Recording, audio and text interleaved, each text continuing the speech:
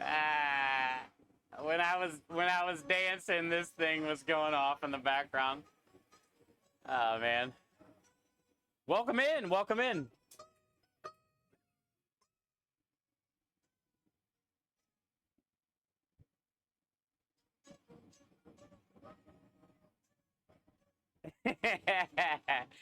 Hi guys. Mike, Aki, good to see you. Reflex, Mauler, Calix, Heather. Hello everybody. Reflex, Mauler, thank you guys for being on Kick and Twitch. I appreciate it. Aki, thank you for being on Kick. Happy Monday. Mike, how are you, bud? When I was like dancing during the hype.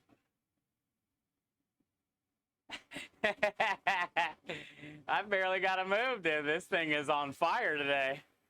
I'm good, Heather. How are you today? It's been a good day. I've been busy today.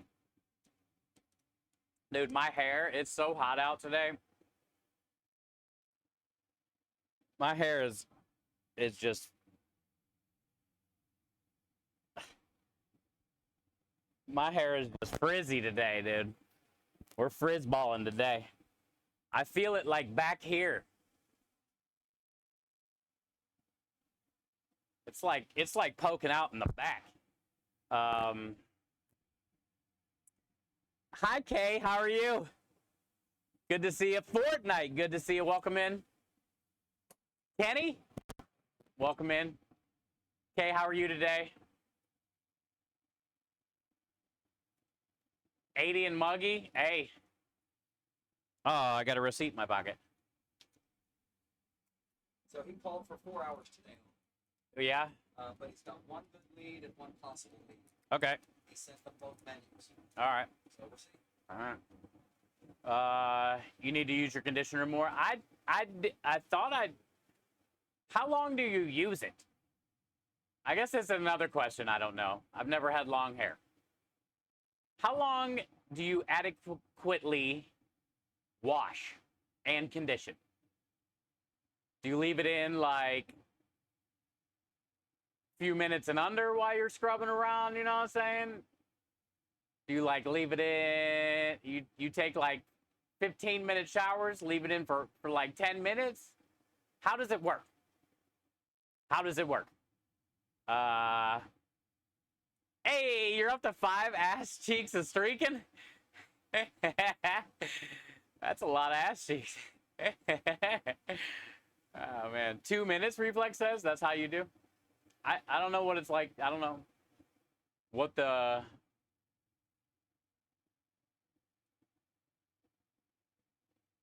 Mid-length to the ends. All right, that's useful. I don't know. I leave it in for a few minutes, I think. Maybe I just need a better conditioner. I don't know. It just seems real...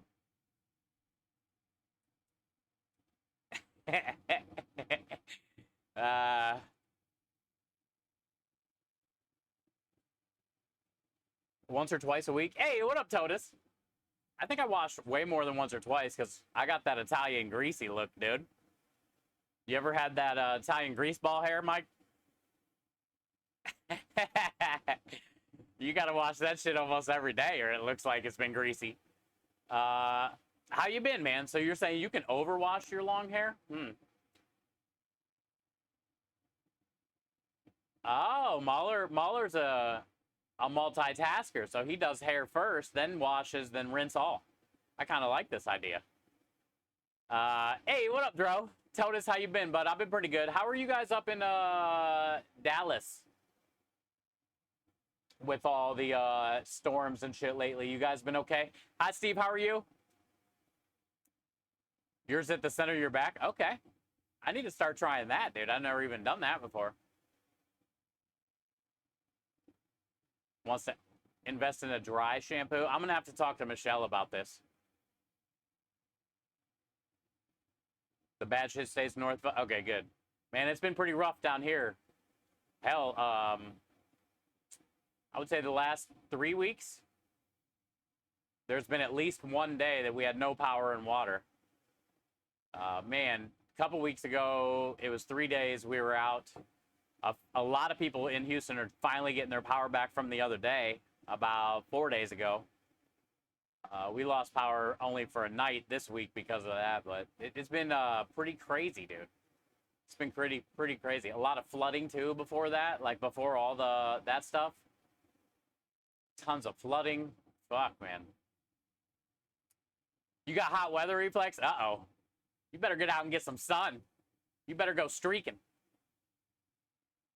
You could use some rain here, Heather says. Man, I'm about done with the rain, but how it goes here in Texas for about 3 months straight coming up, we're probably not going to get a drop of rain. But man, it's been a pretty brutal few weeks here. Oh, that's okay. How you doing, Hamhawk? Hey, what can you do? Mother Nature is going to do what it does. You just try to do your best to get through it. We've been pretty lucky as far as having the generators for the truck that we can run all night long to keep the coolers going and the warehouse cooler going. So we haven't had to lose any food, and we've definitely been lucky with flooding. Our house kind of sits up a little bit to where all the neighbors and everybody have had a lot of issues. So we've been pretty lucky. No trees down, but a bunch of limbs, stuff like that, you know. You got some salmon steaks for dinner tonight? What should I have with it? You know what I've been craving a lot? You know what I've been craving recently? A lot. What I haven't done is some type of like orzo or couscous. Little fresh, like summer veggie salad kind of thing with orzo or couscous. Maybe dress it with some type of vinaigrette. Put a bunch of either, you know, roasted veggies or fresh veggies kind of thing, like simple, light. I would do that if I had some salmon, because I've been craving it, dude. I've been craving it. Mr. Stream yesterday, you and Michelle looked like you had a blast. Oh, yeah, we didn't get a chance to stream. I was thinking about streaming when I dropped her off. I took her home around 6:30, 7, and then came back and made pasta dough and did all the dishes from yesterday that we made. And I almost went live, but I was kind of like, eh. I bought some of those Yarritos hard ciders that I had at the car show the other day. And I'm not gonna lie, I had about 3 of those things, dude, and I'm a lightweight. I was pretty litty. And I was like, I don't even know if it's a good idea to stream, dude. I'm just gonna make this pasta dough, knock out these dishes, and go relax. But those things are good, dude. Yarritos, I think that's how you say it. It's like fruit punch, pineapple, tangerine, and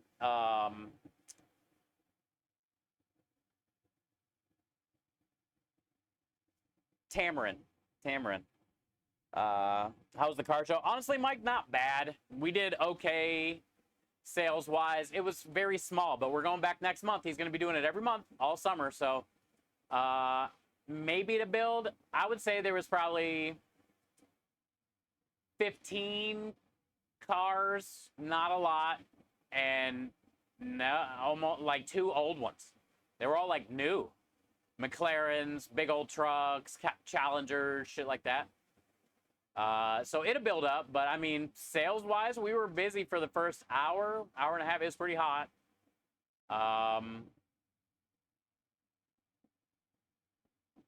But I think we got a potential catering job possibly from it down the road, and it is what it is. I mean, it's good. It's better than Cigars International. We got that this Saturday, and I think that's our last time we're ever going to Cigars International. Farewell stream this Saturday. We're never going to book it again. Have you seen that broccoli couscous? Shit looks good. I have. Hey, maybe you can try it. I don't know if you have broccoli. But yeah, Double, thanks for asking. You're trying your hand at chicken parm tonight. I think you got it, dude. There's so many ways you could do it. You could panko crust it and drop it in a fryer. You could shallow fry it in a cast iron. You could bake it. Bread it with like Italian breadcrumbs and Parmesan cheese. Chicken parm's pretty simple.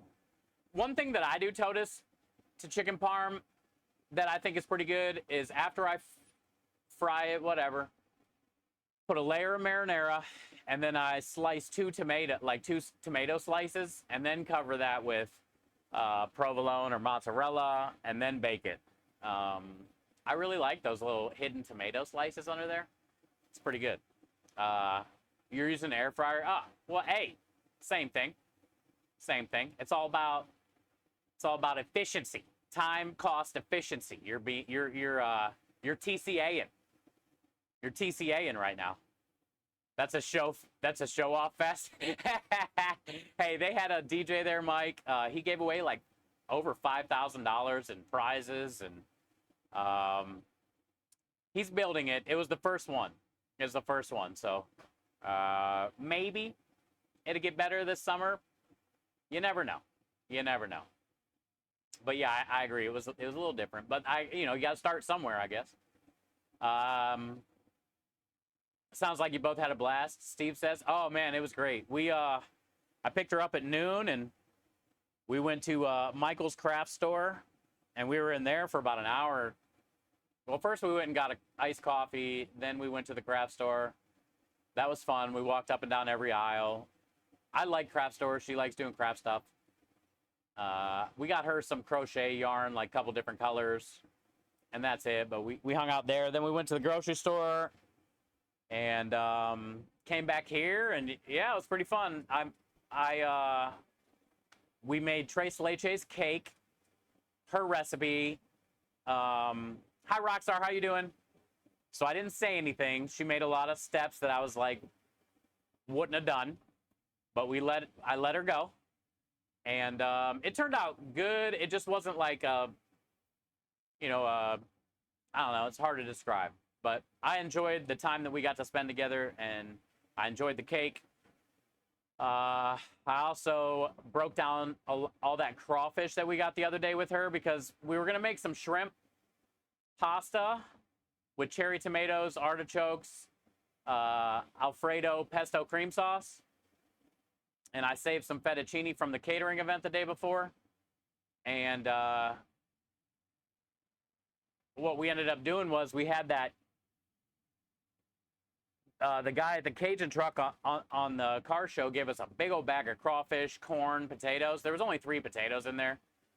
But I cut all the corn off of that cob, and we broke down all the tails of the crawfish. We added that to the pasta. There wasn't much, but I saved all those bodies, so we're going to turn that into like a bisque and do something with that. But anyway, and the claws. I didn't take any of the meat out of the claws, so that's going to be in with the stock that we're going to make.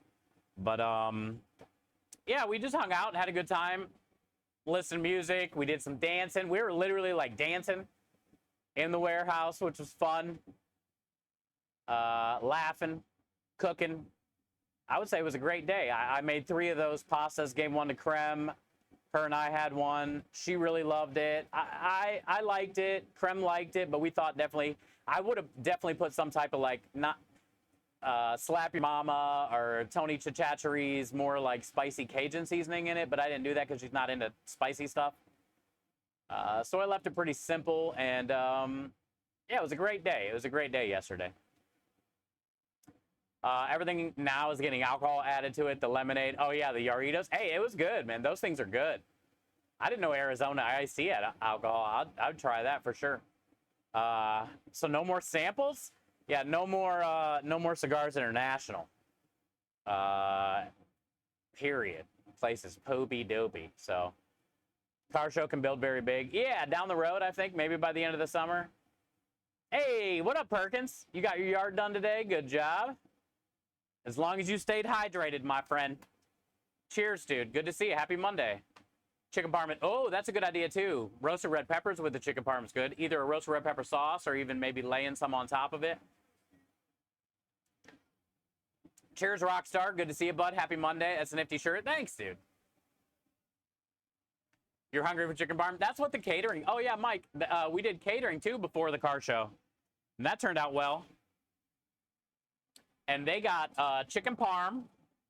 I did 12 of them. And a big pan of fettuccine and marinara sauce. for the chicken parm, and then they got a big pan of pasta primavera, which is a veggie pasta with I did penne, and then they got a pan of garlic bread and a pan of house salad, and Krem dropped it all off at about 145.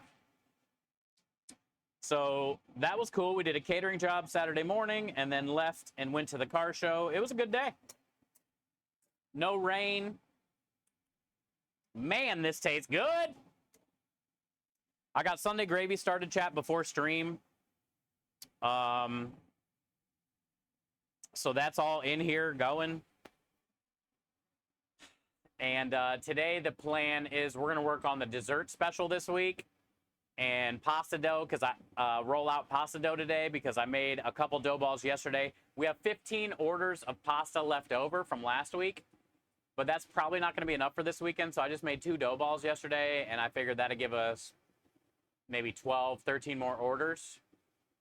And that'd give us around 30 orders for this weekend. That'd be plenty.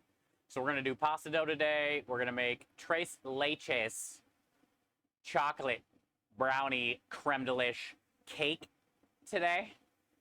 I'll say it again. Tres leches creme de lish chocolate brownie cake. Exactly. Today. And then maybe if we have some time, I'll slice some mushrooms and get those cooked off. Hi, Brock. Happy Monday, bud. Being productive on a Monday. That's good, Perkins. Hi, McBain. Good to see you. Kenny's Cajun Spice is better. Man, that Bevan dude at the car show the other day, his Cajun Spice, Kenny, I swear to, I wish I could talk like Foghorn Leghorn. Now I tell you what, that was some of the best two-step, spiciest, but best I've ever tried, dude. So I'm going to be trading him some butt rub for some of his Cajun rub. And Kenny, maybe we'll mail you a little bit there. It's going to be probably expensive to mail to Canada, but you know. I would really love for you to try this shit that the dude had. I was blown away. Blown away. Yeah, it's May long there in Canada. Yeah, my buddy Struggle and I got to game a little bit. I'm doing good, Brock. Ours is next week, I believe. You guys have it a week before us in Canada. We got a long weekend next weekend. Fortnite says, I graduate from high school on Friday night. Whoa!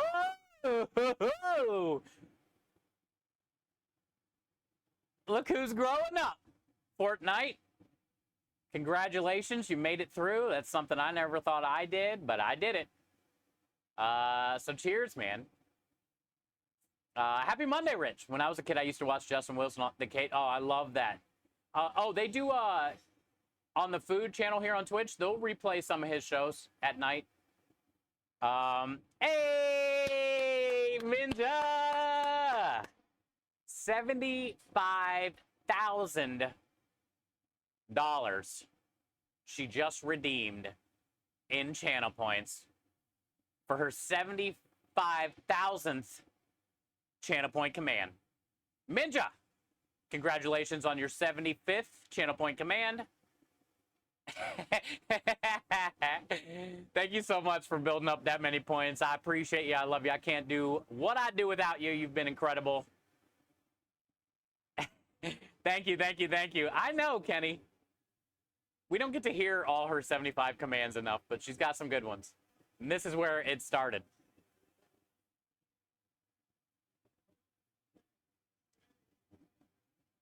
This whole song is...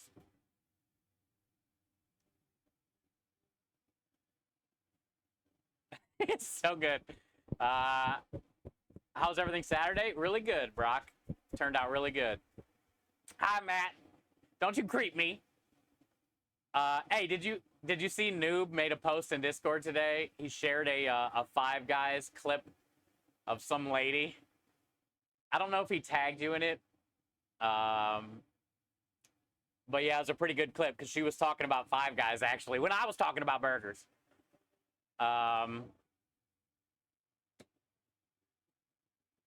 What's the matter, you? What's the matter, you, dude?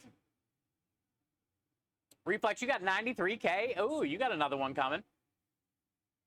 You got another one coming. Congratulations, Fortnite. Rich, I appreciate you being here. Thank you, guys. All right, so yeah, today the hood vent's on, so I'm probably yelling, and I'm sorry. I have some leftover. So the reason I want to do this dessert is I don't know how it works. Oh, reflex. Just at the bottom of the screen. Actually, let me see if I can show you.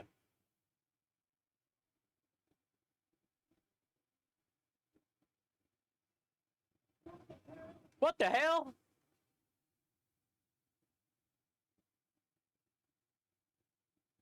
Let me see if I can show you, bud.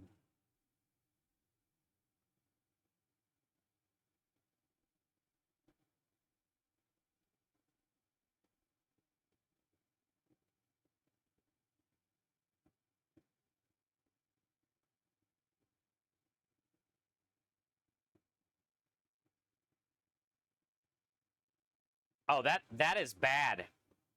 That is all bad right there. What is going on with that? Oh, I see. Okay, let's get rid of that. Woo! That was all bad. I was getting lost in the sauce right there, dude. I was like, what is happening? Okay. Hi, Bob. Hi, Bob. That was crazy, dude. Radio. All right. It was, did you guys see it like multiplying? Because I didn't pause the video and it was like, what the hell was going on? So reflex, technically, I think it's right here. So you go down here. Once you get 75,000 channel points, you go down here to the, you got to rub my meat. So see down here, reflex, where you can rub my meat. Go ahead and rub it. I don't know why my tablet just turned off. Hold on, I can't read anything. It's probably because of those. Okay, so yeah, let's reiterate. You go down here and you rub my meat. And it brings up this. And then as you're rubbing my meat, you scroll all the way down. And you click. What just happened? Somebody did something. Hey, he figured it out.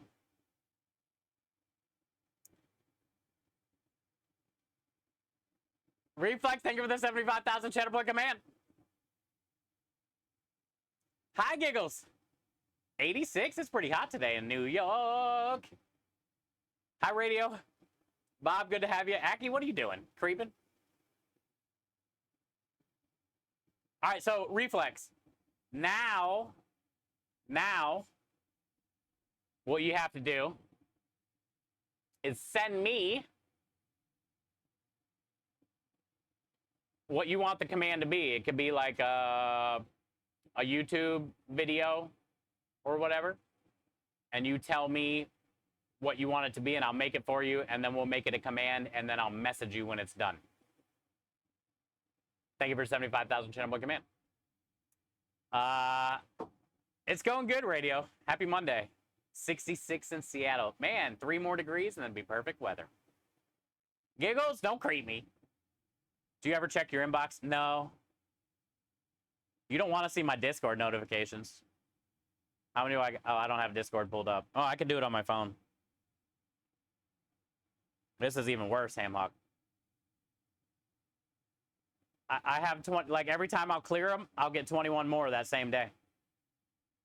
I got gifted a sub to Ice Cream Posse, Francisco Cooks Spaghetti, Gingerbread Cutie, Sergeant Fidget, Chef Maurizio, Chef Nagin. Basically, it tells me everybody that gifts me subs everywhere. But yeah, let me check my Discord, dude. You should see those notifications. Right here.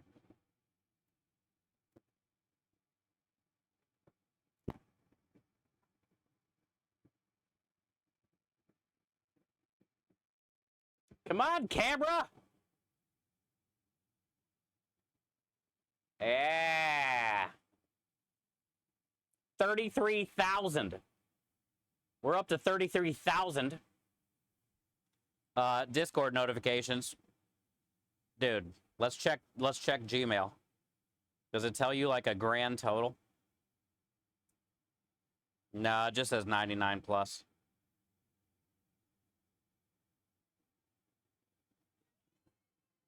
What about Yahoo, my other email? This email's not that bad. 20,988, not bad. 20,000. Hi, Toad. How you doing, Toad? It's giving me such anxiety, all those notifications. Oh,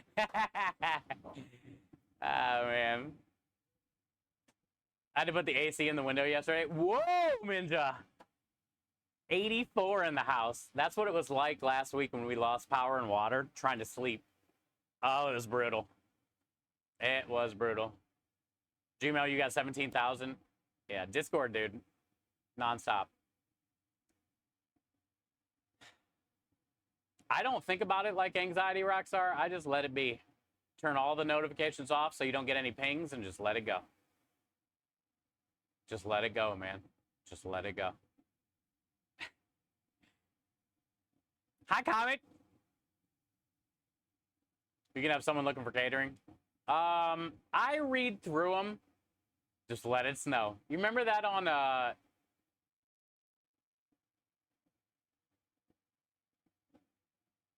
Dumb and Dumber? When they were riding on the mini bike through Colorado and you had to pee? Just let it go. Just let it go. Your Yahoo has 93,000. Jesus. Hi, True. Yeah, we scroll through the emails, but I like never click on them. That's why they just stay that high. But I do look through them. Also, I got another email for catering. Our Chef Steve 330 at getcremedelish.com is our catering email. My Gmail is like my business inquiries, which I don't get many of. And my Yahoo is a backup. Mostly gaming. Well, this Sunday gravy smells incredible. We started this before stream, and I'm glad I did that. Because now it's just going to go for a while. You have 1,700 unread, 1,650 are from Kohl's. Jesus. Hey, I like Kohl's, man. The more you spend there, the more money you get for free there. That's a good place. And you can do Amazon returns there, and you don't even need to take them in a box. You just drop them off. And Kohl's food section is pretty legit, dude. They got a lot of cool stuff. Pans and pots. And I like Kohl's, dude. Yeah, Kohl's Cash. Aki, thank you for the chug. Shaltor, happy Monday, bud. Hi, Bravewood. Happy Monday to you.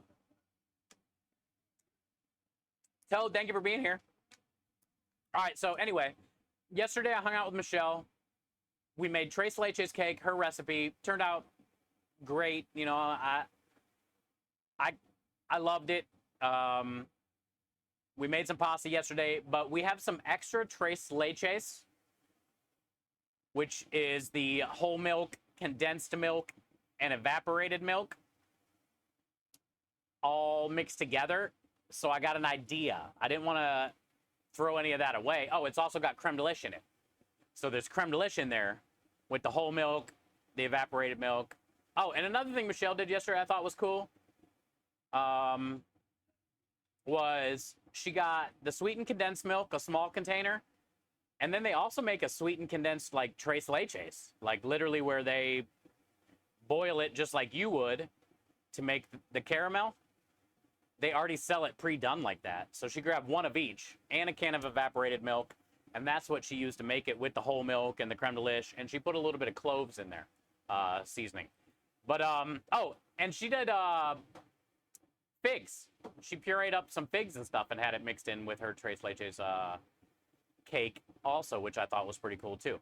But, so I got some leftover Tres Leches, and that's why I was like, well, let's do a take on Tres Leches cake with the creme de lish, but we'll make it a brownie. We'll make it a brownie. And I thought that would be fun. So we're going to do a chocolate creme delish, tres leches, cake brownie today. I bought some Duncan Hines brownie mix with the fudgy packet that you squeeze. I'm going to use that, some extra flour, extra sugar, some baking powder, and make like a hybrid brownie cake. What up, Jimmy? Damn, y'all are on some chug today. That's like the 4th chug in less than 5 minutes. Cheers, Jimmy. Patrick, good to see you. Welcome in. Howdy. Did you thumb your fig? I did not thumb my fig. Hamhawk coming in with a raid. Hamhawk getting in on that raid too. Hamhawk. You were just here. Were you streaming when you were here earlier? What the hell? Hamhawk, thank you for the raid. That's how I let you know I'm here. That's good. That's good. I don't know where my raid graphic. Oh, maybe because you only had the 1 viewer. Thank you, Hammock. It's good to see you. Man, y'all love the buttons today. Patrick. Aru, Wind. Man, everybody's getting here at the same time. Same time. Thank you, guys. Damn! Yeah, that one's not working either. I think it's just because there's so many things going on. Let me double check. Oh, no, I had it. Sorry. I think I know why it wasn't working.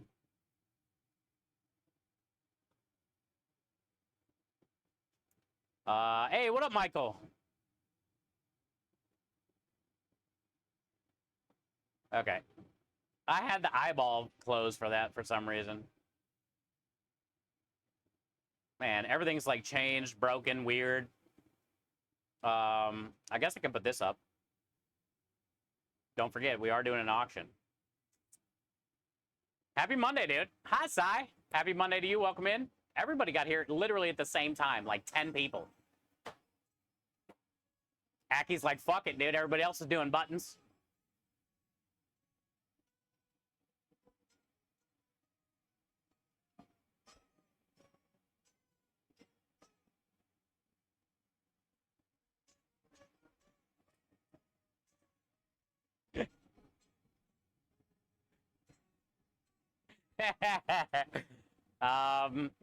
Doing well over here today. Had sliding glass door. Ah, yeah.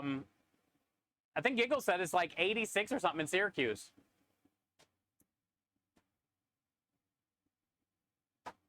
It's 86 or something in Syracuse. A day with more than pasta is a day without sunshine. Wait, what?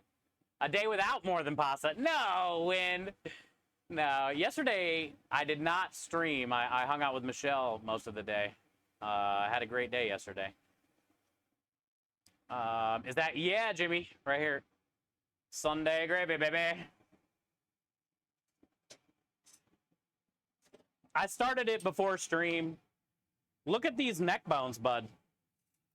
Look at the size of that neck bone. We got some chonkers in there today.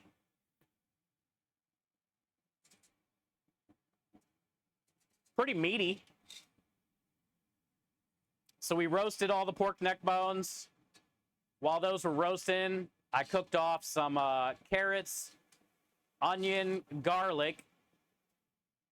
Once those got nice and cooked down, I added about 4.5 pounds of homemade Italian sausage, 1 pound of ground beef, and then I put all the pork neck bones back in here after I took them out of the oven, scraped the pan, got all that in there, deglazed with red wine, added some bay leaves, some oregano, salt, pepper, and then I put in my whole peeled tomatoes. I did 4 6-pound cans. And that's it, dude. So now it's all in, and you cook it for about 4 or 5 hours until all the pork just shreds right off the bone, and you can pick out all the bones. The recipe is on ChefSteve330.tv. It smells so good, dude. And then Jimmy, dude, sometimes you gotta get a little poke in there, you know, see what you're. Oh yeah. Yeah. You're making hot Italian sausage and peppers on. Oh, that's good. Are you doing that over rice or how are you gonna serve it? What's up? 5-star review. 5-star review? These guys are amazing. We visited the truck and we were blown away by the food. We then hired them to cater a family. Oh, the catering gathering, people. And they were an absolute pleasure to work with.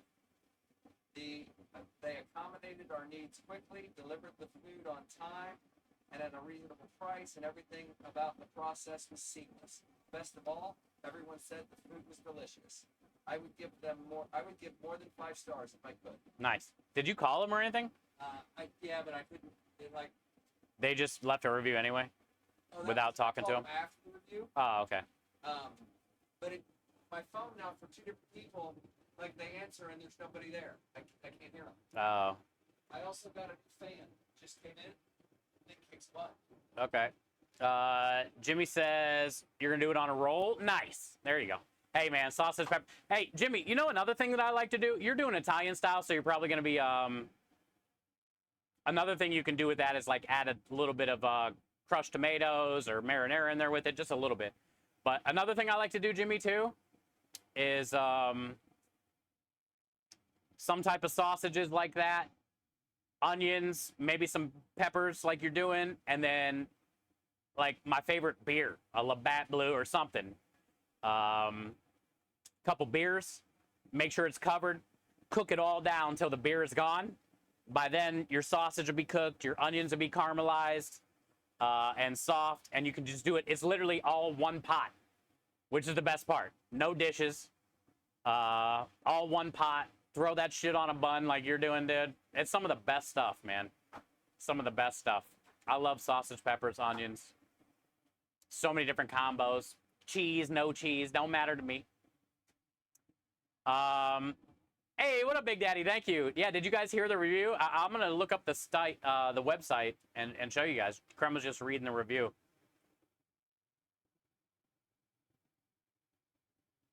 The catering people left us a review, and that's cool. That's our first catering review. That's what we need.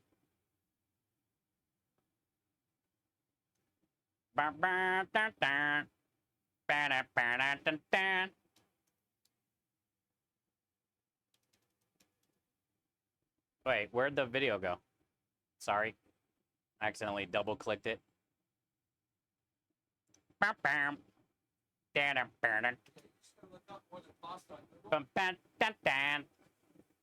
know how to get to it, dude.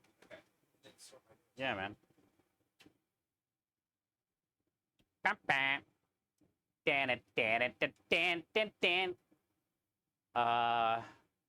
Google reviews. Newest. More. Look at that, 66 reviews. Cheese on a Pop-Tart? Don't go there, Shaltor. It was good. Also, Darkstar tried it after that, and he said he liked it too. I'm not the only one in the world. I can't believe you remember that. I did a strawberry Pop-Tart with a slice of American cheese melted on top, and I'm never going to hear the end of it. People were tagging Gordon Ramsay and shit on social media. Was like, somebody take away this guy's chef card. All right, so these guys are amazing. We visited the food truck and were blown away by the food. We then hired them to cater a family gathering, which was this last Saturday. And they were an absolute pleasure to work with. They accommodated our needs quickly, delivered the food on time at a reasonable price, and everything about the process was seamless. Best of all, everyone said the food was delicious. There's a lot of shusses. I would give them a more than 5 stars if I could. That was a good review. And honestly, it's just our first catering review, so we need more of those. So then more people are like, oh shit, we should hire them for catering. You know? We need more of those. Nice job. Thanks, Steve. Thank you, Win. Hi, Mish. Shaltor. Shaltor, have you tried it? Honestly, I bet smoked Gouda melted on a maple and brown sugar Pop-Tart is probably not bad. It has to be frosted, though. 3 reviews away from the nice even number. Hey, we're at 66. Because you're singing? I know, because you play it too much. Kenny says, I found my recipe for Sunday gravy. You had meatballs. Oh, pork ribs. Yeah, a lot of people do like pork ribs are a lot easier to find than the neck bone sometimes, or like really thin cut bone-in pork chops.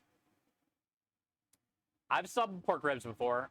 Beef braciole, hot Italian sausage, and some meatball, ground veal, beef, and pork. Whole Roma tomatoes, wine, red wine, garlic, carrots, onions. Basically everything that I do except for the celery, the veal. Yeah, pretty damn near similar, Kenny. Awesome. You should try to relive it. You should try to relive it. I love the beef braciole, dude. Hey, $1 donation. Thank you guys for the $1. Appreciate that. 5,660.69. Chat, you guys are averaging 5,000 a month since January. Literal heroes. Thank you guys. Every dollar matters. What made that better would have been they donated 1,000 to St. Jude. Oh, the catering? Yeah. Honestly, Jimmy, we've been I've been pretty happy with the people here in Houston, Texas in general. I knew the second day I moved here to Texas and we went to the rodeo there in Cowtown, I knew I made the right decision and God brought me to the place where I'm going to spend the rest of my life. And, but man, I think on Saturday, we got about $40 from the customer. Almost every time we're out on a job, we're getting 25 to $100 in tips from the customers that go to the charity, because all the tips on the truck go to the charity. So once they find out that, instead of giving us like, you know, keep the change or some shit like that, they'll give us like throwing us an extra 20, 50, 100, stuff like that. So very thankful for the people here in Houston. But yeah, eventually maybe the catering people as well will donate. Waffle says you can pay me for the review later. Appreciate that. Waffles, you'll get the subscriber discount when you come to the trailer, 10% off. I got you.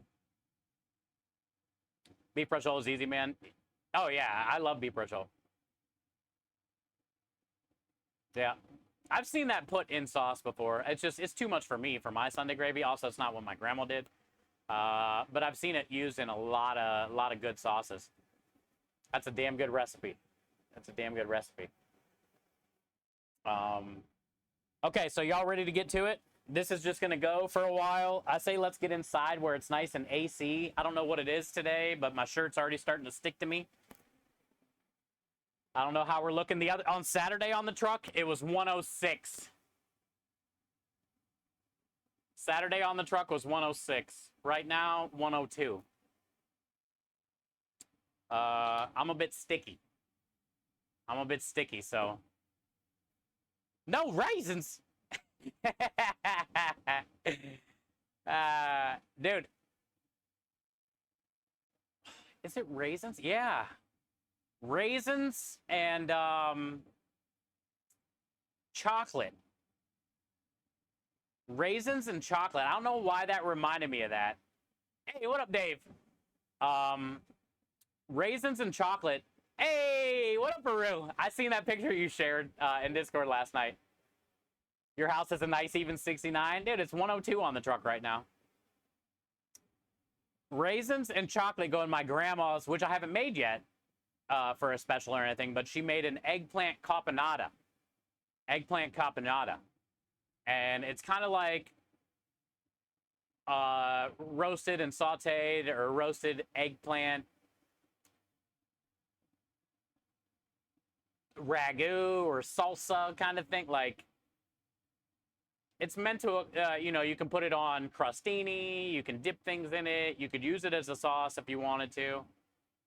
But yeah, she puts raisins and chocolate in her caponata. And I don't know why when you said that, it reminded me of that immediately. But that's first thing my head did when I read raisins was think of her eggplant caponata. I don't know why. The sister wanted to add them. Yeah. Eggplant Parmesan pizza is a thing at the... Oh, that sounds cool. So I'm assuming they just do the fried and breaded eggplant on the pizza with marinara and cheese. That's pretty damn interesting, Kenny. I would tear that shit up. Aru, what do you think of that? I've never even heard of that before. Eggplant Parmesan pizza. I would also like finish it with like big chunks of ricotta cheese on top. Garlic butter breadcrumbs. Yeah, for the fried part. Yeah. I never see that shit. I would destroy that pizza. I would destroy a pizza right now if I could.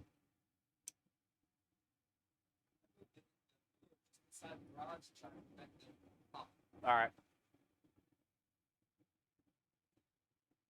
I think I'm ready. I'm ready to go inside. All right, so the plan is let's make some creme de lish, tres leches, chocolate cake. If this turns out good, I'll get this on the website. Oh, we sold a lot of smoked banana ice cream Saturday. And that would be a good upsell with this cake. So if this turns out well, I'll get this recipe on the Creme de Lish website. I already got the smoked banana ice cream on the website. You got pizza for lunch? I would destroy a pizza right now. Hot double. Most anything can be pizza. I agree. Am I the only one that's ever pureed up a pizza and made a gnocchi? I can't be. I can't be. Oh, your local place does it? Oh, with the ricotta on top? Yeah, that's what I would do. Because that's classic for an eggplant lasagna, you know? And I love big dollops of ricotta on top of pizza after it's cooked. It kind of like melts down a little bit, but not all the way.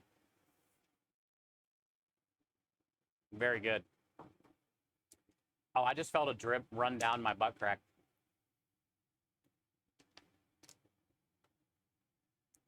With the way I'm standing, like it was slowly going and I felt it like enter the crack zone. It didn't make it that far down there because it must not be like wide open back there. But like I felt it run down a little bit.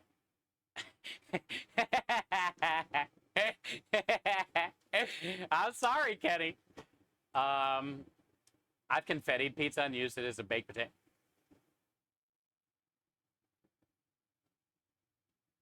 Was it like a cracker thin crust style pizza? Almost like,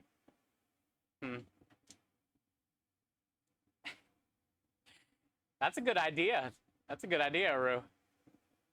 I was just getting ready to say something that wasn't important, but it was about food when I was thinking about my butt crack.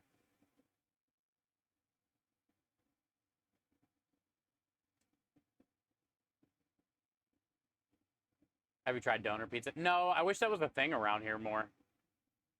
I know definitely how I would do it. Do they do the tzatziki as the base for the pizza, or do they like squirt the tzatziki on top after they cook it? How do they do that? Is it like a roasted garlic base with maybe tomatoes or even a tomato base? And then tzatziki on top, or they do the yogurt dill base? The buns? Nah, was I thinking about buns? Maybe. I was gonna say something, and now I forget. I'm not big on eggplant, but this pizza joint makes eggplant calzone. I would totally tear that up too. Yeah, eggplant's like a lot of times, Giggles, the texture, is it the texture of it, like after it's roasted? Like if you don't peel it, the skin kind of like stays there when you bite into it, and then everything else is like smooshy. And even when you fry it, sometimes it's a little weird too. Filled the top with a little crust and then covered it with cheese and bacon bits. There you go. That's a cool idea, man. Maybe that's what I was going to talk about. Something with pizza. Can't remember. So when you guys do the pureeing and the confetting, is it like entire pizza crust sauce? So, comic, I'm assuming when Aru did the confetti, yes, he had more like a thin crust pizza and julienned it almost. You know, cut it in like thin confetti style strips. But I'm speaking for him, so but I'm assuming that's what he was talking about. As far as for me, I got an extra sausage, extra pepperoni, double cheese pizza, but I did not use the end crust all the way around. I thought that was gonna be like way too much flour and stuff, or just way too much. So when I put the whole middle crust and cheese and sausage, all that shit in the food processor, blended it all up. I had to add a little bit of like water. I probably added some egg, and then I just after I had that mixture, I put it in a KitchenAid and whisked in flour until it turned into a dough. And then once I got it the consistency of like a gnocchi dough, I rolled it into long snakes and then cut the gnocchi and then, you know, boiled it. And then after I took it out of the water, I put it in a pan with a little bit of butter and oil and got a little crisp on it. And then I tossed it with a Buffalo Alfredo, Frank's Red Hot Buffalo Alfredo sauce. And then I did buffalo chicken bites. So it was like a sausage and pepperoni pizza gnocchi with a buffalo chicken Alfredo and buffalo chicken bites on top. Doner is sweet. Garlic sauce, bro, not tzatziki. Okay, yeah, I didn't know. That's why I was asking. Thank you, though. Thank you, thank you, thank you. And they probably did the tzatziki on top. Yeah, I was thinking probably either like a roasted garlic puree or a roasted garlic sauce, maybe with some sliced tomatoes, red onion, then the meat. I'm assuming the lettuce didn't go on there unless it went on at the end with the tzatziki. That might be kind of cool. Yeah, I would definitely, I'd definitely eat the hell out of that pizza. I chopped the living heck out of it. Didn't use all the crust sauce part. Pizza. Oh, so yours was a thicker pizza. I was thinking you would have did for the confetti. I was thinking you would have done like more like a thin crust pizza. That's cool. Hi, Texas Dad. How are you? They have condensed milk sauce here. They use that to mix in the marinara and the diced tomatoes. Okay, so they had the tomatoes and the marinara mixed in with that sauce. Buttermilk-like sauce. Okay.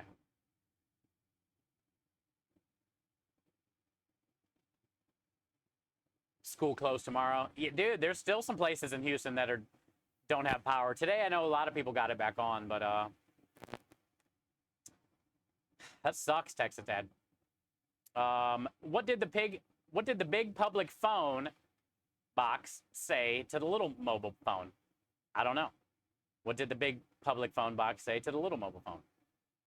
You're too young to be engaged. No one has designed a phone for use with paws, so dogs aren't very interested in them. Are you sure you don't know why any big little jokes about bones are rubber balls?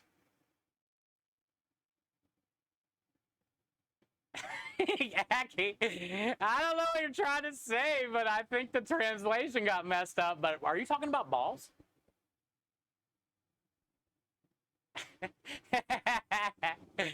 Aki, what are you talking about? Balls? Fillet the top off the slice, just don't get it. Oh, okay, there you go. A little bit of sugar to sweeten the sauce.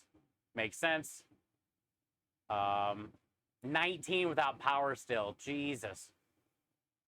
Do they have auxiliary generators in the schools and shit like that? Like, what do they do with their walk-in coolers and all the food? And what do they do about that? Do you know, Texas Dad? That sucks, bro. I'm assuming they have some type of auxiliary generators. Aki, it went right over my head, but I do appreciate that you made a joke about balls. You are one of us. Rue says, drop the pipe. I mean, you got to be fair. Aki does technically not. He lives on the other side of the world. Not sure how long designed to run, right, dude? It's been about almost a week now. 5 days.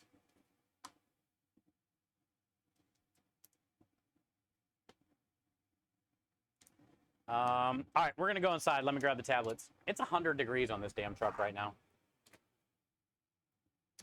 Let's go get some prep done. We're gonna start off with cake, and then we're gonna work on pasta dough.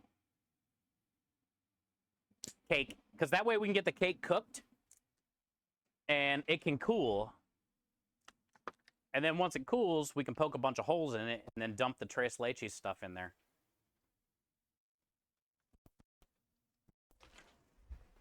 Ah, it feels great in here, chat. I literally thought I was about to pass out almost out there. Like, I feel, I'm not dehydrated, but I just feel like, very low energy right now. So damn hot out there.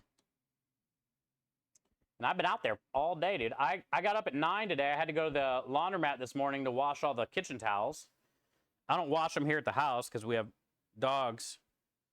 And sometimes they'll get, the first couple times I washed them here, I found some dog hair and stuff on them.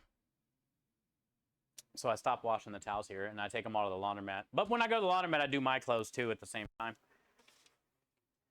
So I got all the towels washed today and put away at about 9 this morning, 9:15. I stopped and grabbed a coffee. I haven't even finished it yet. Said hi to Michelle. Did not get a taco.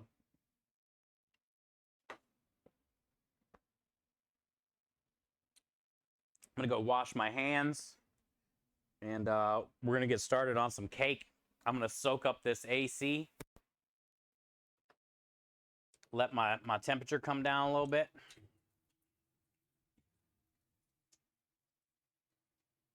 We still have some of these Jarritos. Maybe I'll drink one of those. Fuck it. We start out the day with a Jarrito. Jarrito. I ain't mad at it. It's a cold beverage, and it's tasty. Jarrito. This is tamarind. Also, let me turn on the speaker. Tamarind. Get a great Gatorade. I've had like 2 waters and a coffee already today. I'm definitely hydrated. It's just hot out there, dude. And I've been out there literally all day, getting the Sunday gravy going, getting stream set up.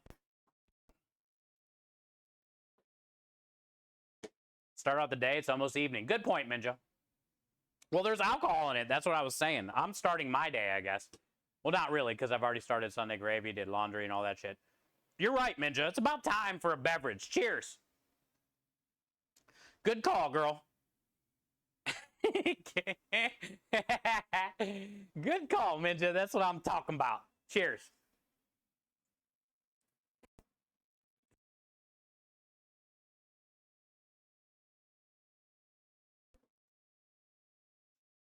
Man, tamarind's really good.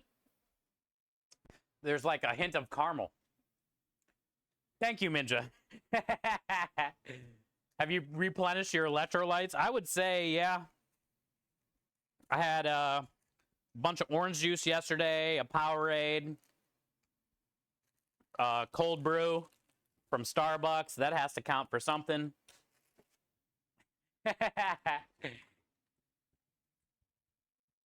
Hey, what up, Brandon? Okay, so chat. 350.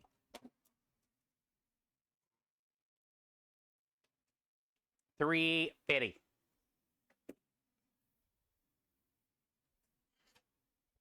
I'm gonna go get a measuring cup. So we got, oh, let me show you guys the box. The reason I chose this brownie mix is because it had this. This is like a fudge frosting that you put on the top. And I thought that would be great. This is a classic Supreme Frosted Fudge Brownie mix. But what I'm going to do is I'm going to transform this into a cake. I'm going to, diabetes, I'm going to transform this into a cake, and I'm going to put that frosting mix just in with everything to make it extra fudgy. So, you know, I'm going to add some flour, I'm going to add some sugar, some baking powder, some cocoa powder, some oil. I'm going to put a little bit of sour cream in here and make it rich. Some eggs, all the things that you would put in a cake minus the sour. Well, technically people put sour cream in cake. And then I'm going to dump in this bag of brownie mix and this stuff, and we're going to bake it off. That's the plan. And then once it bakes off, we're going to poke a bunch of holes in it. Holes in it. And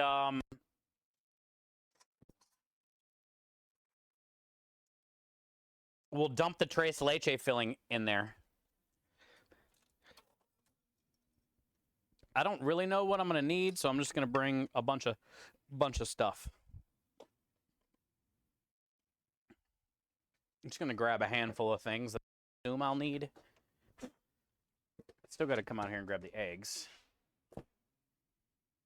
These are things that I would assume I'm going to need. It's a bowl, the glass dish, a spatula, a whisk, Seabus Rockstars measuring cups,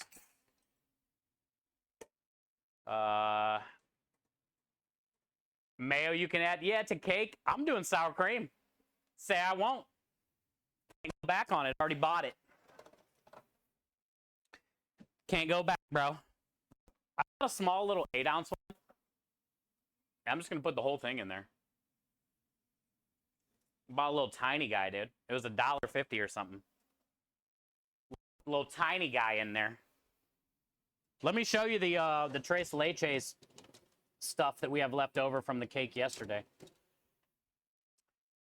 This is the creme fraiche tres leches filling.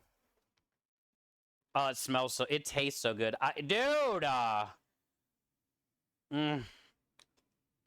That's just so good, and there's some figs in there that are all chopped up. Clove,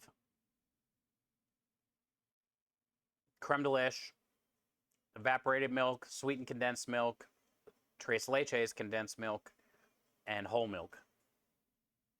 I bet if you would add a couple eggs to this and throw some bread in there, this would be a fire French toast. This would be a fire French toast. So this is what we're going to dump over the cake after it bakes and cools a little bit. And then all that's going to soak into it. It tastes so good. So good. So good. I'm going to grab some eggs.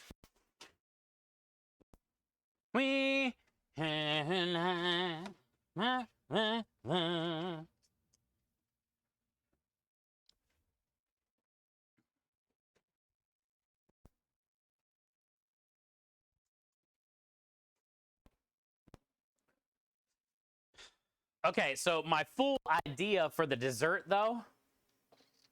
Oh, this needs to go to the truck. My full idea for the dessert, though, is we're going to make the cake, and we're going to let it soak with all that stuff, but we're not going to put the whipped cream on top. Because I think what I want to do is I want to put this cake in cups for the food truck. And then make a creme de liche whipped cream. That way we can do crumbled cake in the bottom of the cup, whipped cream, cake, and whipped cream, and then cinnamon sugar on top. Maybe, yeah, cinnamon sugar on top. So that's my plan. We're just going to make the cake, get it soaked, let it chill in the fridge. We'll definitely try it. But then I'll crumble it all up, put it in the cups, and then that'll be the dessert special. 1 extra egg and 1 cup of mayo makes a really moist cake. I love Duke's mayo. You got storms coming? Man, we've had those the last 3 weeks, Lyser. I'll pray for you. There'll be a lot of people watching who will wonder, what does a true Scotsman wear under his kilt? And I can tell you, a Scotsman will never tell you what he wears under his kilt. He will show you at the drop of a hat. He'll never tell, but he'll show you. Oh, let me, cocoa powder and oil. We're going to be wearing kilts. Kyle will be with us on Thursday and Friday. So I'll talk to Krem. He got his kilt in the mail the other day. Yesterday, I think. So I'll talk to Krem. I'll see if he wants to do Thursday or Friday for kilt. And we'll tell Kyle. We're going to have a kilt stream. What else do we need? I think since this is kind of like a... Should I use the... Yeah, I'm going to use the KitchenAid. I was going to say, I could probably just do this in a bowl and a whisk. But I'll do it in here. Why not? Hellman's is the best, but Duke's is second. Ooh, you're a Hellman's guy. A lot of people don't agree with you. Oh, wait, no. It's Miracle Whip. Yeah, a lot of people don't like the Miracle Whip. It has like that weird tang. It's not really like a mayo. It's almost solid dressing.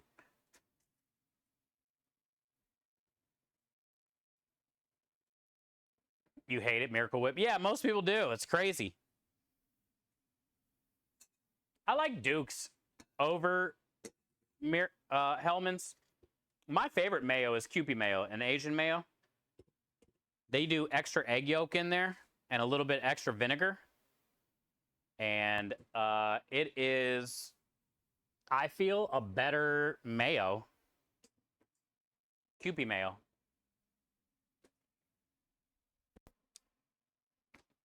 Sugar, sugar.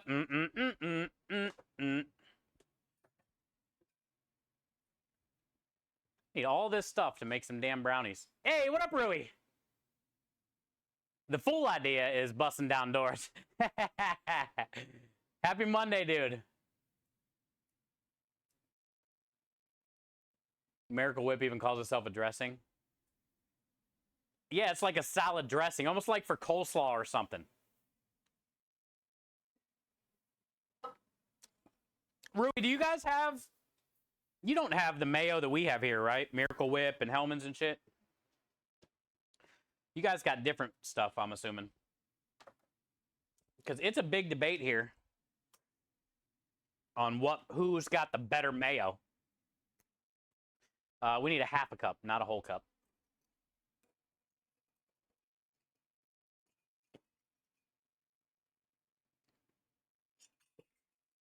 Half cup.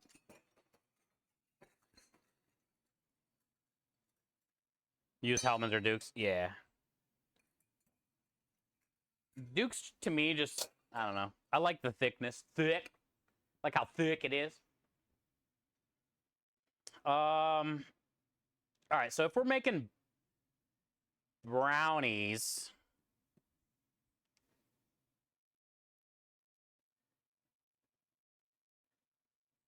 There's nothing I have to do different.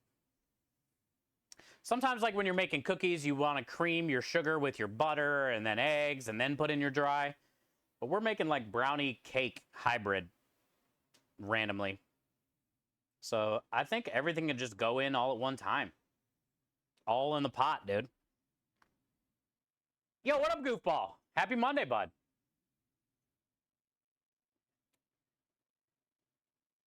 Is that Tang? No, this is a happy hour alcoholic beverage. It's a Jarritos, alcoholic Jarritos. And this is tamarind. Welcome to Texas. Tamarind. It's in like every Spanish candy.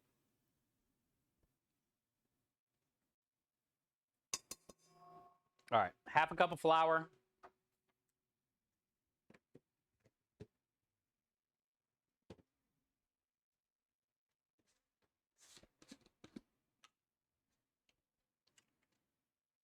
half a cup of sugar. I cream my sugar every chance I get. You know what I'm talking about. Like sometimes there's a process to make the cookies and stuff, but we're not making cookies, so. Just gonna get it all in.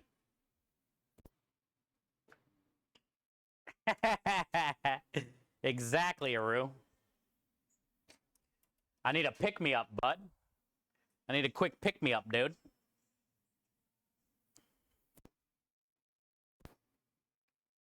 We've been going hard since 9. All right, so we got baking powder, cocoa powder,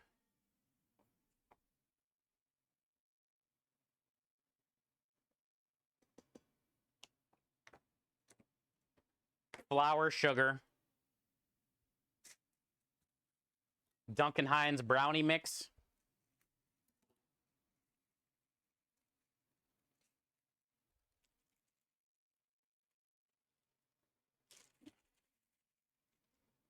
okay? Okay. How much oil? Half a cup of everything. Let's just do half a cup of oil, flour, sugar. Keep everything at a half. Cocoa powder, I did a couple tablespoons. Baking powder, I probably did a teaspoon.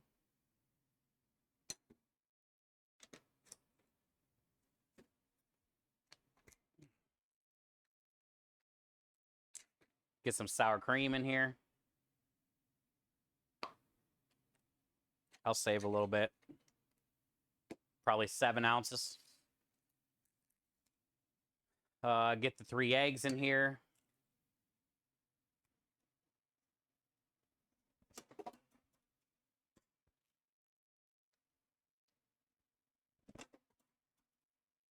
This would be my first chocolate brownie creme de lish tres leches cake. Let's get the fudgy icing packet that came with the brownie mix. Also get all the rest of that out of there. Mandatory. We're going to roll this shit down like it's a tube of toothpaste.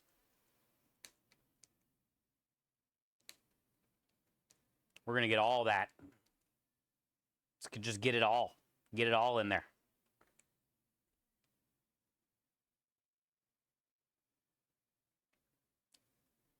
I'm gonna wash my hands.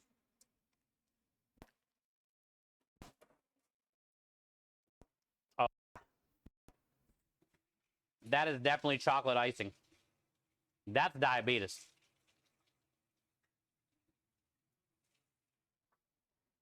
That's some diabetes.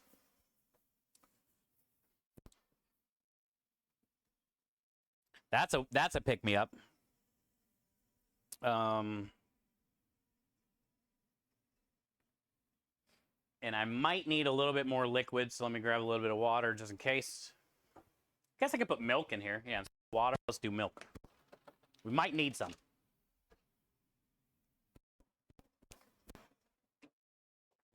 Ooh, actually, you know what? Let's use the tres leches mix. Because we got plenty of it. If we need more liquid, let's use this good, dude. Let's put that good in there.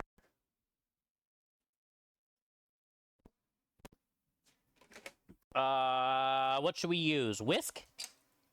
Yeah.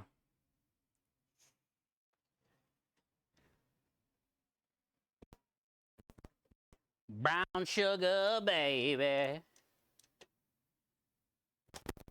Creme de lish, yeah, it's right here. It's in the mixture. You could definitely put it in here too.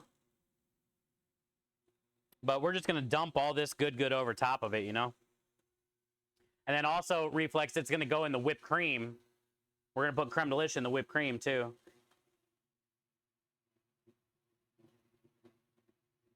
You got done weeding in the yard? Ooh, it's hot out. Yeah. Perkins did some yard work today too. In the heat. You bought QP? It's mayo, thick ass mayo. That's all. Mahler, did you read what's in it though? What makes it different? I agree.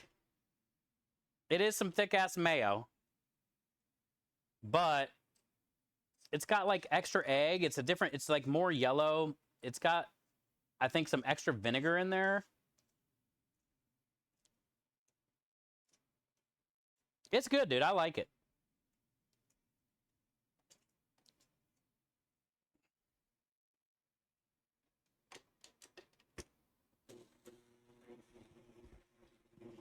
Hey, what up, Average Joe? Happy Monday, bud. You have 30 tomato plants? Man, yeah, I remember the other day you were talking about how many you had. 30 plants is going to provide like 3,000 tomatoes. I heard the Tang is teaming up with Disney to use characters from Winnie the Pooh for their products. You will soon be able to drink Pooh Tang.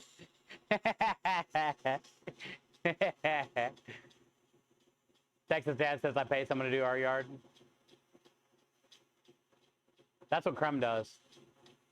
I just bought some Dukes when I was at the Kroger's today. Nice. I love Dukes. Dude, mayo's expensive. So I think it might be honestly cheaper to make your own these days. How much was that Dukes where you are? Yeah, $6.99. Well, okay. That ain't that bad, I guess. That's still pretty pricey.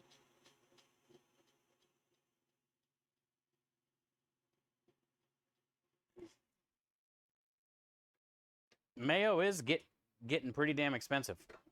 It's been pretty expensive.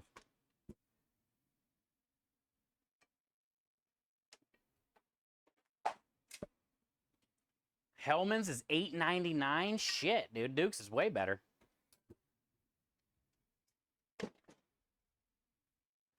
You're paying for the name brand there. We got ribbons. Ah, oh, look what I get to lick off. Look at the old beater I get to lick.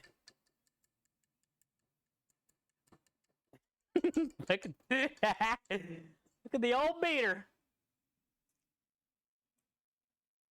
Oh, yeah. Oh, God.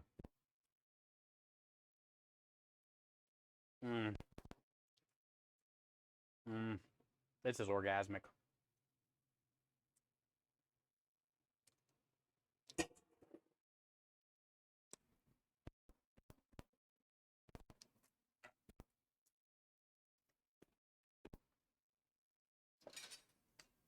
It's a pretty good consistency. I think I still am going to put a little bit of this in here, though, just because it's so good.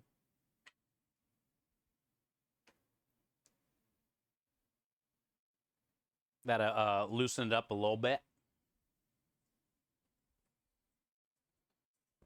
Scrape down the sides.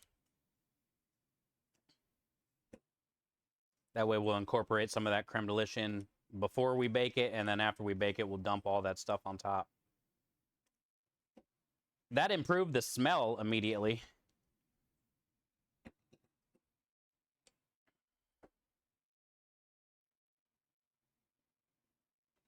That's what I like. That's what I like. Hey, hi, Element. How are you? You pay someone to do your yard while you play Lawnmower Simulator? That's about as American as it gets. Let me go grab some butter. Good to see you, Element. Happy Monday to you. We're making our dessert special. Kind of winging it, but it sounds like it's going to be good. It tastes good. Hi, Jenkins. How are you? Happy Monday to you, too. Element and Jenkins getting in here. Beater? I don't even know her. Paddle? Beater? What do you want to call it? Whisk? That was always my favorite part as a kid, licking the, you know, the paddles or the beaters, the mashed potatoes, the cookie dough, all that shit.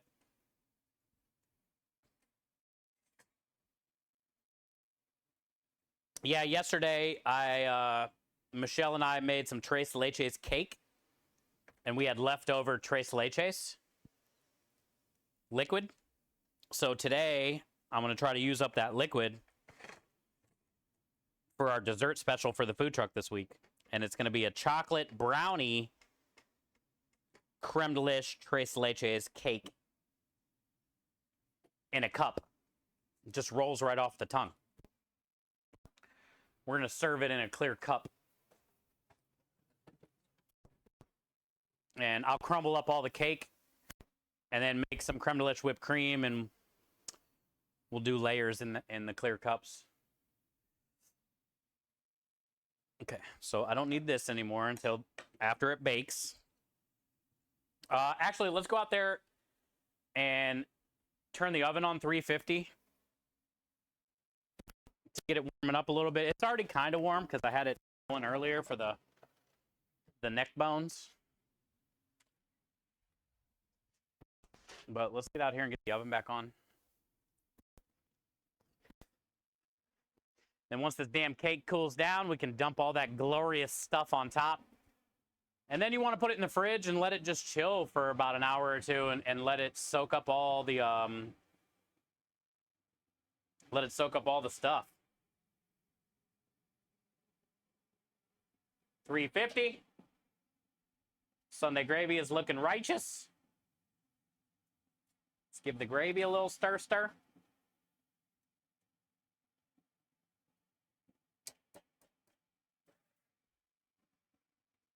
Hi, Scrub.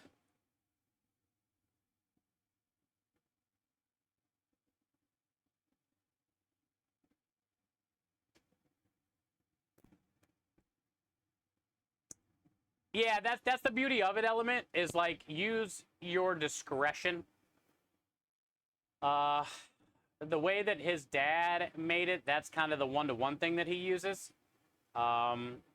But that's the beauty of it. You know, a lot of people, when they're creating things with it, you know, me, for example, when I leave it as a flour form, as a powdered form, and say I'm putting it in a cake mix or a cookie dough or something like that, every 3 cups of flour I use, I do 1 cup of creme de lish. And also, if you read the molasses cookie recipe, you can see the ratio I use there. But, you know, some people do like every 3 cups of flour to a half a cup of creme de lish because, like you said, it's a little much, or whatever it may be. So you just got to kind of dial it in to what you like, and be creative with it. That's the best part, you know. You don't just do sweet go-tos. You know, maybe try a little something savory with it. See how it goes savory. But we can't thank you enough for your support. There's creme right there.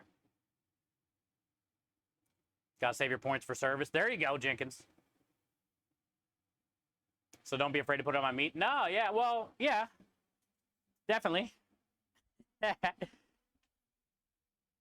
It's great on all different types of meat, fish,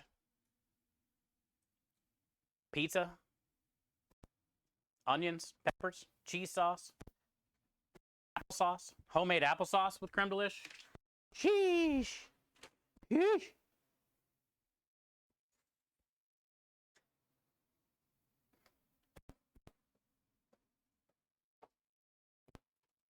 Looking forward to this experiment. Yeah, that's the best part. Playing around. That's what I do on the truck all the time.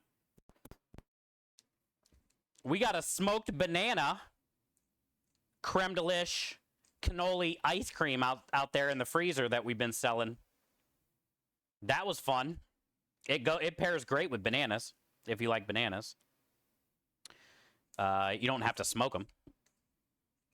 And then, you know, it's in the tres leches that we're going to be dumping on top of this cake. And then it's going to go in the whipped cream that we're going to be using.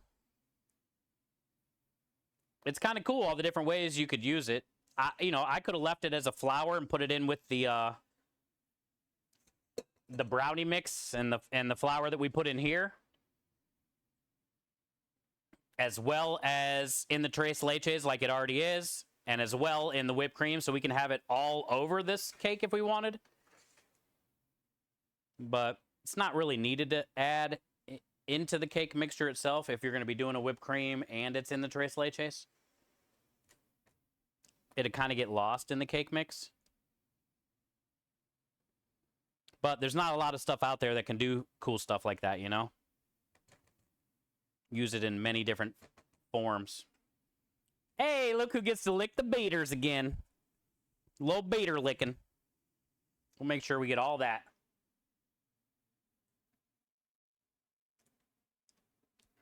Egg in here.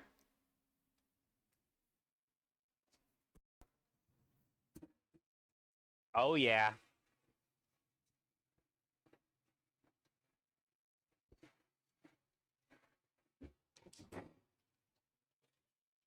Oh, yeah.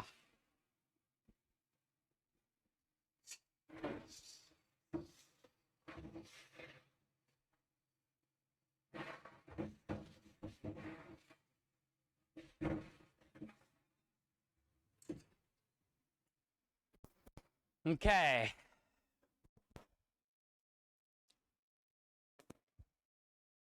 Sour cream, cocoa powder, measuring cup. I didn't need any of that stuff.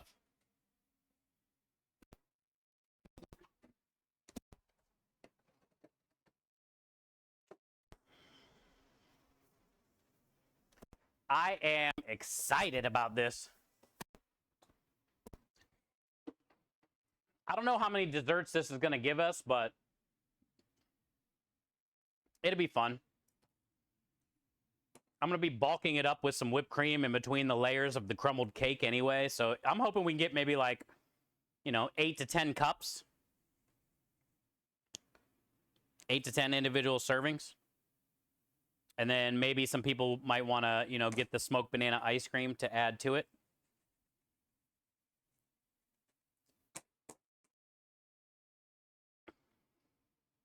Here is our Duncan Hines double fudgy brownie hybrid cake. Because we added eggs, flour, and sugar, and baking powder. We'll see what happens. And then we're going to... Oh, shit, there was eggs in that. Damn it. Forgot. Then we'll do the forks. We'll dump all the shit on top. And then we'll let it chill.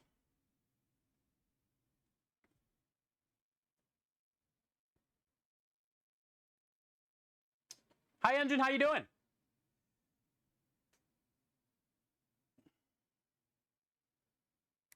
Have you done creme brulee with it? Oh, yeah. Yeah. It works great for creme brulee because you're making a custard. So just add it to the milk for the creme brulee mixture, and it'll be the best creme brulee you've ever had. For sure. For sure.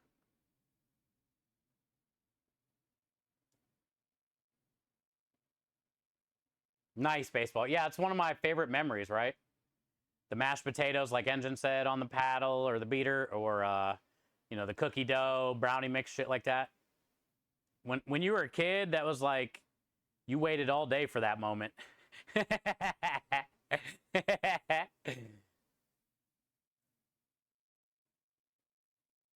Ah, nice, Joe. I love old Kung Fu Johns, bud.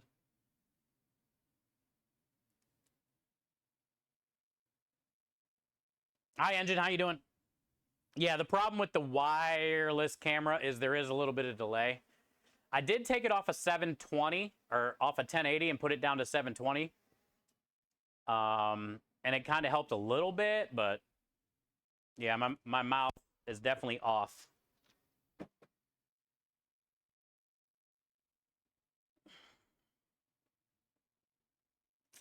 I'm assuming we don't cover this. It's like a cake. You don't ever cover cake, do you?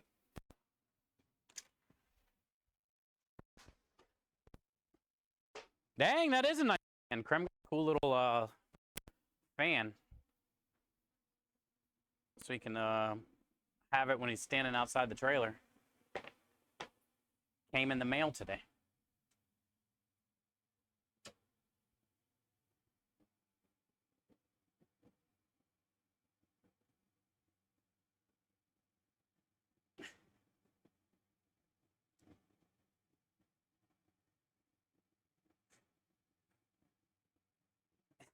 All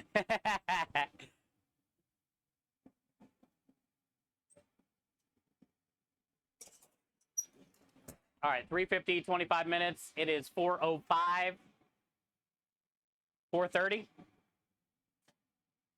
Come out and check it.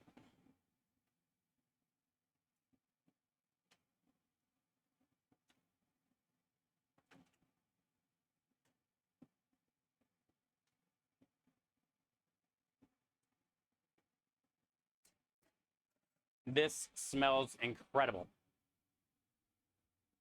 Uh, hey, what up, cars? Cake or brownies? It's both.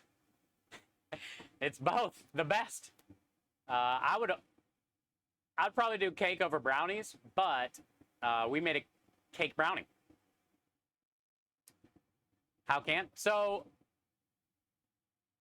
it's gonna be a Tres Leches creme de lish chocolate cake. Most Tres Leches cake are with like a vanilla sponge cake and a whipped cream on top. We're gonna make a creme de lish whipped cream, but I added cocoa powder. So what I did, cars, was I got a 17-ounce box or a 19-ounce box of pre-made fudgy brownie mix, where you get the brownie filling flour mixture, and it came with a package of chocolate icing in it, extra fudgy. So then I added half a cup of flour, half a cup of sugar, 3 eggs, teaspoon of baking powder to that mix, and kind of like used the mix for the brownie, but then added cake mix stuff and made like a hybrid. Oil. So it's going to be both. And then when it comes out of the oven, we're going to let it cool a little bit. Then we're going to poke a bunch of holes in it. And then we're going to dump the Tres Leches creme de lish milk mixture over top. So it's whole milk, evaporated milk, and sweetened condensed milk, and creme de lish, and a little bit of ground up figs, and some cloves, ground clove, and a little bit of ground cinnamon. And that's going to get dumped over the cake brownie, and it's going to soak in. And then we're going to crumble that up and put it in a clear cup and layer it with the creme de lish whipped cream. So it'll be Tres Leches cake, whipped cream, in a clear cup with a lid. And then that's going to be the dessert special. Yeah, it should be cool. And then we got the smoked banana creme de lish cannoli ice cream that hopefully they can add to the top of it. Ooh, look what I found in here too. Look what I found on top of the ice cream. Michelle left me some. She opened these yesterday, and frozen Reese Cup mayonnaise, dude. Here's the smoked banana creme de lish cannoli ice cream. It's very smoky. We sold a lot.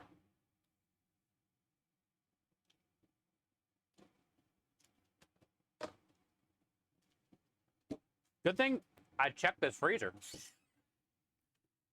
And when I see Michelle, I'm going to thank her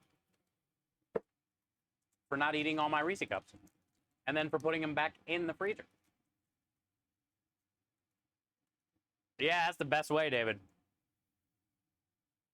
They're frozen. Wifey makes those brownies. Oh, cream cheese topping. All right. And then our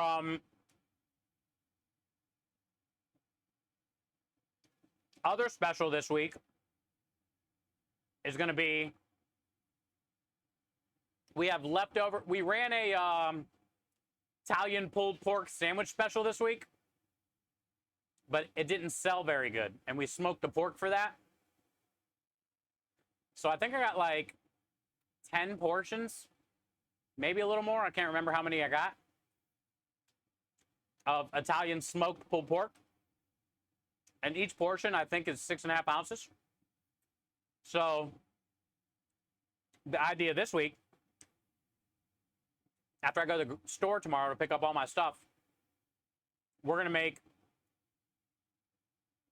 a smoked pulled pork barbecue mac and cheese special until they sell out. So we got to make a cheese sauce this week for the mac and cheese. And we're going to make my homemade barbecue sauce. And I think what I'm going to do is we'll heat up the pulled pork. We'll put a touch of barbecue on it. We'll do the mac and cheese. We'll put it in a to-go box. We'll put the pulled pork on top of that. And then we'll do like a drizzle of the barbecue over top of that. And then some pickled red onions.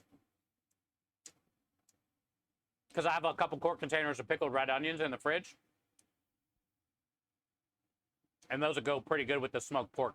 So we're going to do a Italian smoked pork barbecue mac and cheese special. And the creme de lish chocolate brownie tres leches cake special. And the smoked banana creme de lish cannoli ice cream. So we're going to have 3 specials. You have me at drizzle? Yeah, we're going to make some barbecue sauce, some cheese sauce. Smoked pulled pork mac and cheese should sell great on a pasta food truck. Frozen 3 Musketeers. Ooh, I've never done that. I bet those would be good. All right, let's get inside.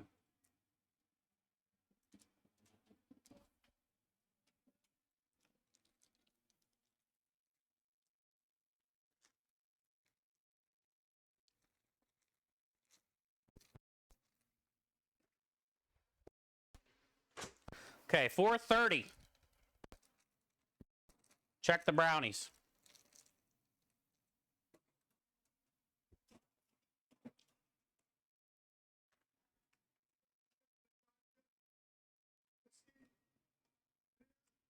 Jesus, chat. Back-to-back chugs? The hell's wrong with you guys?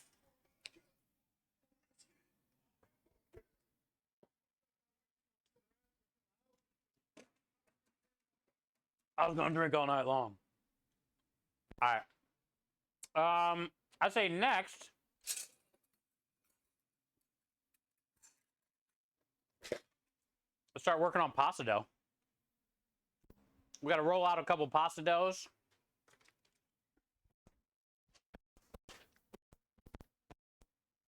I think you got the double chug, actually. I've been chugging all day. Chugging along. We're chugging.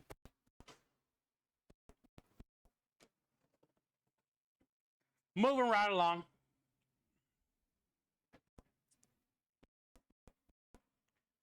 I made 2 balls yesterday. 2 big balls. 2 balls.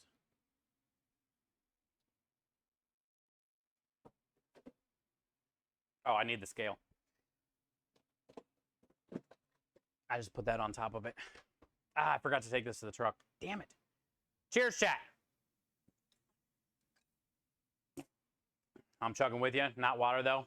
Let's go. Yeah, this is what I'm drinking on, Patrick. Cheers, bud.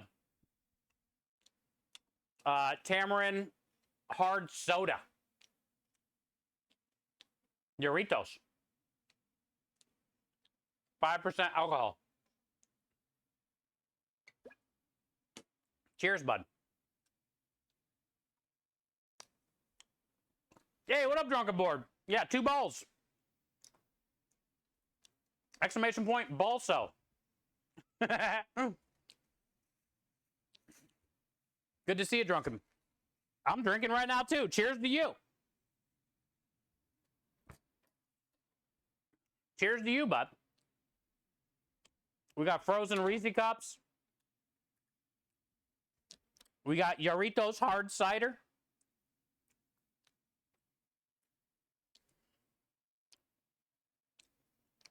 We got Tres Leches brownie cake in the oven, dude. We got Sunday gravy on the stove. Today's a good day. We've raised some money for kids today.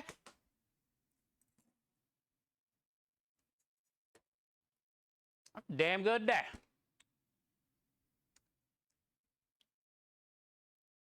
Salmon steaks, tater tots, and salad it is. I was told firmly.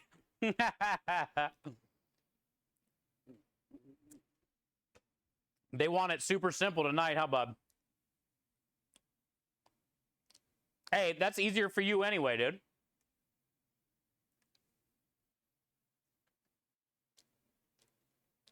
Maybe to fuck them up, Kenny, do a little bit of like Old Bay seasoning on the tater tots. A little seafood seasoning or something.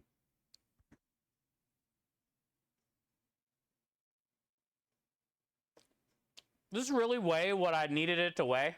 I was waiting for the weight to change.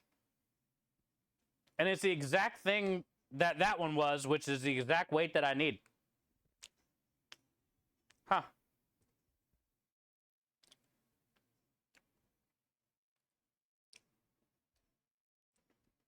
How are they all perfect? What happened? What did I do? Yay! Let's go. Our first gifted sub of the day. Double. Thank you for gifting that sub. David Moon, welcome back. Officially courtesy of Double. Enjoy all the wieners and the wiggles. Spam alert, Twitch, Rally, go.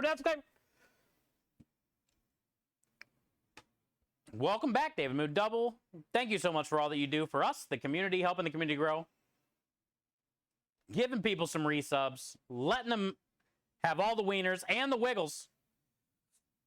Stand up guy. Thank you, Double. Cheesy tater tots and scallions. Okay, that's a good idea. I'm with it.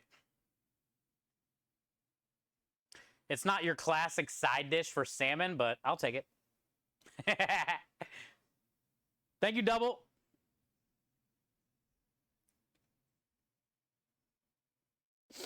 All right, 1, 2, 3, 4, 5. This one's short. Let's go. Hi, Nessa.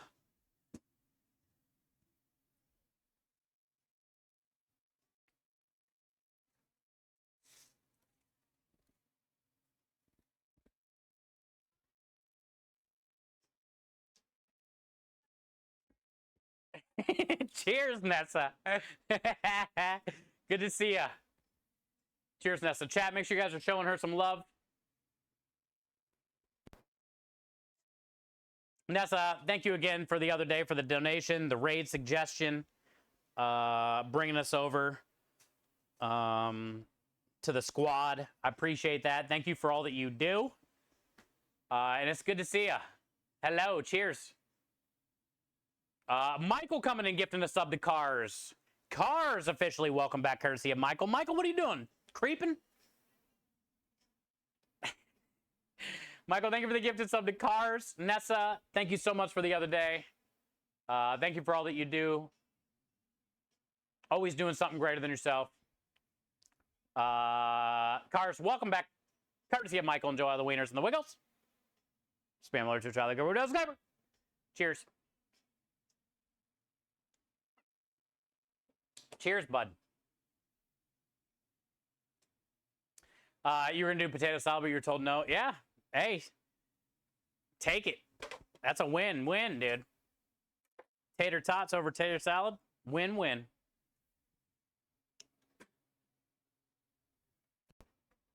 Now, so how you guys doing with the charity campaign so far? Nessa is also big into charity chat. She's been a part of this channel since the beginning. She is the homie. So make sure you guys are giving her a follow. Yay, Rusty! Rusty Rhymes coming in with the 4-4. The double quattro. You old bastard. 44 years old. Thank you, Rusty. Straight from the womb. Waving the wieners and the wiggles. 44 years strong. Enjoy him one more month, my friend, at least. Let's hope we keep it going. Yes. Spam alert to Charlie. We're disclaimer. Welcome in, bud. How are you today, man? Happy Monday. We've had so many cool people in here today. Stop by, hang around. I missed you guys yesterday.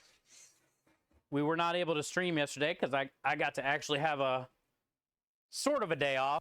I made pasta dough and we made a lot of food yesterday. But, I had a good day yesterday. We're getting old. I know, dude. 44 years you've been waving wieners. Thank you, man. Oh, by the way, I forgot to tell you, Rusty.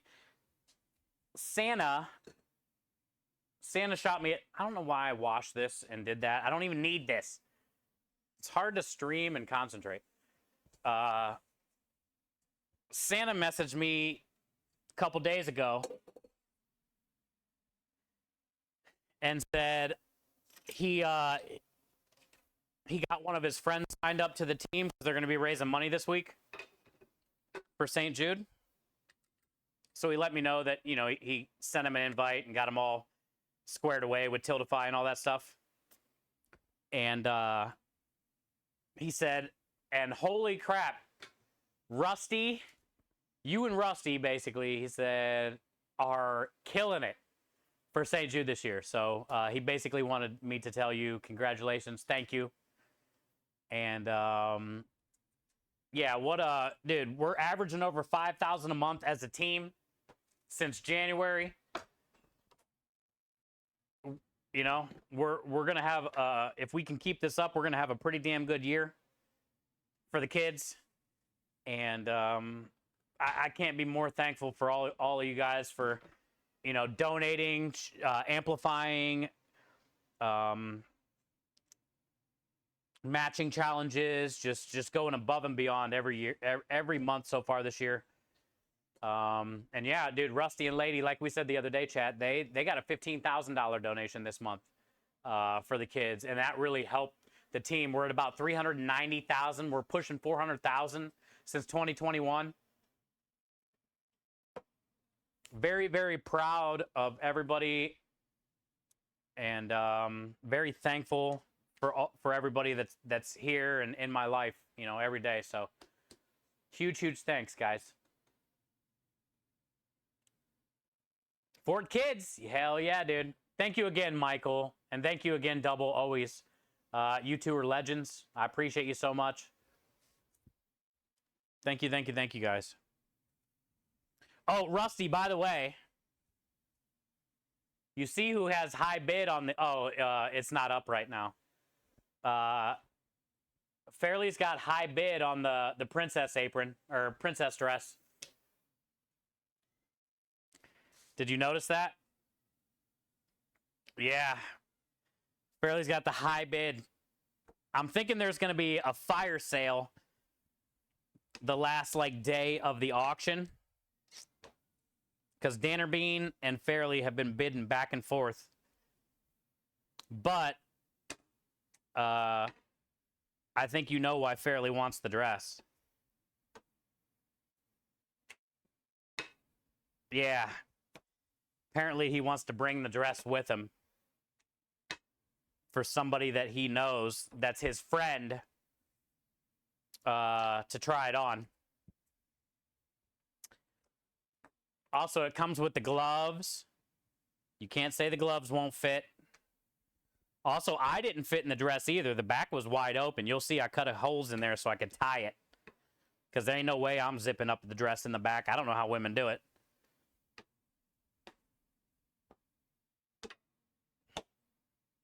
Live stream burn the dress. No, it's getting auctioned. And there's already $56 going on it. I was gonna burn it when I got in Memphis. But I'm glad I didn't, because that's a 50 spot for the kids right now. We ain't burning it. Rusty's gonna be burning the midnight oil when he's wearing it. Chat, that's what I'm getting to. Rusty's going to be burning the midnight oil when he's wearing the dress.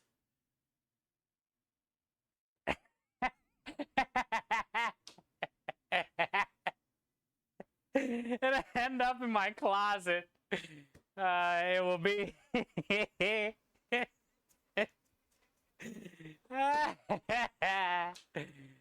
Will it fit Miranda? I think it's too big, honestly, Nessa. Because it's an extra large.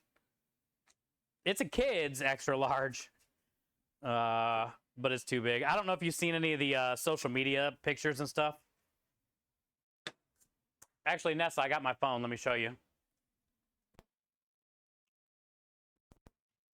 You got to see this shit. So basically, in March for Mario Day, if we hit 2,500, by March 10th, I was going to wear a princess dress. And we did it. So then, we made a stretch goal. Oh, also I had to grow a red mustache. And then we made a stretch goal for 10,420.69 in March for me to wear that dress at the airport on the plane because I went to St. Jude last month for the Creator Summit. So I had to wear the dress through security.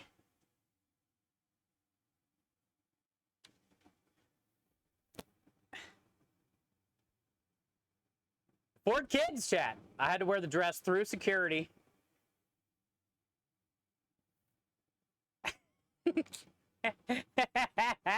I got moobs, dude. I didn't even know I had moobs till I put the dress on.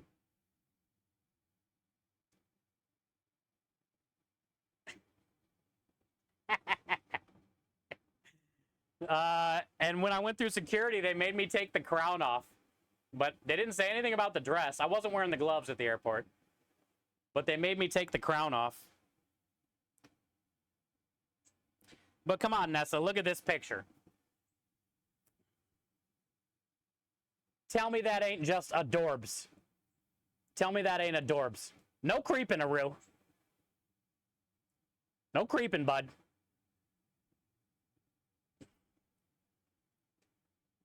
Dude, I was posing. Look, I even had the crown on tilt. Look at this. I look hard AF right now. Got that crown on tilt. Come on, dude. Look at this guy. Look at that guy. No creeping, Brock. But then Nessa, here's what it looked like with this. So then I had to grow a red mustache. Ralph came back.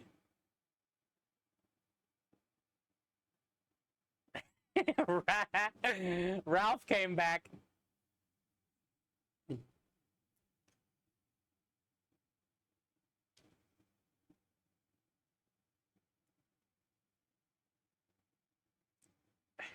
And then I had to wear the dress with the then I had to wear the dress with the mustache. How many selfies a day? Dude, probably like 7. But like 4 of them get deleted every time, maybe 5. At least 7 selfies a day. It was, dude, it was endless.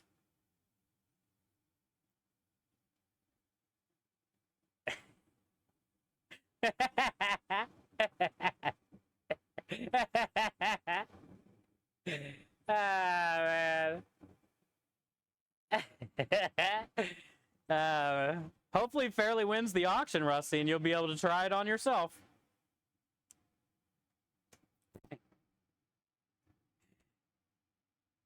Honestly, Engine, I don't know. Lumen said there was a way he could track it. He said people were scanning it. But yeah, I don't really know.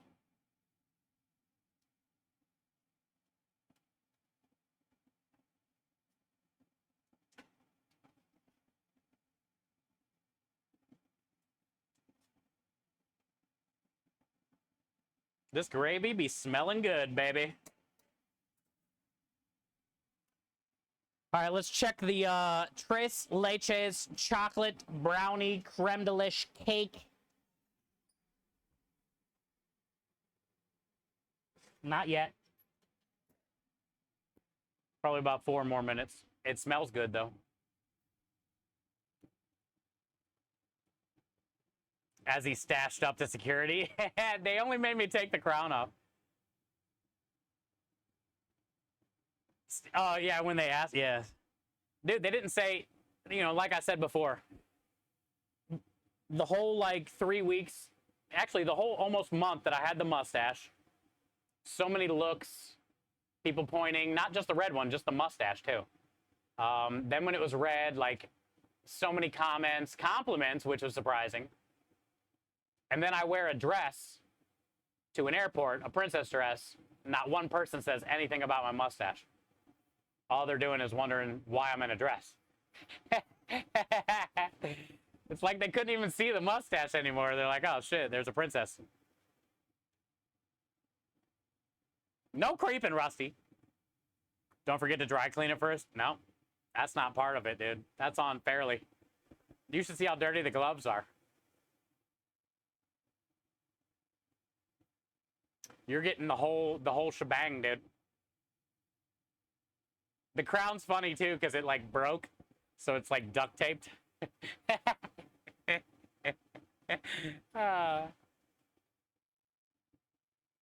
Buy it, funkin' all, dude. He's getting all of it.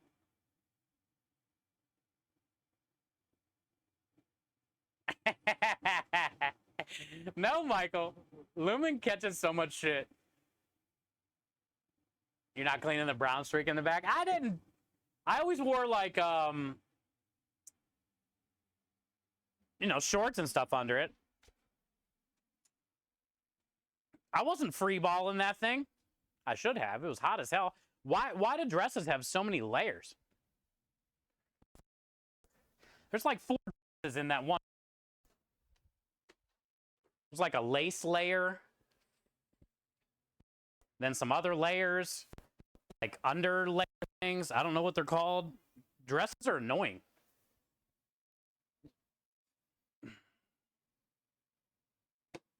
Now the kilt will be a different story. Yeah, I mean, we're not talking about what's... The kilt stream's happening this week. 5,500 was achieved. Krem bought a kilt. Kyle has a kilt. I have a kilt. It's going down.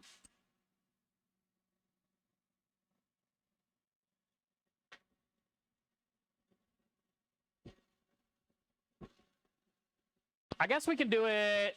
We'll do it on Friday, probably. I think it'd be more fun, like, on a Friday than a Thursday.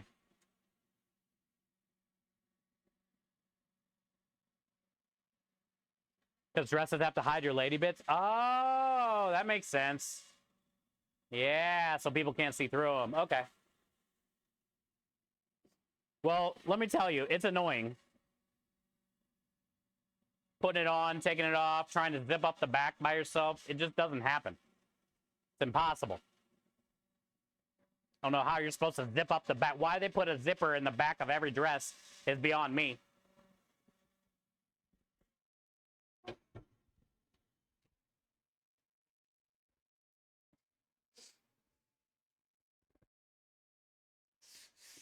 Also, I didn't fit in it really, so I could never zip it up anyway fully. So I ended up cutting a couple holes on each side and then put like a shoestring in there so I can just tie it up.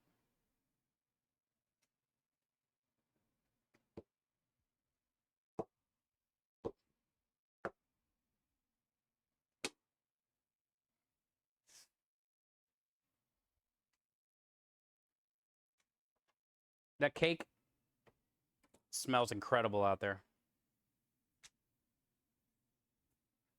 How do you think us ladies feel? That's what I'm saying, Comic. I can't believe what you guys got to go through.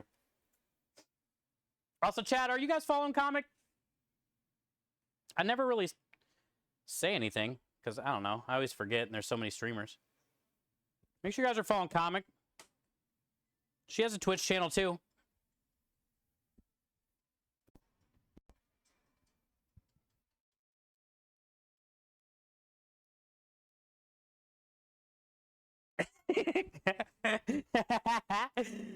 Happy Monday, Swan. What are you doing?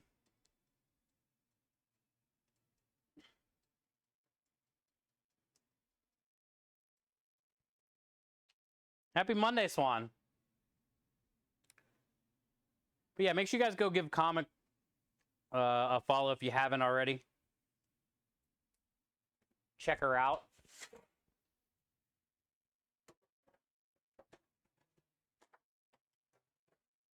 What's up, princess?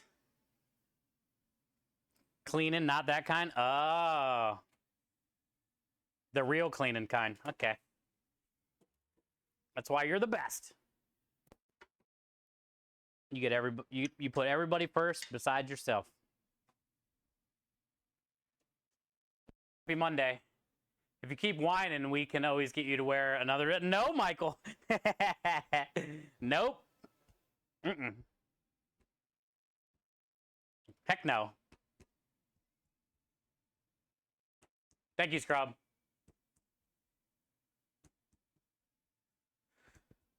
I used to watch Border Patrol, and they have to deal with some weird stuff. Like, oh yeah, I couldn't even imagine. Yeah, the people at the airport literally did not care that I was in a dress. They just cared that I had a crown on. They were like, "Sir, your dress is fine. Just take the damn crown off, bud." No problem.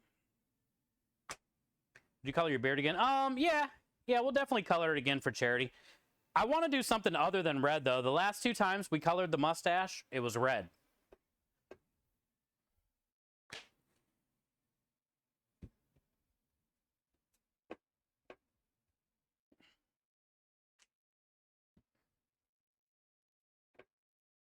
Cute-ish.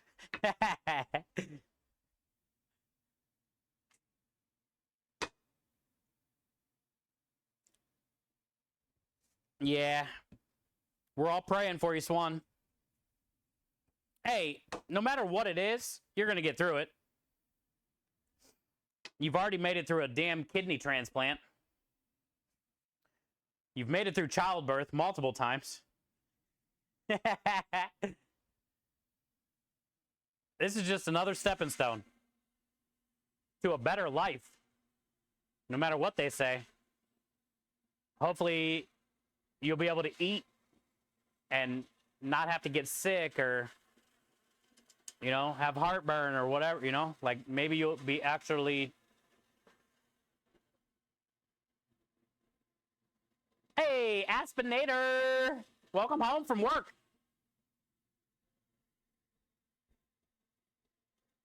Welcome home from work. Did you work today?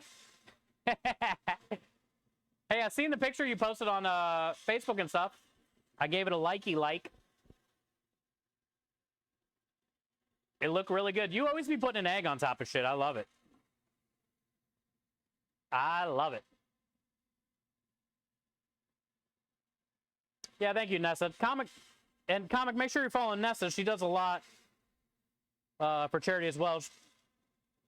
She doesn't stream as much as she used to, but equally amazing human.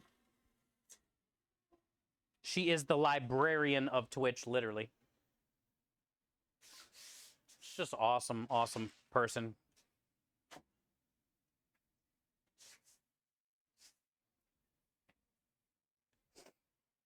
I'm getting ready to take that cake out of the oven, dude. I'm excited about that special.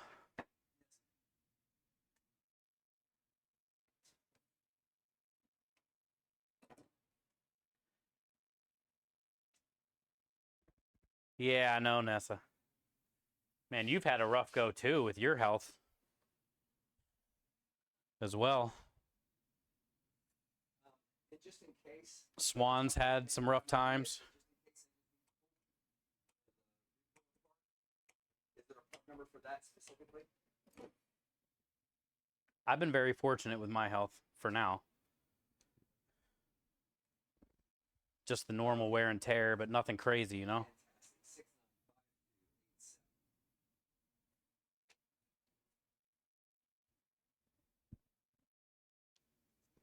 We got some thick noodles. We had 15 orders of noodles left. So I'm doing the same kind we did last time, which is just like a pappardelle.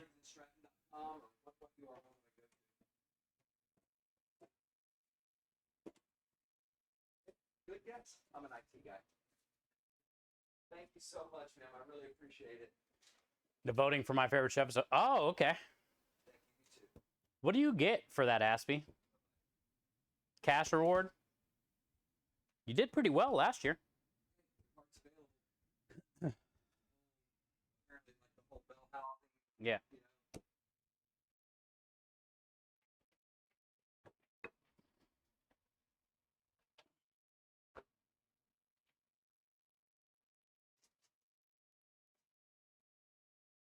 Ooh, holiday pay. That's cool, comic. Hell yeah. That's always a good feeling. When you actually get paid the right way. Hey, what up down south? Happy Monday, brother.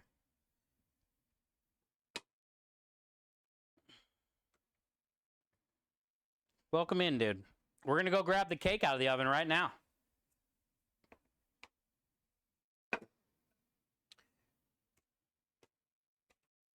This dessert is going to be something special.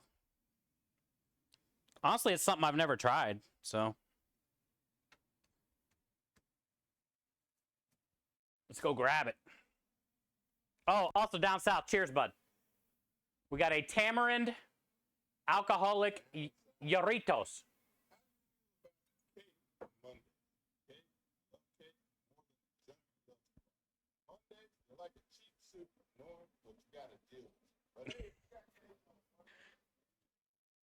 Nope. It ain't all bad, bud. Good day.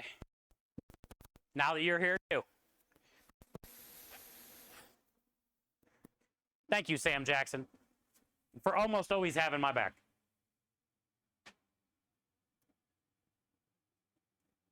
Exactly, Swan. Ooh. Chat. Damn, the smell. As soon as I opened it, I got blasted in the face by cake. Actually, it ain't ready yet. Shit. That's a thick boy. It ain't ready if it does that, right? Woo, it's hot. We need a little more. Look how fat that is. Creme de liche, tres leches, chocolate brownie cake. It's actually a brownie mix and a cake mix all in one. And then we're going to poke holes in it and dump the tres leches all over the top and let it soak into that thing. Hell yeah, brother. Hell yeah, brother. This is going to be good. I'm going to get that recipe on the Creme de Liche website, too, so you guys can try this.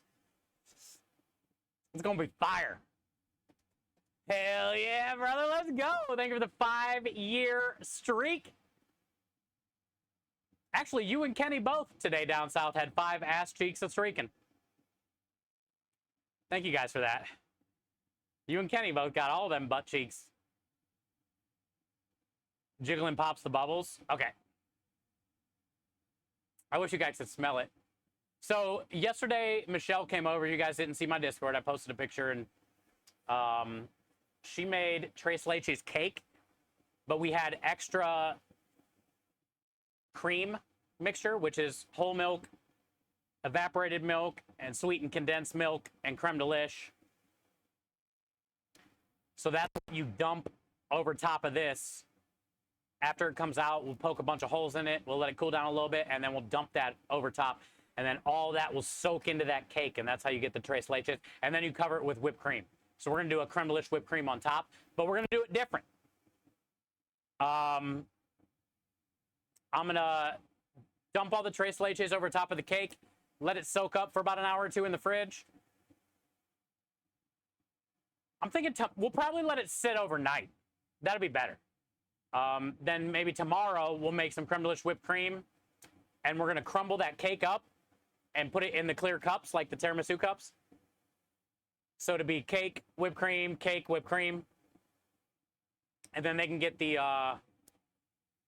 they can either, you know, add on for an extra $3, scoop of vanilla ice cream or scoop of the smoked banana cannoli ice cream. And I think we're going to charge $9 for the cake cup, and then $3 for the ice cream. That'd be a $12 dessert. Yeah, Swanee's doing some cleaning, real cleaning this time, Rusty. Aspie's thing starts this week, so we can go help her out. And then Aspie, remember, you can post in our Discord and all that stuff.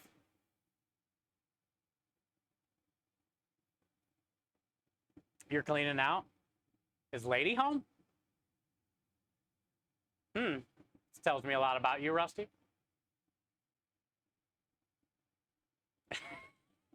That's what I'm wondering, Swan. Is Lady home from work early, dude? You watch Twitch and clean at the same time? Swan, have you ever done that? Have you ever had my voice on in the background when you were cleaning?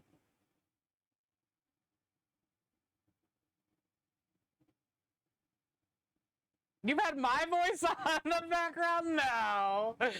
Oh, God, your husband has to hate me, dude.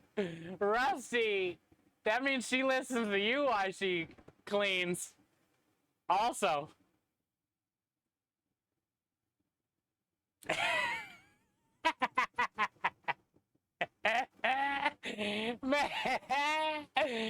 have even honked a time or two. She's like, hold on, I gotta do exclamation point Swan real quick. Hold on.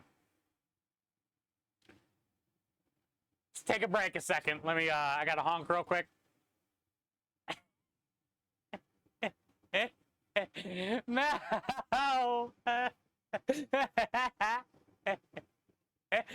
I'd listen to you.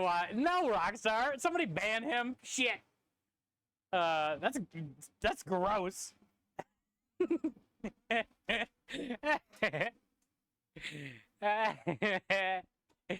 Y'all are sick. It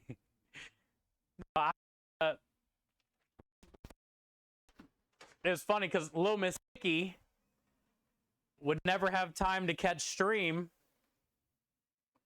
That's why I asked. Little Miss Nikki would never have time to catch stream. So she would lay in bed at night with Zero next to her, you know, trying to sleep, watching my VOD. And I asked Zero, I was like, dude, how bad is it having to listen to me while you try to sleep? And he said, I don't want to talk about it.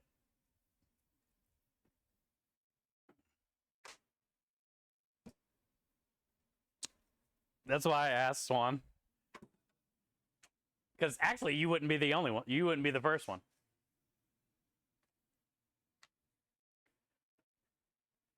Now I'm curious about Minja. Minja! Minja, I have a question for a friend. Asking for a friend. Do you ever listen to me while you clean? I'm just curious. 7 more minutes. Okay, thank you, Aru.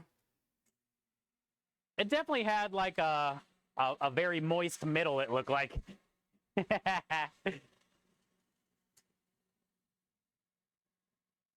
We need to get kind of like a close time, though. It was supposed to come out at 4:30. Would have been 25 minutes.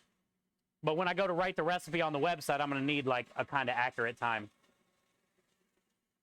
According to the brownie mix, it was supposed to come out in 25 minutes. But remember, we added egg, sugar, flour, you know, baking powder. So obviously that added more time.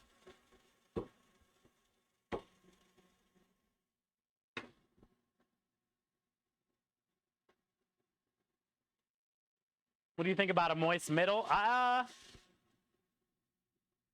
don't hate it. It just needs cooked a little bit more.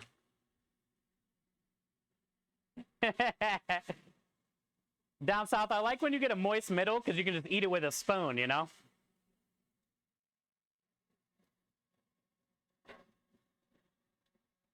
That's the best part of a moist middle. Just go right in with a spoon.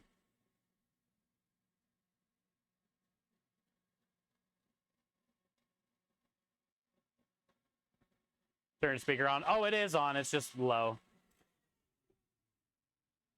Ah, he did a Tangia. Okay. I missed it. Sorry. I'm going to turn it up, though. I hear the music playing in the background, but when that thing was on, I couldn't hear shit. All right, here we go. Turn it up. We got some Rolling Stones going right now. Moist middles? Yeah. Just the very middle of that cake wasn't ready yet. The smell is incredible, though. Also, I did look it up today when I was thinking about a way to use the Tres Leches mixture that was left over from yesterday. Because I brought it up to Michelle yesterday about a chocolate Tres Leches cake. Has it ever been done before? You know, because I've always seen just like a vanilla sponge Tres Leches cake. And she told me yesterday, yes.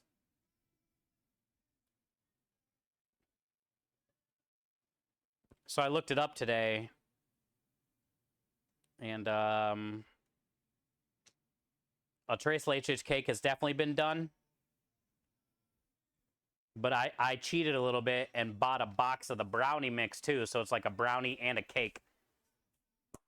Engine third class me. Would you prefer the middle to either wiggle or jiggle? Oh, what a delightful dilemma. You present wiggle or jiggle. That's the question. I say, why choose when you can do both? Wiggle, jiggle, and throw in a little shimmy for good measure. Little shimmy, dude.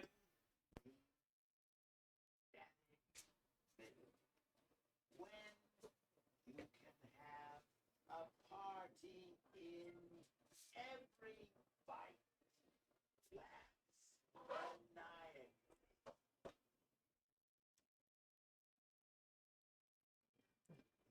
Thank you, very weird Joker voice. I like a good wiggle and a jiggle. Why does the Joker sound so weird on Tangia?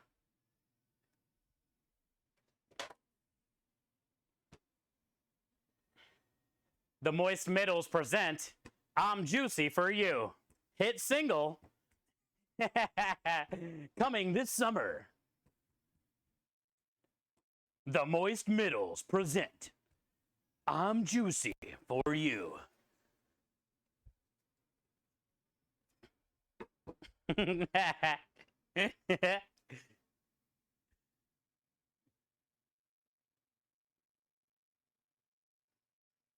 Asa, welcome in. Welcome in. Good to see ya. I think you could do a caramel blondie with the Tres Leches. Oh, that'd be a good idea too, yeah. Maybe, I don't know. So the thing is, Captain Morgan, you're dumping that mixture over the blondie. It would have to be more of a cakey blondie than a brownie blondie, than a blondie. If that makes sense. That's why I added the flour, baking powder, sugar, eggs to the fudgy brownie recipe today. So it could get that cakiness, which will then soak up the Tres Leches, right? So I bet you could, but you'd have to alter that recipe a little bit too. I feel. I don't know. But yeah, that would be more of a traditional style Tres Leches hybrid compared to the one like today where I added the cocoa powder, the flour, the sugar.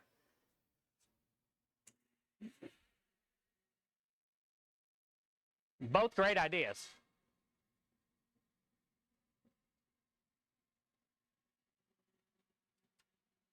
Yeah, his voice is crazy, dude. Thank you guys for the Tangia.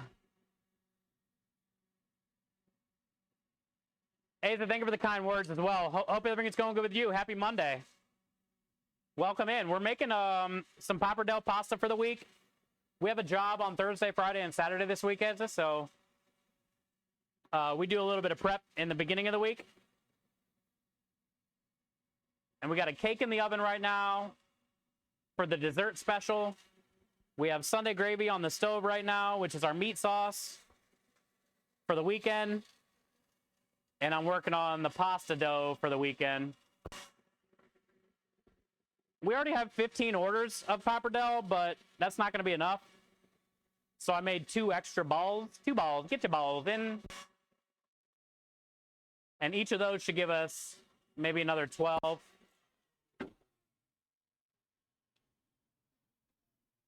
So we'll have over 20 orders of pasta for the weekend. That should be enough. It takes about 2 days to dry. I dry the top half tonight, and then tomorrow I'll flip it all and dry the bottom half. And then we can get it portioned up. Hello, Mama. Happy Monday to you. Welcome in. Thank you for all that you do. How was the rest of your weekend? We had a great weekend. The car show on Saturday went well. The catering job Saturday morning before the car show went well. We got a catering review today. That's our 66th 5-star review. They said if they could give us more than 5 stars, they would. And that's our very first catering review that we got today. So that was nice.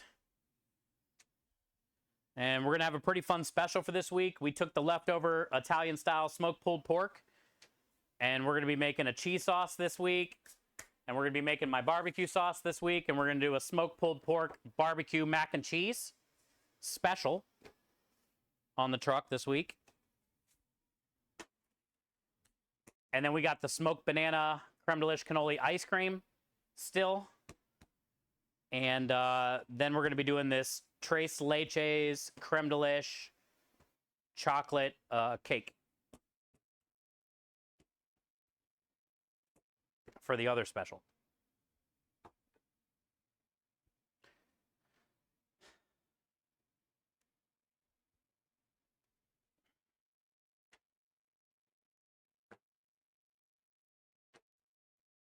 The cake is in the oven, Mill. So yeah. The cake's in the oven. I'm getting ready to pull it out right now.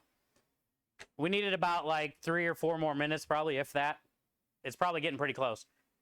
I'm going to try to finish this last piece of pasta, and then we'll go back out into the truck and grab the cake.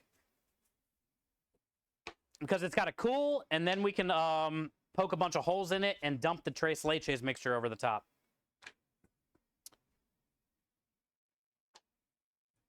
So catering knocked it out of the park. Yeah, they gave us a really good review, Texas Dad.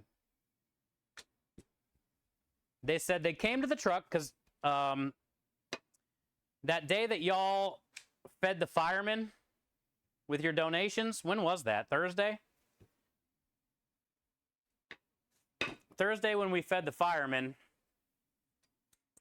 that couple said they were looking for catering last week for this week on Google, and we showed up, which is good.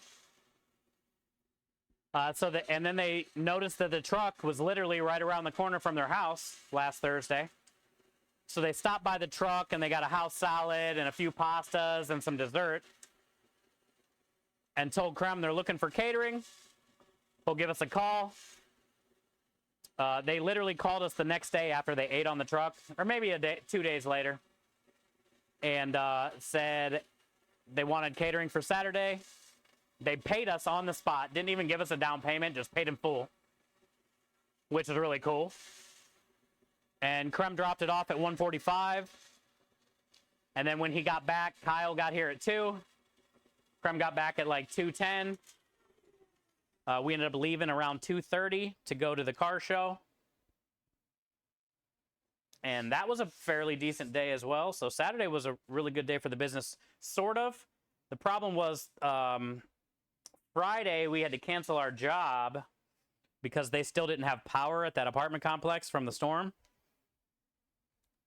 So technically Thursday, or the catering job on Saturday kind of balanced out Friday, the day we lost some business because of the storm. It would have been nice if we would have had that Friday job, did well, and then the catering and the car show Saturday. We would have had a lot better weekend, but can't complain at all.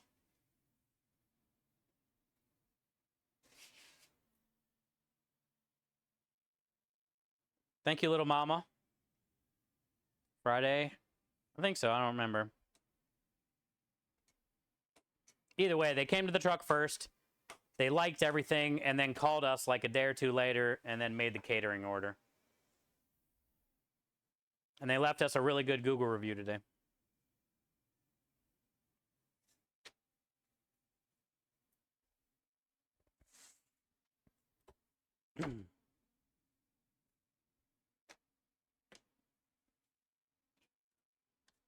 All right, cake. Let's go check that cake. It's got to be ready, dude. Cheers. It's got to be ready.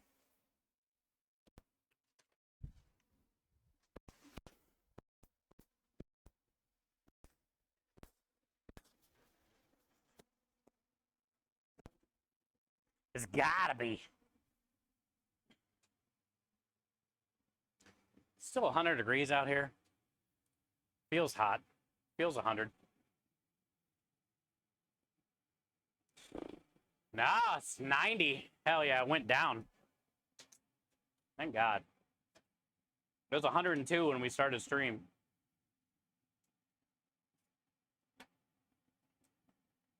Good old Sunday gravy. I wish you guys could smell this damn truck right now.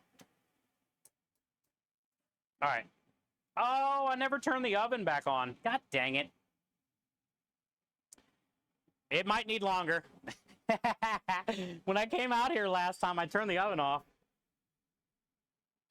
Oh, actually, that worked. Oh, that... Hell. Couldn't have got any better. I'm glad I turned it off.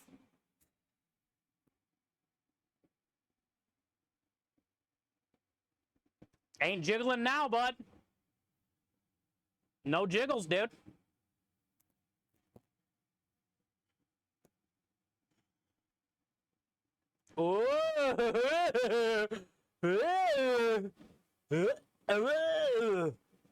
This is great. It has that like soft cake top, but you can see like brownie edges. Oh, this is gonna be fire. It looks very cakey. I want to lick it. I want to pick it. I mean, stick it. I mean,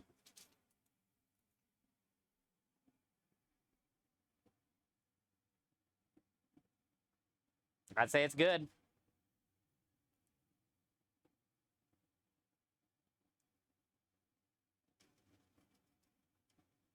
We're going to chisel off a little bit of this side.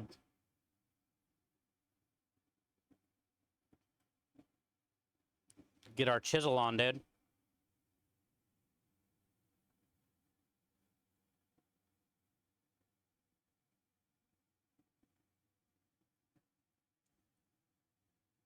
Oh, that's good. Okay.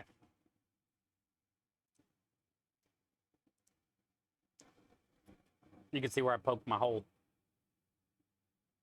Flip it and go. I'm not flipping it. I'm going to let it cool down just like this. That way we can, I'm going to, after it cools, I'm going to get a knife around the edge.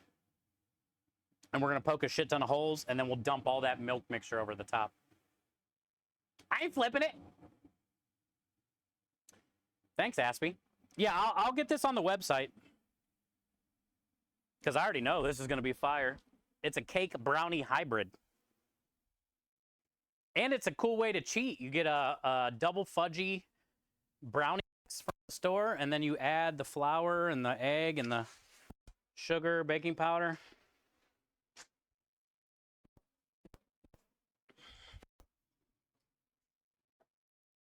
This is definitely going to soak that up, that mixture.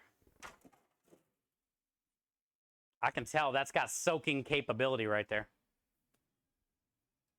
A crownie. Ooh. I like the wordplay.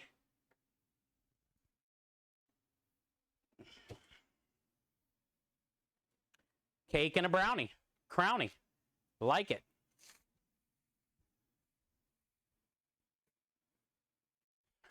And then, like I said, I'm just going to let it sit overnight so all that milk and all that stuff can soak into it. And then tomorrow we can break it up and put it in the cups. We'll make the creme de whipped cream tomorrow.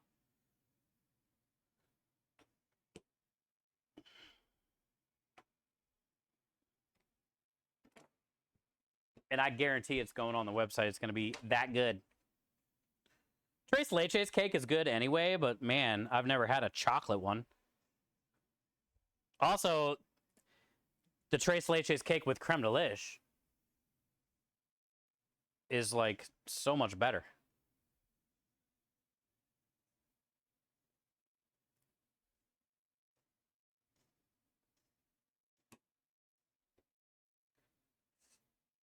Smack it, flip it, rub it down. Oh no!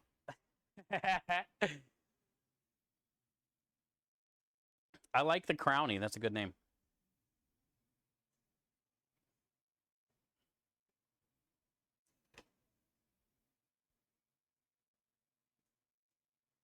It will go. Oh yeah. Oh yeah, Aki. I agree.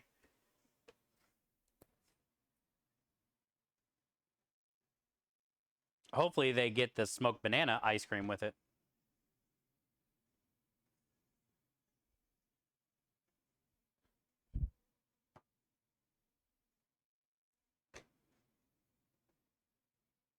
A creme leches. Ooh, we don't even have to say tres leches. I like that idea too.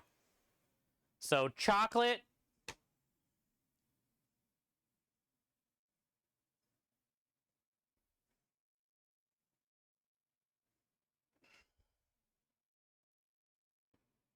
How are we going to word it? Chocolate, creme leches, crownie cake. Wait, you don't even have to say crown. You don't have to say cake. Chocolate, creme leches, crownie. That's what we call it. Chocolate, creme leches, crownie. I like that.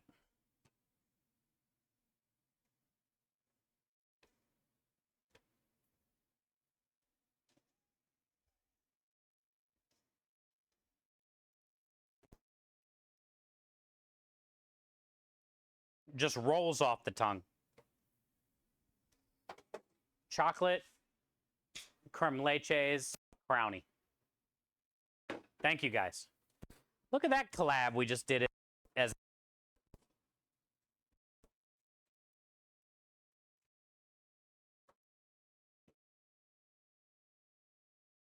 Go team.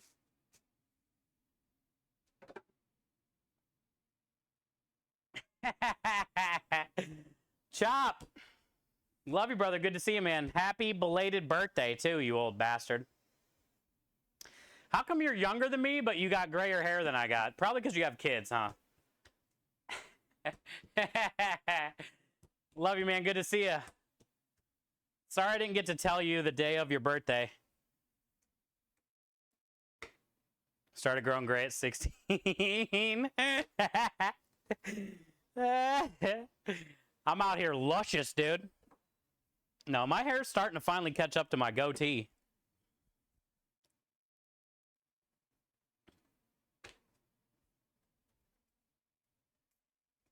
Welcome in, dude. Appreciate you, man. It's been a crazy couple weeks here with flooding and storms and tornadoes and power and water. But we're surviving. We had our first catering review today. We did a catering job on Saturday, a drop-off, and then we did a car show Saturday afternoon.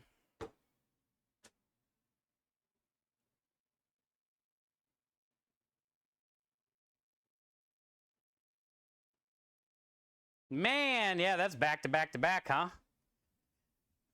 Hey, how was her Mother's Day?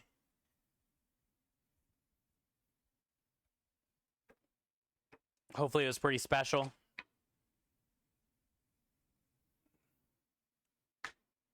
And just says, how was the review? Awesome, dude. Yeah, another 5-star. That's our 66th 5-star review. 3 more for the magical review number.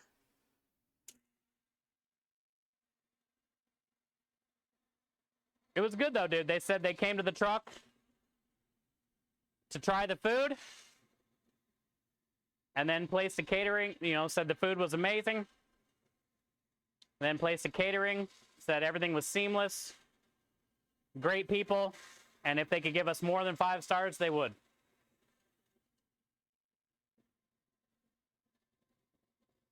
No twerking. Oh, chop. We're all going to be wearing kilts this weekend. So we're going to get a new twerk clip. We're going to be twerking in kilts, me and Kyle. Krem probably is not going to twerk, but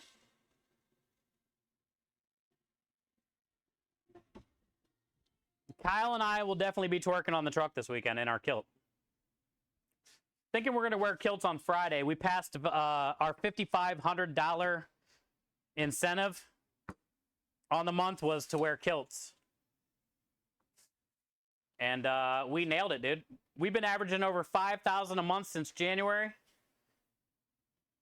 The team just passed, you know, is around 390,000. We're almost at 400,000 total, which is a huge milestone. That means next year we can literally push for $500,000. It's pretty cool.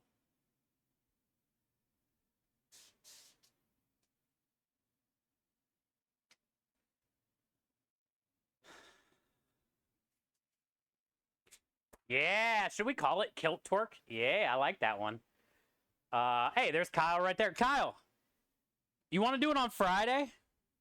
I was thinking Thursday, well, you know, Thursday or Friday you'll be on the truck, but I think Friday would be a better kilt day. It's a weekend.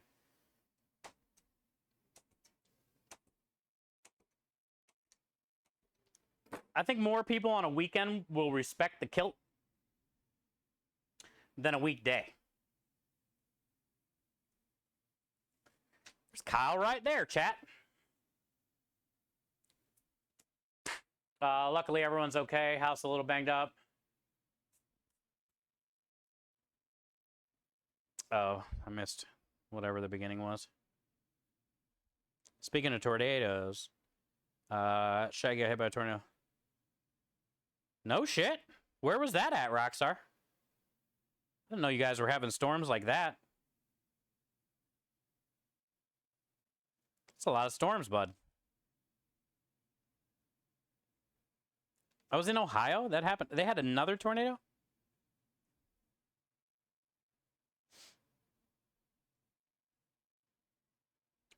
Oh, okay. I was going to say, they're not in Ohio. Okay.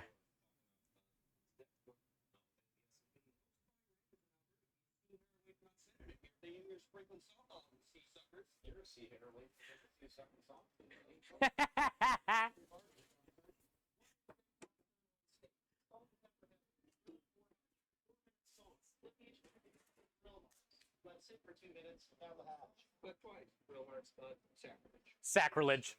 Blasphemy. Do you want to get striked? Finish the whole thing up. Real nice, very strong. Don't fuck up my steak dinner, Gary. Any decent chef will tell you, you don't even want to let those things touch the grill. Make it drier to fart. What you want to do, pan seared, both sides, finish her off the ovens. Well, see, now that sounds like overhandling to me. You overhandling and squirrely dangling. Well, it'd be squirrely dangling. Oh, yes, me and Gordon Ramsay are both good. Yeah, me and Gordon Ramsay are both morons. Be squirrely dandling. Cheers, chat. Yeah, I seen Kansas City had a lot of storms.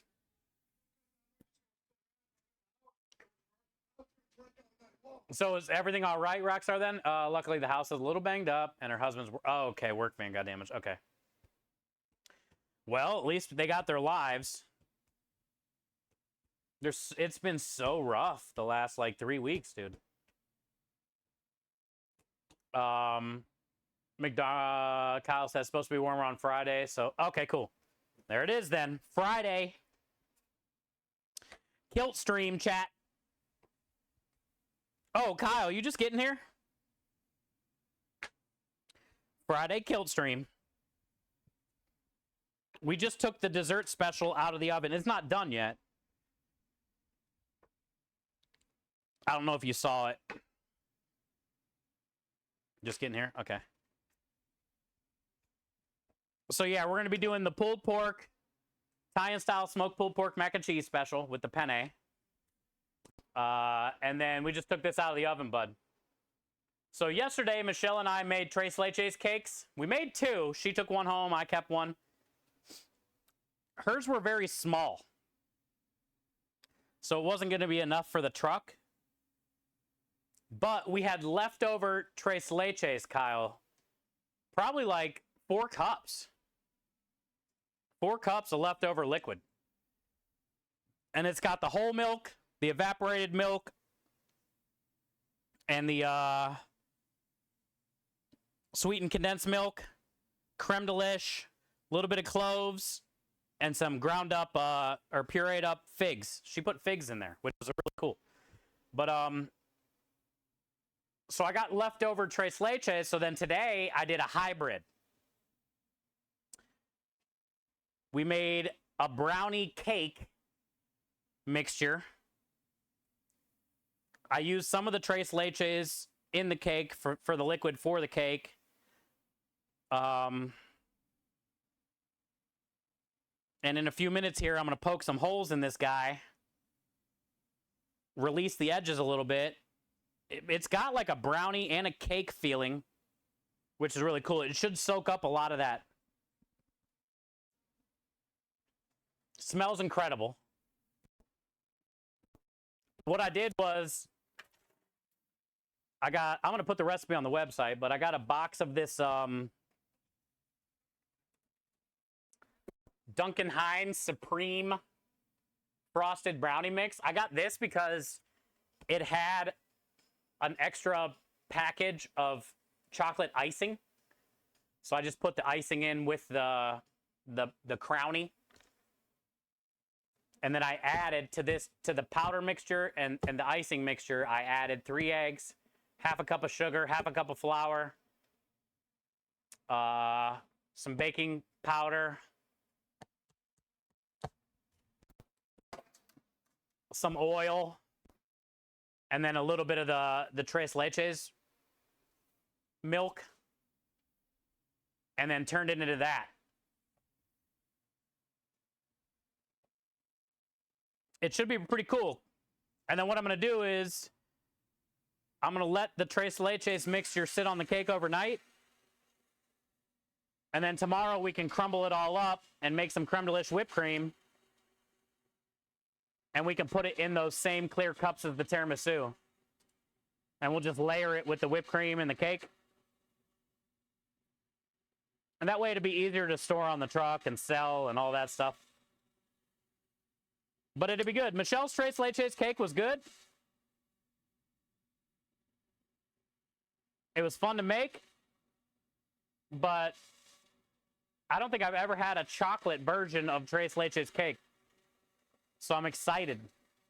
I'm excited to try it. I Googled if there was like chocolate Tres Leches cakes out there. And there were. But nobody really ever said anything about a brownie. So I kind of did like a brownie cake hybrid, I guess. We're calling it a crownie. It's kind of like a jabroni.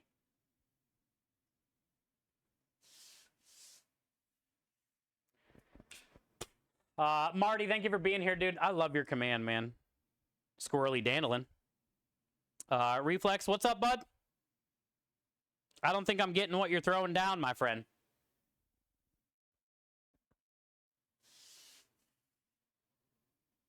Oh, thank you, man. Thank you for that shout out. There you go. Now I see what you're doing. Thank you, Reflex.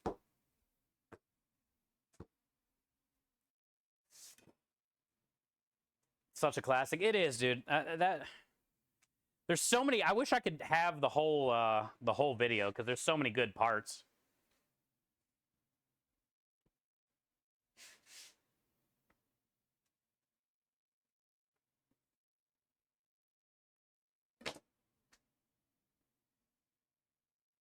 I need to get on that, Marty. I haven't seen it. I definitely need to watch that. With just how funny that clip was, I gotta watch the damn series.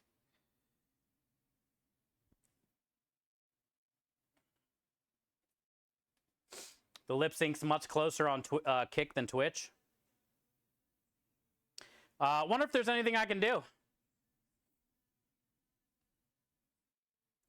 Is there a way that I can reset my Twitch without resetting OBS?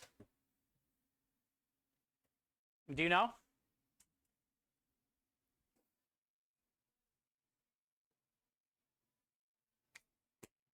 Because as far as the encoder settings and stuff on OBS that run Twitch and Kick, they use the same settings, so it's not like one or the other has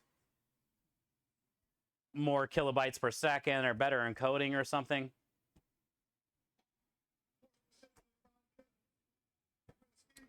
What up, Jenkins?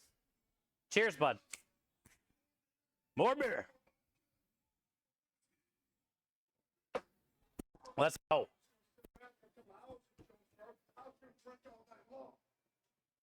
Daniel, let's go. Daniel coming in with a 3-stream streak.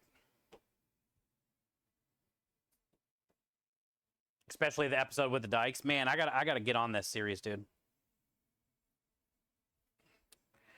Those dudes are hilarious.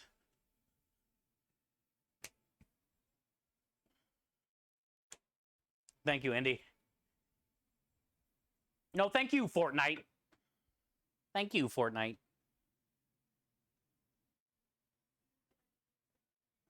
I've seen a chocolate version, but haven't tasted it, Kyle says. Yeah, I didn't even hear about it until I looked it up. I'm excited, though. It's got to be good. Also, the creme de lish in the Tres Leche mixture. Oh, and I'll give Michelle a lot of credit for this one, too, Kyle. She got... I didn't even know they made sweetened condensed Tres Leches. You know how, like, when you boil the sweetened condensed milk for, like, 3 hours, it turns into that literal Tres Leches, like that caramel color? They sell it already done right next to the condensed milk.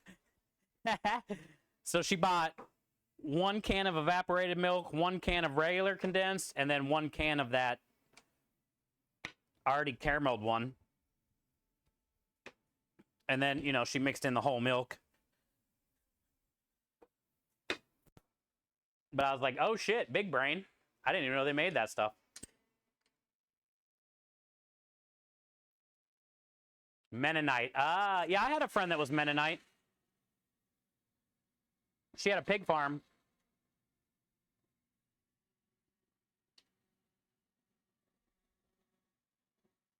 She had like phones, electricity, all that kind of shit. Hey, what up, Honey Badger? Noob coming in with the 25. Let's go, Noob. Noob, I seen that clip you shared in Discord, bud. I was talking about burgers. That lady was not. Oh, also, Noob, I told Matt.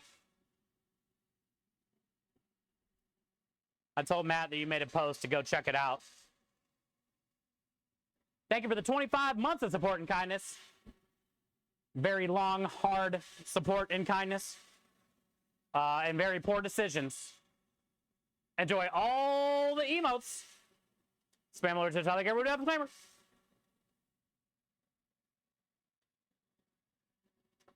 Hi, Honey Badger. Good to see you. Honey Badger don't care.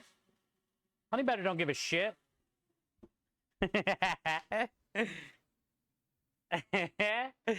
Honey Badger don't care.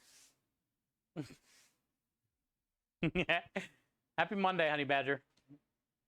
Always good to see you too. Welcome in. Yesterday, I hung out with Michelle. We didn't stream. I actually had technically not a Sunday off because after I dropped her off, I came home and made this dough and did a bunch of dishes and got my order ready and all that kind of stuff. But yeah, we had a great day yesterday. We got to go to Michael's, which is like a craft store. I love craft stores. She loves craft stores. And then we went to the supermarket. We made a crawfish. We had a bunch of crawfish left over from Saturday's car show job. So we made a crawfish Cajun Alfredo with shrimp too. Pasta. And then we made some tres leches cake. We got some of these alcoholic hard sodas, very hard soda. And we literally sat in here, made tres leches cake. We each made one. And, you know, got the crawfish all prepped and made the pasta and all that stuff. And we were just sitting in here, having a couple drinks, listening to music, dancing. It was a good time yesterday. There was a couple times that, like, literally we were like, I was spinning her around. We were like full on dance floor right here. It was good. She was wearing like a real long green dress, so it was cool. Spinning her around. It was fun times. We had some good times yesterday. She was tired, though. You could tell. On the way home, she fell asleep. It was cute. I had to wake her up when we got her to her house.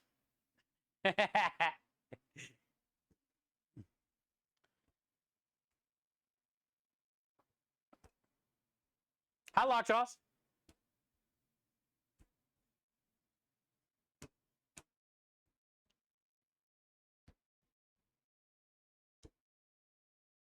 Lot to getting used to. Yeah, I mean, dude, everybody is like religion and whatever. In my opinion, sometimes it's a lot to get used to if it's something that you don't follow much or you don't know much about, you know? I agree. She was good people. She was my first girlfriend, actually. She was Mennonite. And I tattooed her initials on my leg, on my ankle, and they're still there. I was 14.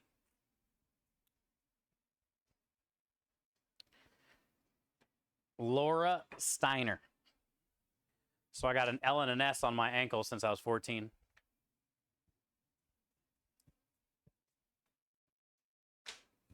And she was Mennonite. But she went to public school. I don't know if that, you know, most Mennonite do that or not. You know, she always had like power and shit like that, right? TVs. Back then we didn't have phones, pagers. She didn't have a pager. I had 2 pagers. Tells you a lot about me.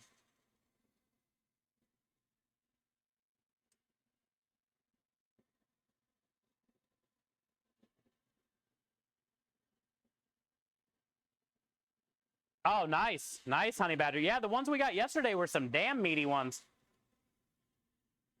We probably had 4 or 5 pounds.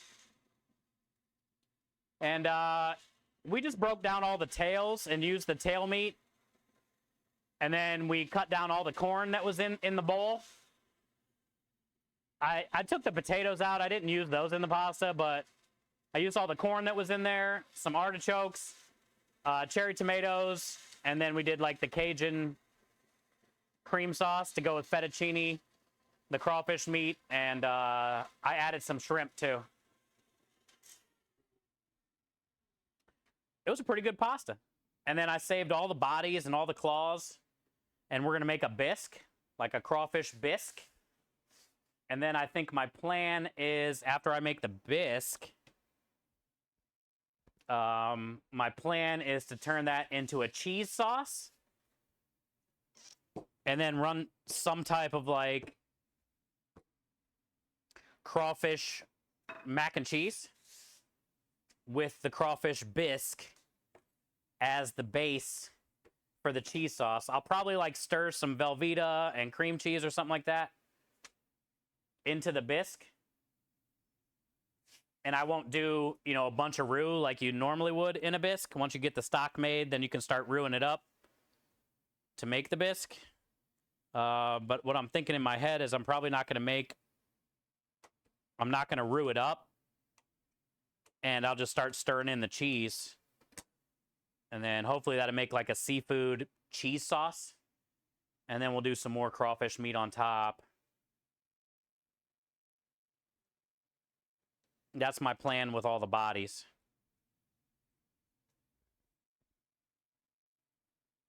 Hey, what up, lady? Only drug dealers had pagers back then? Yeah, that was me.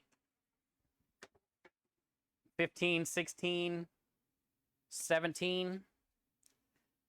A lot of drug dealing. I had 2 pagers. One for drug dealing. One for, you know, the personal. It was funny too. The personal one had an airbrushed personalized case. I remember it too. It was maroon, like a clear see-through maroon pager with a maroon case that my buddy airbrushed. I think like a Wu-Tang logo on it or something and my initials. And then it had a chain on the case attached to my belt loop.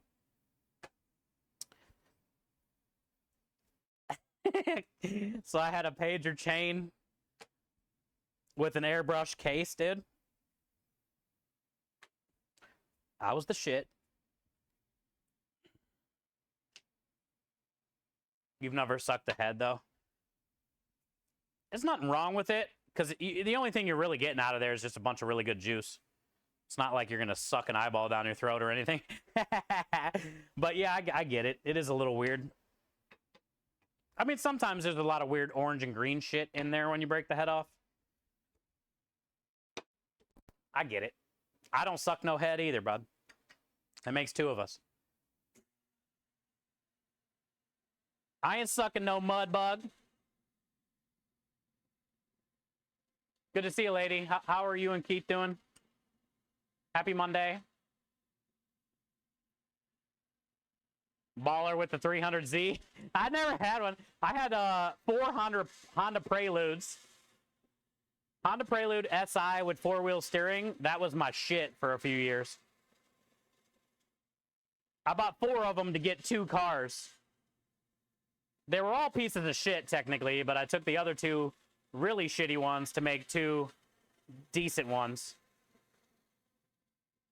I had a Volkswagen Scirocco, a Volkswagen GTI, Chevy S10 5-speed. I think like an 87 S10.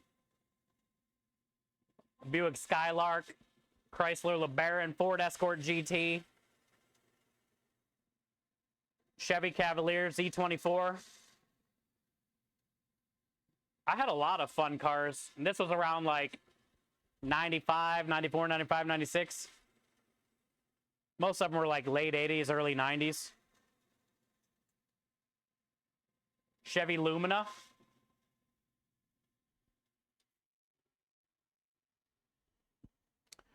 Couple Civics. I think the first car I ever bought that was like a new car, not just a used whatever piece of shit, couple $1,000 car that I would fix up, which was like the 20 previous cars I had. But the first car I ever like bought from a dealer was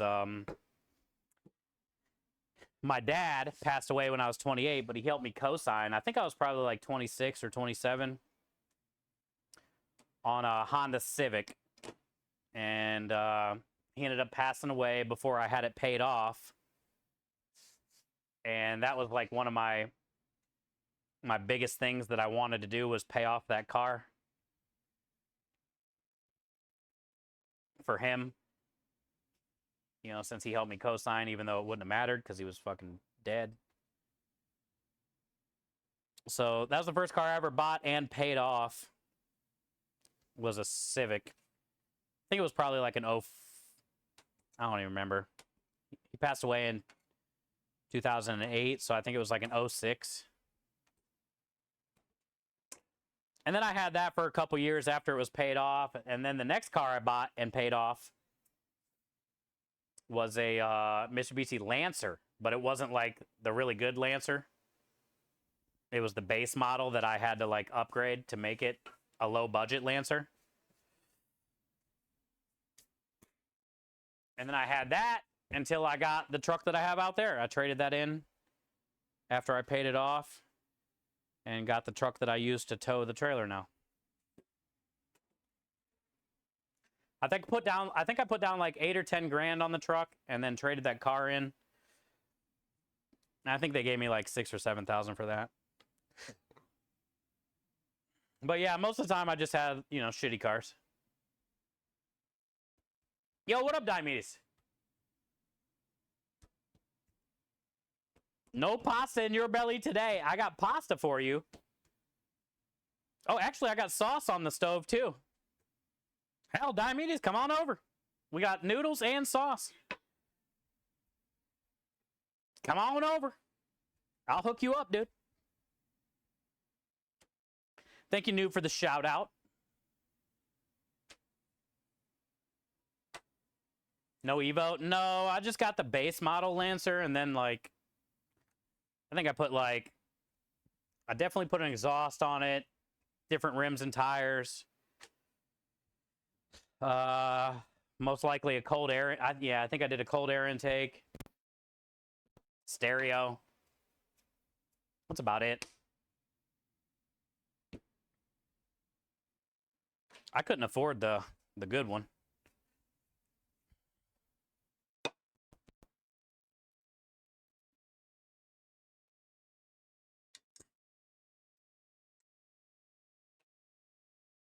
Got a shit ton of cars. Oh yeah, Honey Badger. That's not even all of them. I used to buy cars for like 50 to 200 bucks. Back home in Akron, Ohio, the ghetto. There was one day I bought 4 cars for 200.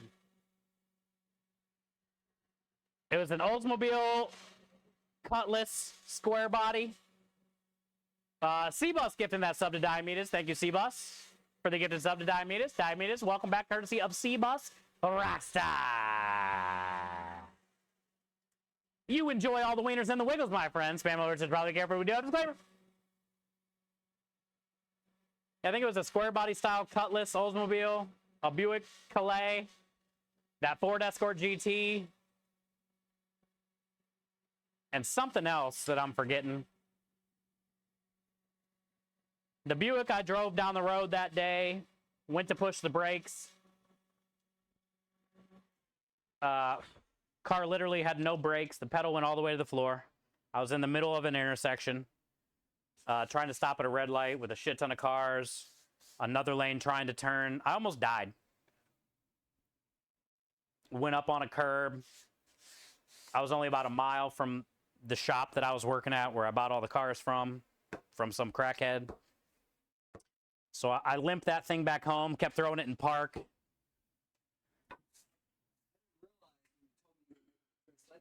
you made a brownie. Brownie cake, yeah. Tris lets me have some of that shit. But yeah, so then I almost wrecked that car. When I got back to the shop, I sold that thing for 50 bucks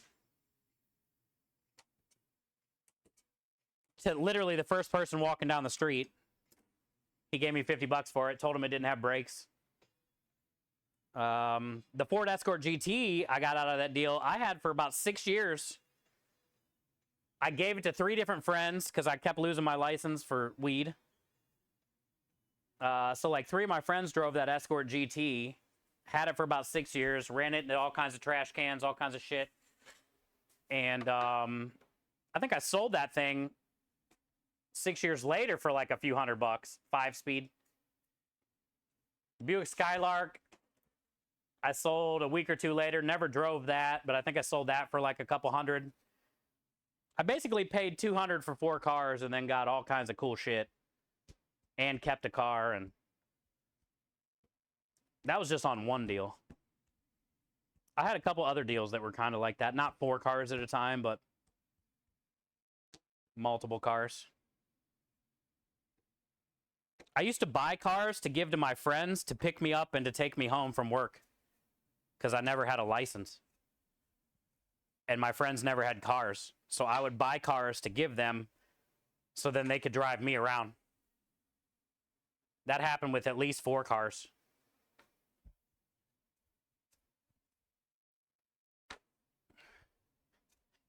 And half the time I called them for a ride to or home from work, they would never answer.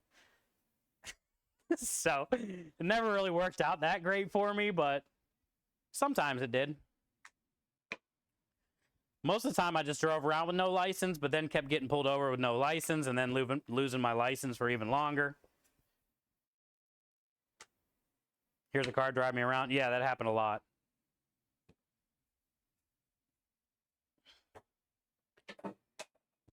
Assholes. Yeah, never answer their phone.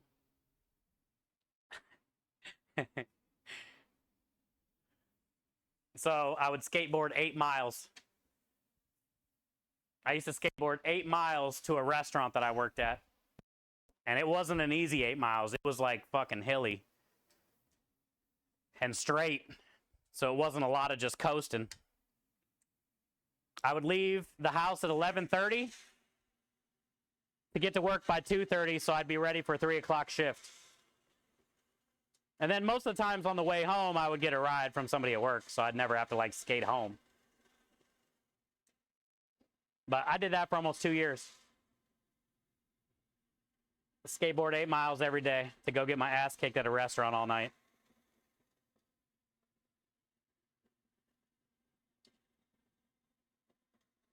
My phone just died.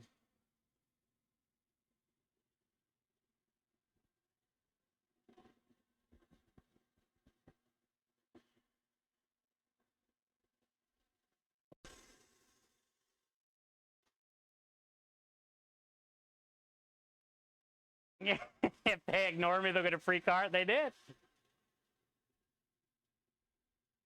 Only 2 of them they gave back to me. The other 2 my friends sold. Huh? Yeah. In contrast, now you can catch the roll out of bed. What? Instead of skateboarding 8 miles, Yeah, yeah. catch the roll out of bed. Yeah. Way easier. What up, Clap?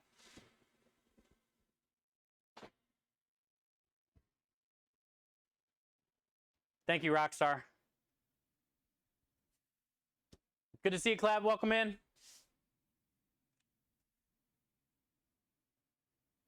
Hi, Pepper.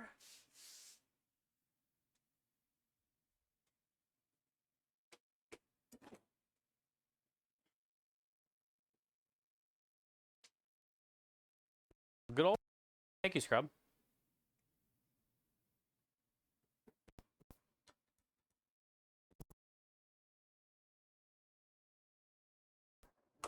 Honestly, I've done more shit. I forgot more shit that I've done than I can remember. Those are just the car, you know, those aren't even all the cars that I've had. You should hear me with jobs. I probably had 40 jobs.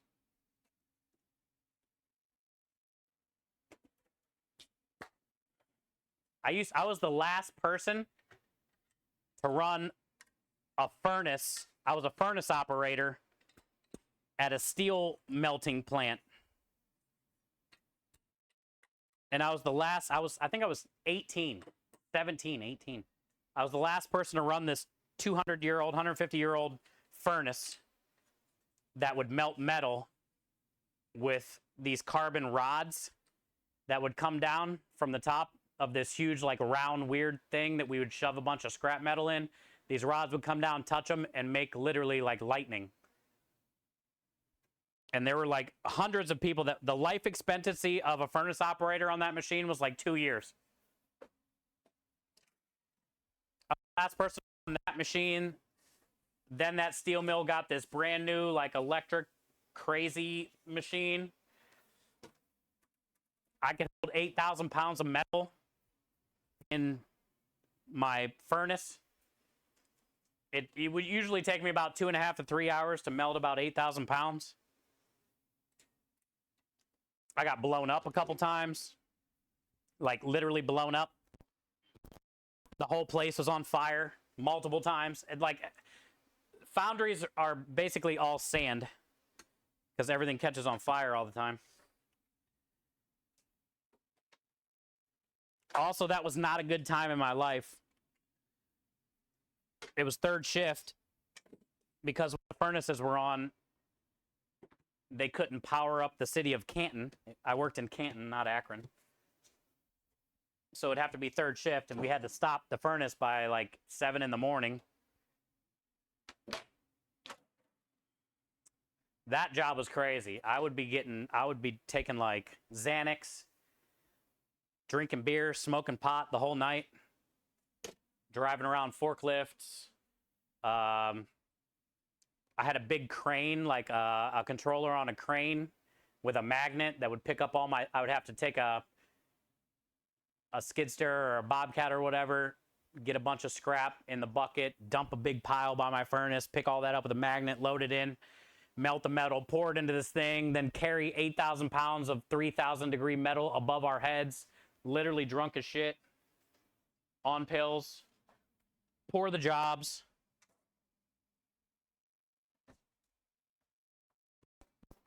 That was one of the craziest jobs I had. We had to wear like these space suits, like all metal space suits, and these helmets that had these like really thick green visors, like a welding visor. And I would usually melt through like 2 of those visors a night because my head was always over the furnace because I was melting the metal, and it would all get like jacked up inside there, and I'd have to like shove a big piece of rebar in there all night and poke that shit around. And dude, that sucked. That job sucked. I was there about 1.5 years, and I made top rate, which I thought was funny. It's like $15 an hour. This is 97 or something, 96. $15 an hour was top rate. There were people there that have been there like 20, 30 years that were making top rate. Half the people that worked there didn't have any toes because they would get shocked by that big lightning bolt thing, and it would blow their toes out of their boots after the electricity ran through their whole body. And I was like, this is not where I want to be. I'm already making as much as the guy that's been here 20 years. This is not for me. I'm out of here. But yeah, there's a few times I got blown up. The furnace would explode because it was a lot of melted metal, and when like just a little drop of water touches that, boom.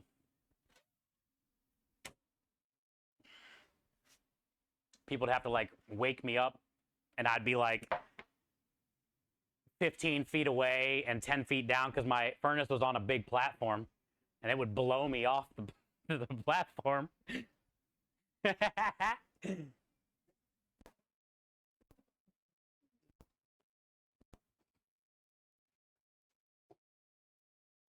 One time I had a chain hooked up to my crane, and I was trying to pull this big piece of metal out of the pit.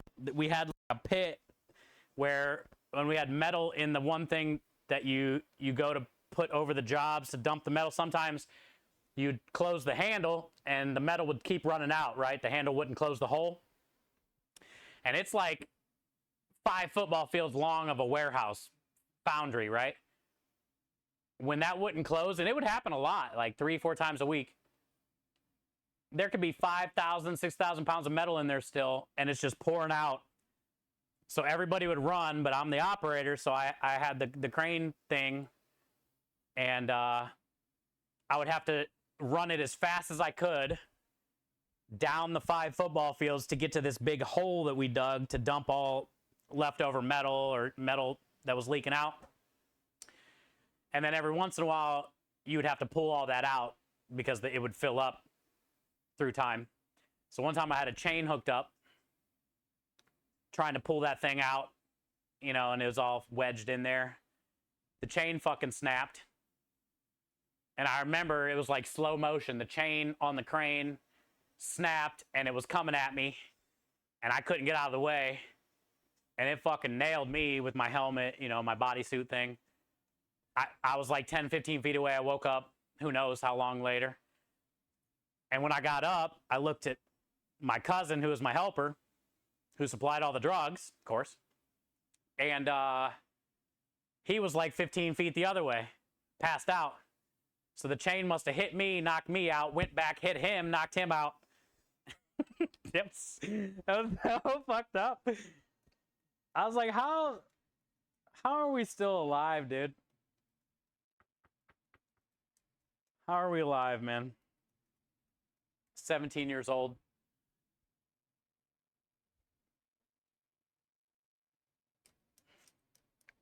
Hi, Hungry, how are you?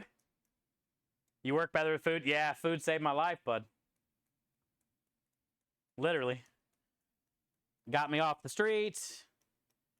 Kept me from stealing. Showed me what, you know, family and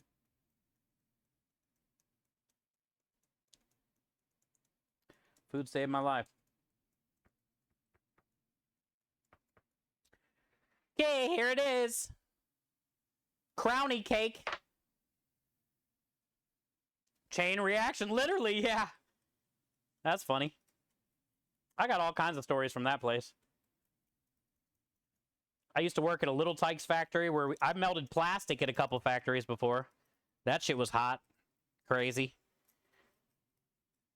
I worked at a place that made clutches. I worked at a couple other like rubber metal foundry places. Car mechanics jobs. I installed car alarms, PlayStations, Xboxes, radios. Sold batteries at this car shop in the middle of downtown ghetto Akron. $19.95, 30-day guaranteed used battery.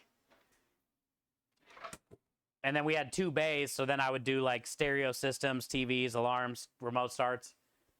And my boss that owned the place, shithole, he would drive around to all the junkyards in the area and buy their batteries for 25 cents a piece, all their old batteries. Then he would bring them like a whole truckload of them, pickup truck, bring them all back. I'd unload them all and then hook them all up. You can hook like 10 or something up to a daisy chain to charge them. And the ones that held a charge overnight, I would spray paint black and put a sticker on it, and he would give them a 30-day return and sell them for 20 bucks. So he'd pay a quarter for them. I'd charge them if they held a charge, spray paint them, and sell them for 20 bucks. But that place was a disaster, dude. He was never there. I was busy as shit, changing batteries, selling batteries, doing car shit. Nobody, you know, ghetto Akron, nobody would ever, like, pay me what I asked. They'd be smoking blunts the whole time. I got robbed, like, 4 different times with a gun. That place was nutty, dude. My dad was mad that I worked there because he's like, bro, you're going to fucking die. No white person works there. I was in the wrong side of town, but I had fun. People respected me because I hooked up their stereos and they could pay with like weed and shit.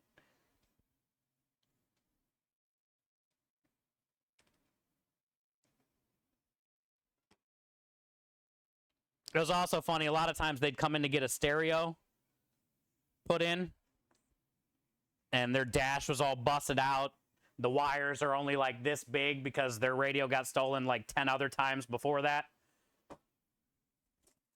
So I could like barely even reach the wires in the back of the thing to then add a wire onto to put their radio in. I used to do like a lot of like fabrication and shit for them. Cut holes in their seats to put in TVs. And one time there was I think it was like a 93 Monte Carlo SS T-tops. The dude had like three TVs just up front, 2 in the back, Probably like 6x9s in each door. 3 18s, like all kinds of shit I hooked up for this dude. PlayStation in the glove box. At the time, it was a PlayStation 2. And, I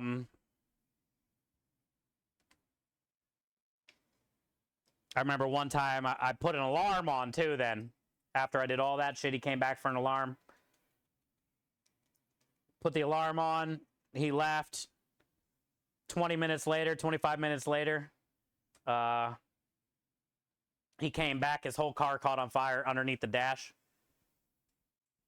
It sucked. He was so pissed. But he came back. My boss was pissed too. And he got the fire out. I mean, there was a lot of damage, but it was mostly under the dash. Basically, every wire. And there was a lot for all the TVs, PlayStations, normal shit in the car. Every wire under the dash, all the way from the driver's side to the passenger side, was literally melted. I had to cut out, like, wiring harnesses and rewire every fucking thing for everything, dude. It was bad. He wanted to kill me. I almost died that day.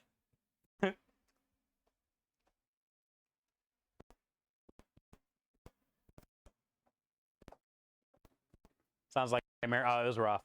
That was probably the worst fuck up I had doing that. All right, here it is. Creme delish. Creme leches. Crownie. It's basically a chocolate cake brownie hybrid with creme delish tres leches dumped over the top. All this is going to soak inside of this cake. I'm just going to put it in the fridge for about an hour or two. All this will soak up into this. There's also a bunch of figs and dates that were pureed up too into the tres leches liquid. I like the color of it because of the creme delish. It almost looks like there's egg in there, but it's not. It's condensed milk, evaporated milk, whole milk, creme delish, dates and figs, dumped over top of a chocolate cake brownie hybrid. Now we cool it down.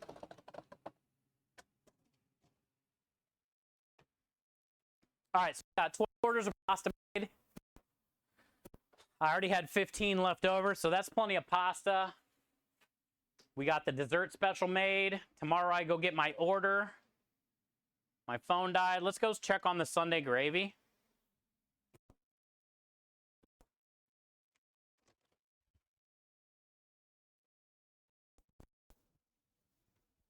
It's probably a little bit of time. So I think the next thing I might do is just mess with mushrooms. I got about 3 pounds or 5 pounds of mushrooms I got to cut. I'll get them cooked off, though, tomorrow on the Blackstone by the house. So I can just do it all at one time. But I can get them cut today, so then all I got to do is put them on the griddle tomorrow. It's easier to clean the Blackstone than it is that thing, so I just use the Blackstone by the house for cooking the chicken thighs for the truck and cooking the mushrooms. I used it the other day for the catering for the chicken parm because I could fit all 12 chicken parms on there at one time. Sunday gravy's looking good. The meat is very tender, but the bone, ooh, that bone came right out. That is very hot. That bone came out real easy. But not all the bones are ready, so we probably got a little bit more time. But that's a big old pork neck bone. Tons of meat on it. And all that's gonna like shred up. Is that a bone right here?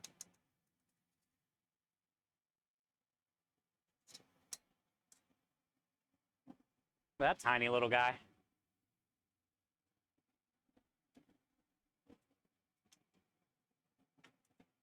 Homemade sausage, ground beef, roasted pork neck bones, carrots, celery, garlic, red wine, bay leaves, oregano, tomatoes.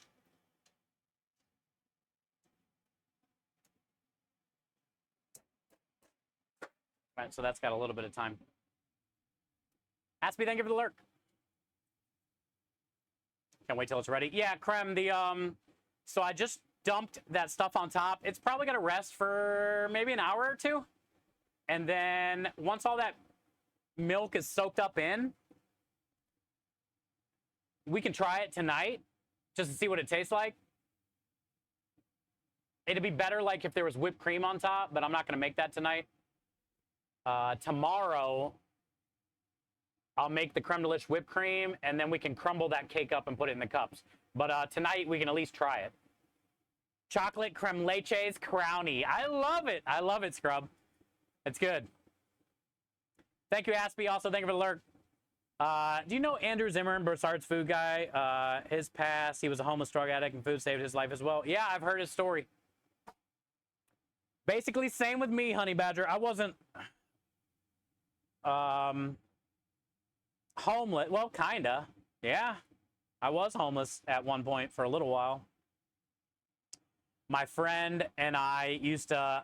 I was also an amateur skateboarder, but I got flow from different skate companies. So like I got free bearings and wheels. I got Lakai shoes. My stepbrother had a skate shop, and we put together a team back then. This was like 17, 18, 19 years old. So I was actually sleeping on the benches at the skate shop inside because I would work there. I was on the team. But working there meant, you know, I wasn't really making money. I was just getting free boards and stuff. And, but I had a key, so we would stay there, me and my friend, because we had nowhere to go. But yeah, we used to like, you know, rob houses and things and cars, and definitely did a lot of drugs. And I was just going down the real wrong path, you know, like all my friends. I kept getting arrested. And this last time, we got in a lot of trouble, like FBI type shit. And I had a felony, and I had to get a job at a restaurant, and it was a fine dining restaurant, to pay off a lawyer. And then that was my first restaurant job, and I was a busser. But I would always hang out in the kitchen because they were like my age. The bussers were younger, 16. I was like 18 or something. And the chefs, you know, there was fire, knives. They were all drinking, smoking pot, shit. Like all the servers and hot girls were always back hanging out in the kitchen. So I hung out in the kitchen for a few weeks and just helped them prep and clean and didn't really do any bussing. And the chef offered me a job. And that was what saved my life, because that was literally the last day of work I missed. That was 18. It got me off the streets, gave me a steady job, a sense of purpose. I couldn't do as much drugs because I had to work a lot. I had no more time to rob people.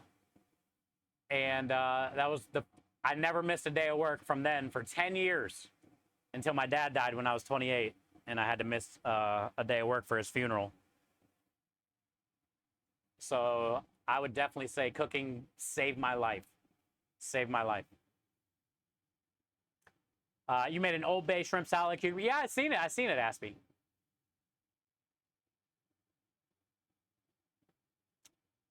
Should turn that into a poke cake. It's a Tres Leches cake. It's kind of like a poke cake. Thank you, Clab. Thank you for the kind words. Hungry Jack, always good to see you. All right, Rockstar, thank you, man, for all that you do. I'm glad to hear that Shaggy and everybody's doing well. Thank you for letting me know. So, yeah, homeless. Basically, yeah, I lived at a skate shop. All I did was skateboard. Hot Mac. All I did was skateboard and steal things. It was not a good life. Let me go grab those mushrooms. We can sit in here and cut them. A lot of my friends are dead. And the two friends I have from back then that I left, that are not dead are both in the same prison right now in Ohio. They called me last month or something. He just called the other day and I missed his damn call. They called me last month though, and they were both on the apparently in prisons they get iPads now. So they can make calls for iPad. And they were both sitting in the same fucking jail cell talking to me. So I gave them a good old Chef Steve pep talk. My one friend, he's got about 7 more years. The other dude's got about 4 years. But I gave him the good old Chef Steve pep talk. Told him to grow the fuck up. Stop getting arrested. We're almost, we're like almost mid-40s at this point, dude, and they're still out there robbing. Going to prison. Just like, what the fuck is wrong with you guys, dude? I mean, thank God that at least you're both in the same prison. You got you can have each other's back, but still, it's like, grow the fuck up, man. That's why I left y'all fools.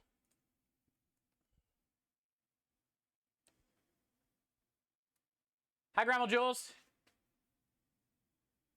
I believe cooking gave me purpose, but for different reasons. There you go.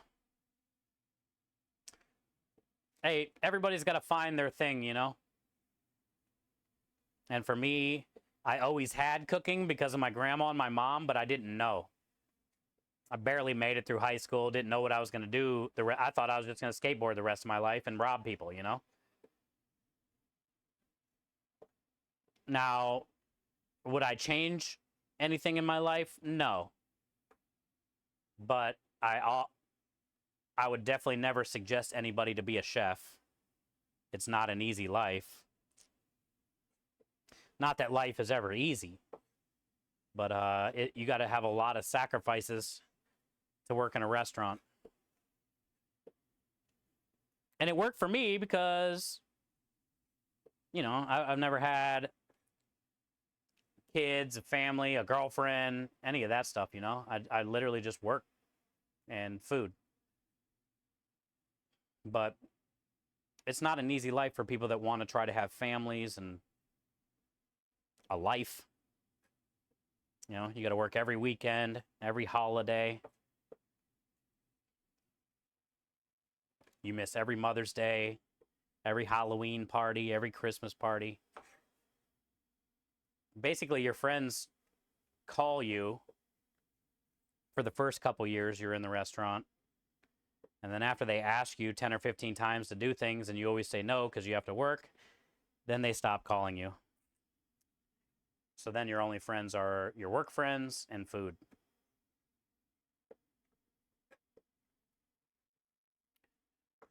But that's why streaming was very, very cool for me, because we're able to give back. We're almost at $400,000 raised since we started doing this, and the amount of friendships and memories and just, this community has made me such a better person. And I'm very, very grateful to have all of you this many years, to help me figure my life out and just become better, and always have your guys' support. Some people don't have somebody to turn to or to look to for support, and I'm very lucky because I can go live and I have you guys every day, Not a lot of people get that.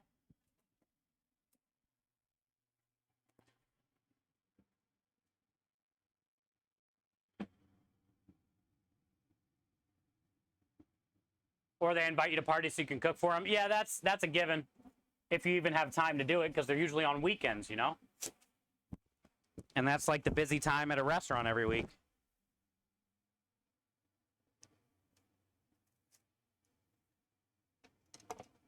I was on salary for 15 years.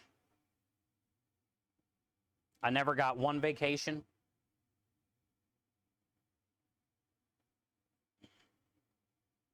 I could never miss a day. I never missed a day of work. other than my dad's funeral. It was like restaurants, you can't, it's nonstop.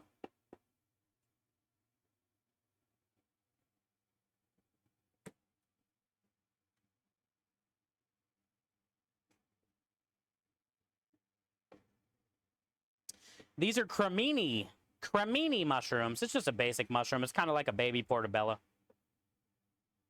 I like brown over white mushrooms all day.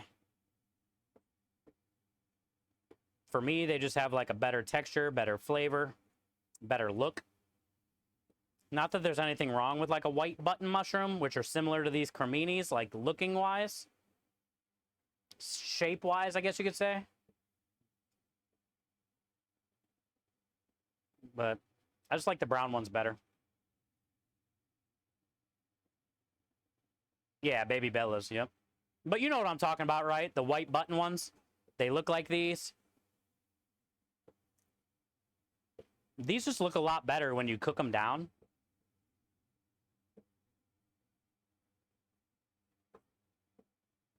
The flavor, I guess, is similar, but I think these have more of like a meatier flavor than the button mushrooms.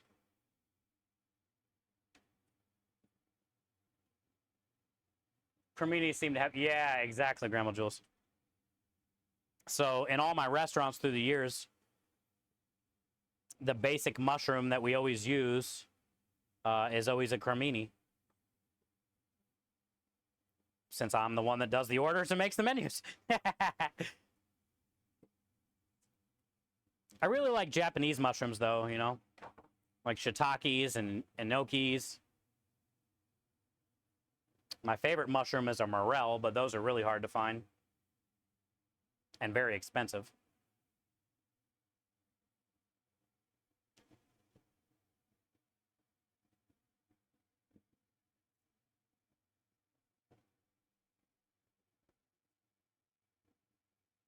You think the taste is the same, just added color? Yeah, it's pretty similar, right? Oysters, lion manes, and morels, those are your favorite? I like lion's mane. It's just sometimes it's weird because it's so damn hairy.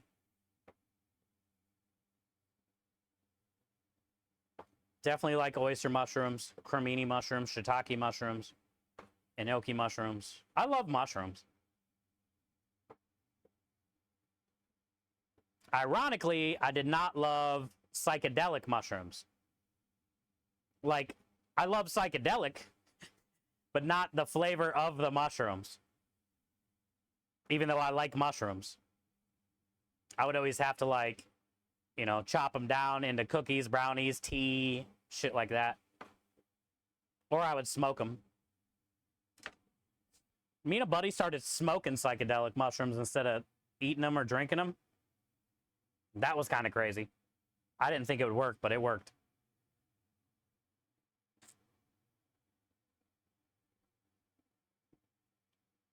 I think lion mane have a really... Yeah, they do.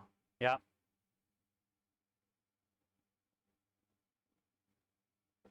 Definitely meaty. You can grill them. Substitute them for like a burger in a way, like you can a portobello.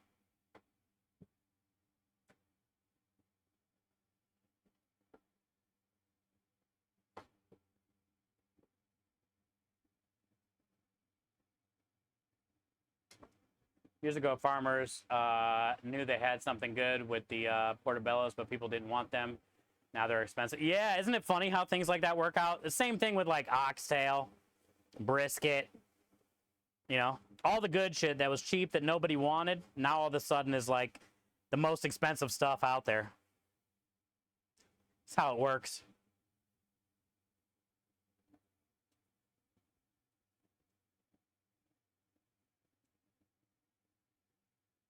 Tongue. Yeah, even tongue is getting pricey. Like, what the fuck? We have a lot of beef tongue tacos here in Texas. They're so good. People are scared of that shit, but it's literally just like pot roast. You would eat the shit out of it, and then somebody would tell you it's a tongue, and you'd be like, no way. But if you tell someone it's a tongue before they eat it, they're like, no way. Not doing it. But if you feed it to them and then tell them, they're like, oh, shit.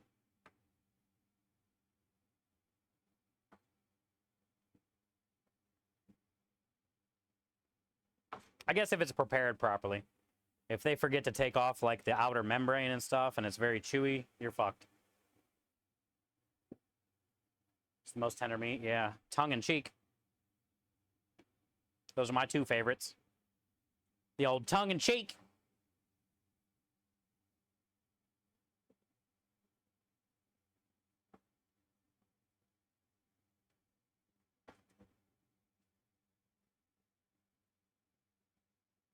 Bougie.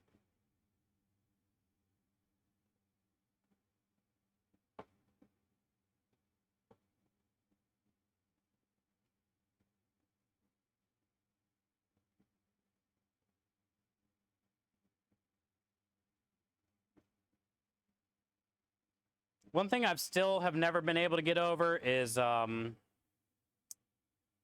liver. Foie gras, liver, any of that shit.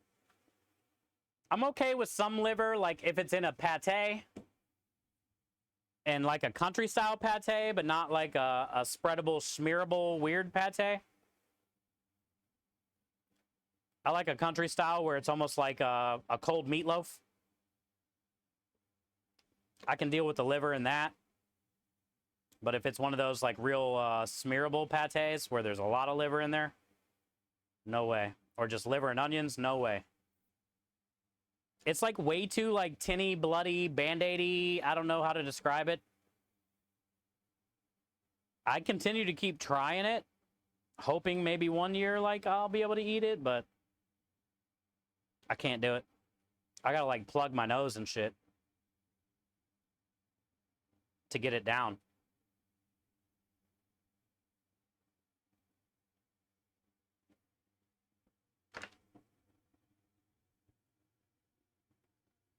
Chicken liver is tasty. That's what everybody says. A lot of people use it to fish, right? Isn't chicken liver good for fishing? That's what I heard. That was in Ohio, though, too. I think fishing's different everywhere, obviously.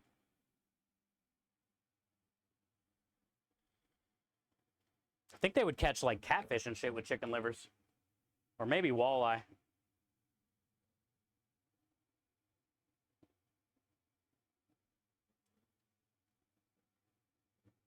Gators, maybe. Oh, no shit. People in Ohio were catching fish with chicken liver. I ain't trying to catch no gators. We didn't have no gators in Ohio. Ain't no gators in Lake Erie. Maybe there are.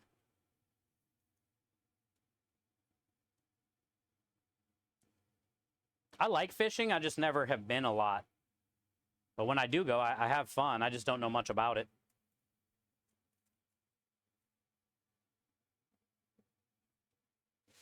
That's why I like watching Fineo and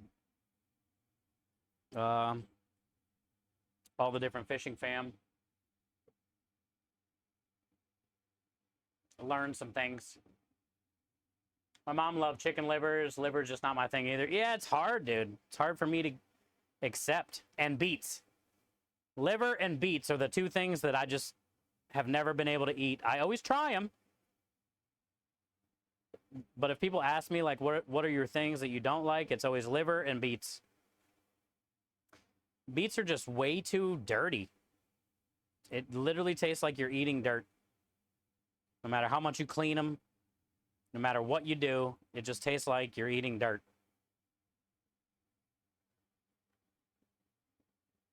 Gator the Pimp.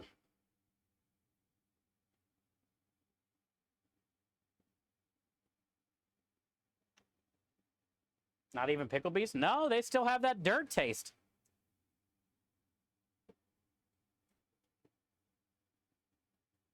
Hey, what up, Chaos?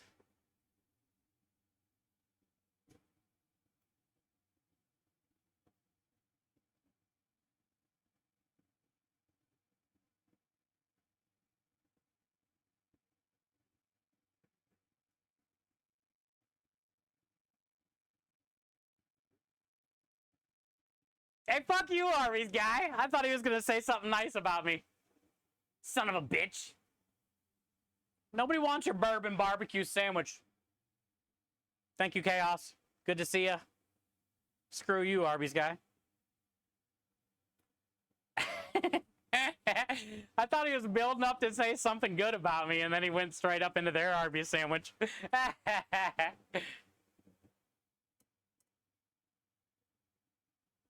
Nitro Frugate from Home Depot. I get mine from our restaurant supply store. Same thing, though. Nitro. They've been out of extra large, though, the last couple weeks, so this is my last pack. And I got to get larges.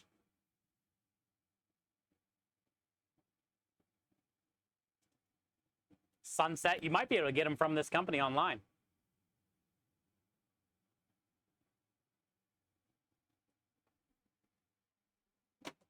Because a lot of the restaurant places, you need a card or an account, an LLC kind of thing.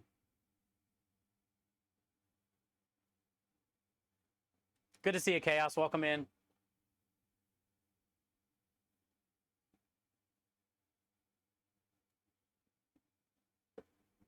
It's been a good day. Got all the laundry done this morning. Had to wash a bunch of towels and stuff where all of our towels were dirty. Went to the store and got the brownie mix stuff for the cake. The cake is officially done. It's just resting. We got all the pasta dough rolled out today that I made yesterday. We got 12 orders. Plus we had 15 orders. So that gives us 25 orders for this weekend. Couple more, couple less.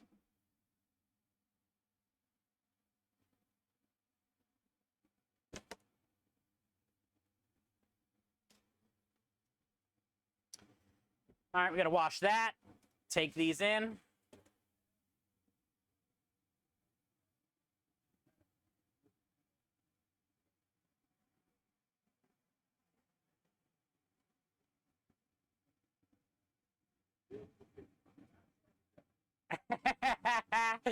Keep it real in the kitchen. 27, thank you, Win.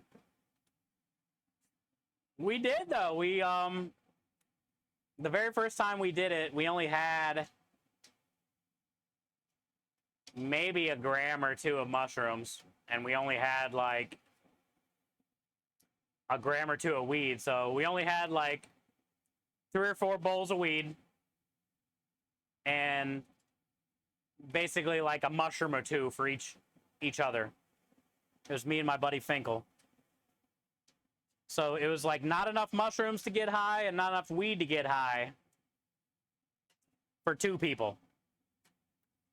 So we decided to just grind everything up in a weed grinder, the weed and the mushrooms together,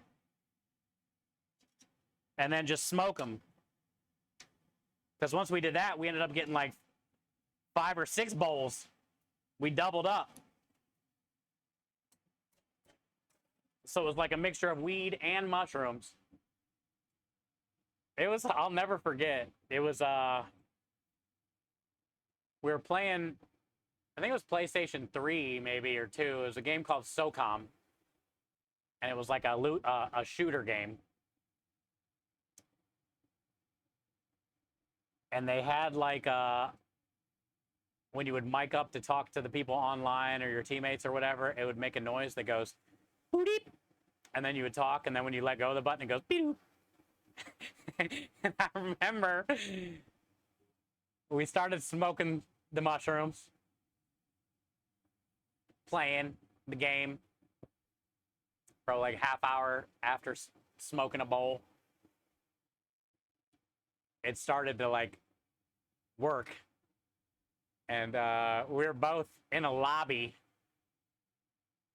room on the game making that noise.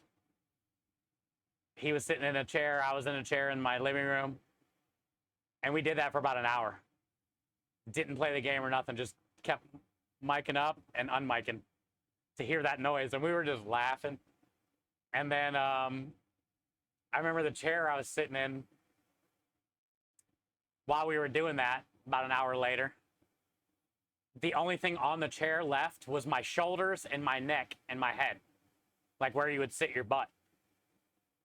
I like mushroom melted out of the chair to where like I was laughing so hard, I realized like only my shoulders are on this chair. And I don't know how long I was like that. And I remember that. So then we laughed about that. And it felt like I was melting. And then I remember sitting back up in the chair. And 10 or 15 minutes later, I had both arms on my head like this for about a half hour. And he was like, "What are you doing?" You know, he looked at me after we were zoning out for about a half hour like this. He looked at me and goes, "What are you doing?" And I let go, and it felt like my head was gonna float off.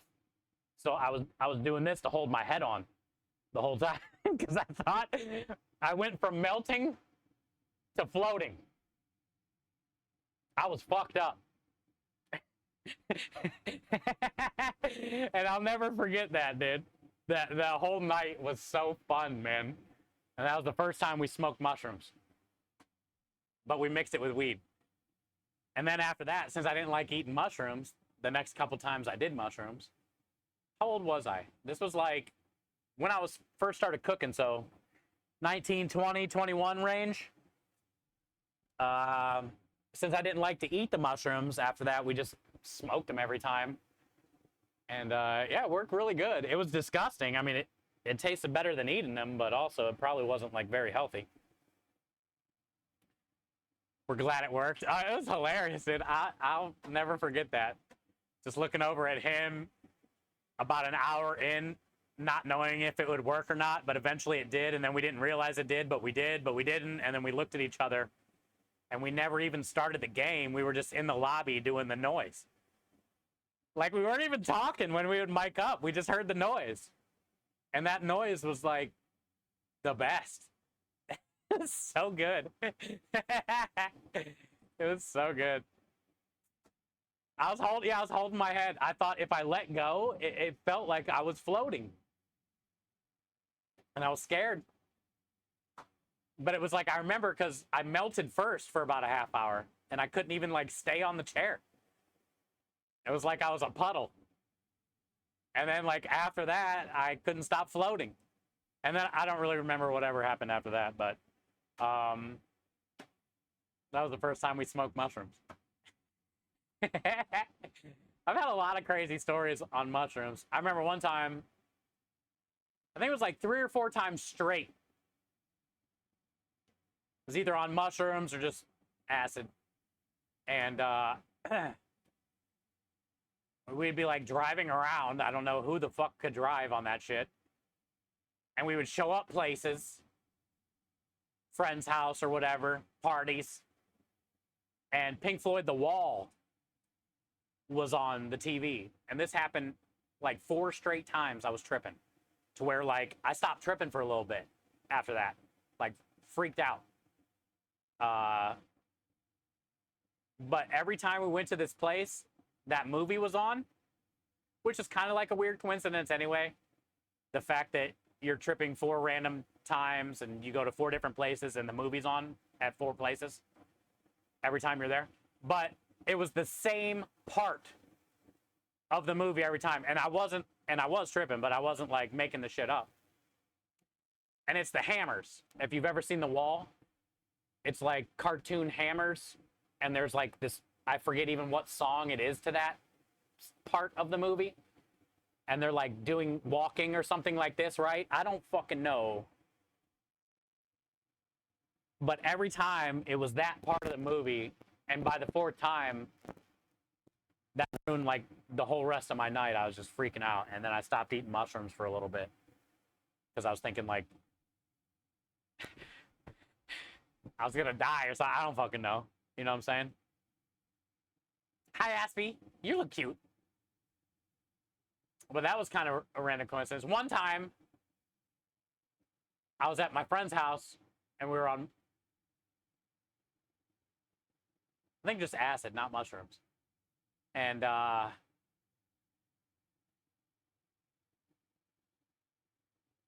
they were watching Tales from the Hood. And I couldn't take it. Tales from the Hood is like a weird rap ghetto. There was like dolls that you put needles in, whatever those are called, voodoo dolls. It's a fucked up movie. And I had to just get out of there.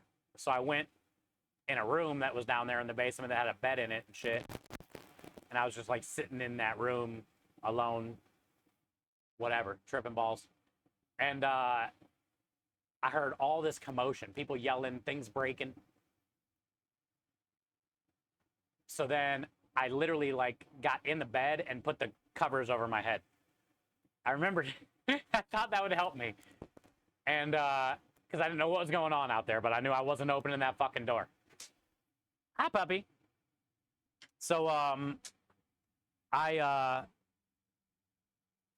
it ends up being two big ass dogs busted in the front door of the house that night. We were all in the basement. His parents were out of town. You got something on your face. And two big ass dogs busted in the front door, ran through the kitchen, busted everything, you know, because everybody that was at the party was freaking out because there's two big ass dogs. Hi. And somebody ran in that room I was in when I was under the blanket to say, hey, basically there's two big ass dogs in the house. But I didn't come out. I stayed under that blanket. And then maybe like 15 or 20 minutes later, I came out. And the dogs were gone. They ran back out the front door. But, huh? I think I was like 19 or 20, and I was tripping balls. So the dogs basically busted down the door of the house, broke everything inside. His parents were gone. We were having a party. Like, that kind of weird random shit always happened, it seemed like, when I was tripping. Like, out of nowhere, you know? Like, what's the chances? It was pretty crazy. But and then there was another time I tried to hide under the covers. That was when, one time when we were stealing stuff, and the cops busted down our door at like 8 in the morning, FBI, guns, AKs and shit. Busted down our door. And I was working a third shift job at the time at a pie factory. Forgot about the pie factory. I had to get there every day at 4. And we'd make like 50,000 pies a day, which was fucking crazy. But anyway, the cops raided our house one morning, and I was too tired to even get up. So I remember pulling the covers over my head again, knowing that the first time I did it, it kind of worked.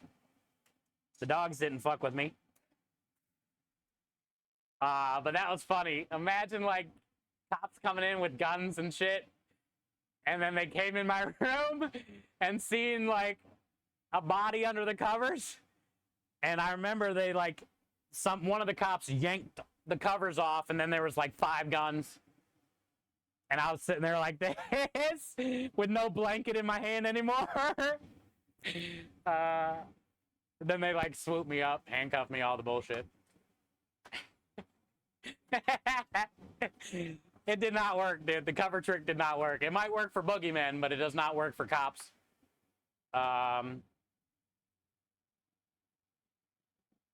Hey, what up, George? Good to see you, man. We're doing well, dude. Welcome in, welcome in. I've told all these stories multiple times, but I know there's a lot of you in here that haven't heard it. I basically have told my whole life story through the 6 years I've been streaming. And a lot of the stuff I've told numerous times. But yeah, the covers did not work for the cops. We're doing good, man. We had we got a catering review today, George. We did a catering job on Saturday. It was a drop-off. And then we had a car show Saturday night that we went and did. But really, honestly, dude, the storms and the tornadoes down here, George, have been fucked. I don't know how it's been in like Dallas, but the last 3 weeks, if not more, has been nothing but flooding, tornadoes, power outage, multiple days. We've had no power, water.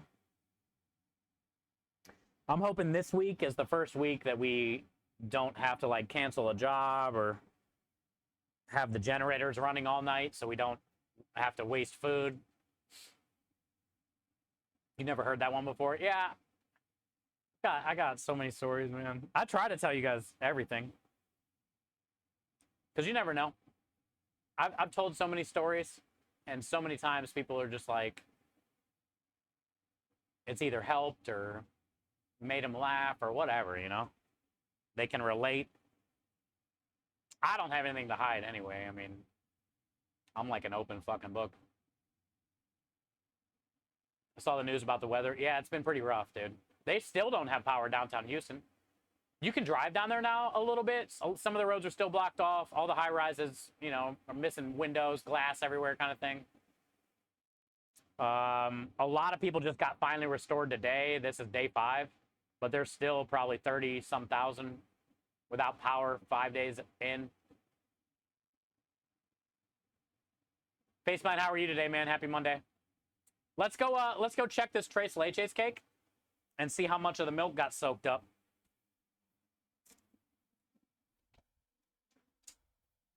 Maybe Krem and I can try a little bite. But I think other than that, really, fam, we're probably done. Sunday gravy is almost done. I'm going to take it off the burner and let it cool down for an hour or two before I put it away.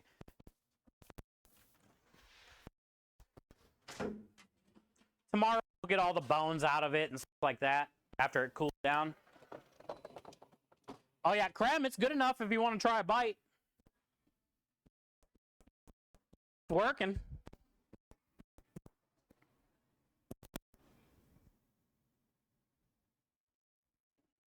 Yes, food's open to the public. Oh, it is? I didn't know that. Is that something they recently just did? Oh my God, dude. Good Lord. Good Lord, dude. Look at this Tres Leches chocolate. Creme Leches brownie. I basically made a brownie cake hybrid. And then we got the creme de lish, whole milk, condensed milk, evaporated milk, cloves, cinnamon, dried pureed up dates and figs. There's a bunch of dates and figs in that Tres Leches mixture. And then we're going to make some creme de lish whipped cream tomorrow. But all this should soak up by tomorrow. And then we'll break it all up and put it in a cup with creme de lish whipped cream mixed in between. I want to get one of these dates too. It's so soft, sticky.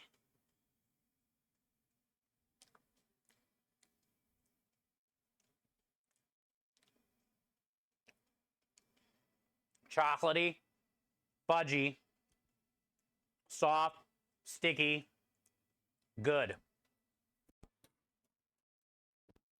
That's my first bite of a chocolate creme de lish Tres Leches cake / brownie. Yeah, come try it. It's got like the perfect chocolatey, sticky cakiness. It's going to be rough to crumble up tomorrow. It's, you know, because it's going to be really sticky, but I think it'll still go in the cup good with the whipped cream in between. That has no whipped cream, by the way. Imagine what it's going to be like with that whipped cream. Oh my gosh. I don't know. You can have the... you would leave that on that spoon? You better get all that off of there. Oh my gosh. That's pretty ridiculous. One of John's favorite cakes is Tres Leches. Yeah. Has he ever had a chocolate one? But I called him today and I said, Steve made a, that's all I got out. He goes, I'm on a diet, very strict diet. I'm not going to veer from it. I'm not, there's nothing, no. And I said, Tres Leches. He said, Motherfucker. I'll have a bite. Yeah. So he'll have to try this too. Cool. Yeah, it tastes good. Looks good. Yeah, it's great. Yeah, sticky, chocolatey, cakey, but brownie. I like it better than the one yesterday. I know. I would say we nailed that. So we're gonna get that recipe. Michelle liked her cake better with creme de liche. Yeah, that is a point. We're gonna get that recipe on the website for sure. But I'll wait till it's all done and finished. Take a good picture. I'll take a picture of like the cups. You know what I'm saying? But yeah. Yeah, George. He loved it. He loved it. Face plant, dude. That thing was fire. Arby beef and cheddar on onion roll, Arby sauce. Oh, Steve, that's like one of my best. It's so crazy how expensive Arby's is getting, but that's one of the best sandwiches out there. Arby's beef and cheddar with Arby's sauce. Sometimes I'll smash Arby's fries on it too. Did I just see Prime? Prime. I would do anything for you to be able to try this, dude. I guarantee, Prime, you would put this top 3. I guarantee you would put this in top 3. Oh, you had a vinegar pie? It was ridiculous. It's good, right? Don't they use apple cider vinegar? You know, I know, dude. I fucking miss you so much, man. Prime used to rate all my desserts. He tried every one of my desserts. This one's a banger, though, dude. A legit banger. Because it's cakey, but also brownie. So it's like fudgy, chocolatey, but soft. And then it has all that tres leche, creme de liche like mixture. And then imagine when there's some creme de liche whipped cream with it too. Fuck.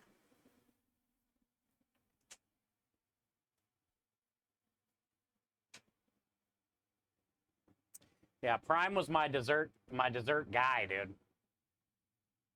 Because Prime don't mess around. If it's shitty, he'll tell you. A lot of people are always like, oh, everything you do is great. Everything you do is great. But like, you can't get better that way. Prime would be the first one to be like, dude, this is stupid. Tastes like shit. Don't like it. You know what I'm saying? Prime don't give a shit.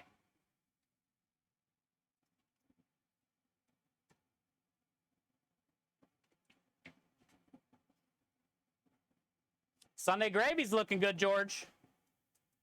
Got them bones falling out. Look at that. I just touched the meat. This is ready. When you can get the meat off of a pork neck bone like that,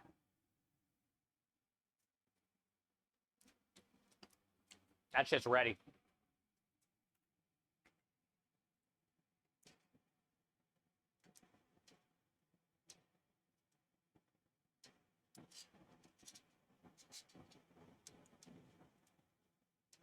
Look at this weird bone.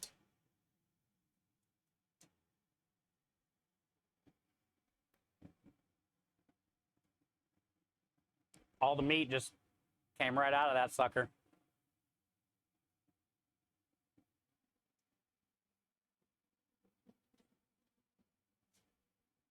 All right, that's done then. Turning it off. Oh, I found a bay leaf. Woo-woo. There's one more in here. This is like the hardest thing to find.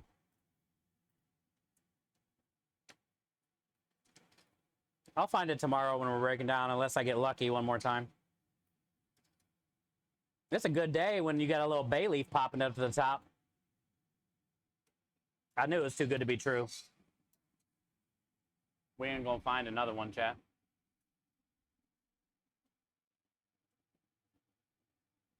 Blowing smoke doesn't make better desserts. Got to be honest and try to figure out how to improve. You're right. So yeah, apple cider and champagne vinegar is what the waitress said. Didn't Chef Nagin make that too one time on stream? Can't remember if I've ever tried that or not. Did you do whipped cream as well or no? Welcome back, Scrub. Want people to tell me if they don't like something I make. Exactly, Grandma Jules. Yeah, you'll never get better, you know? That's how we get better. She did before it was they did vanilla ice cream instead of whipped cream. That's even better. Cool. So, what do you think? Vinegar pie. It was like perfectly sweet and tangy. You would definitely try again? Because a lot of people, when they hear that, they're like, wait, what? Loved it. Taylor was super skeptical. And then she ended up trying some and then was like upset that she didn't get more.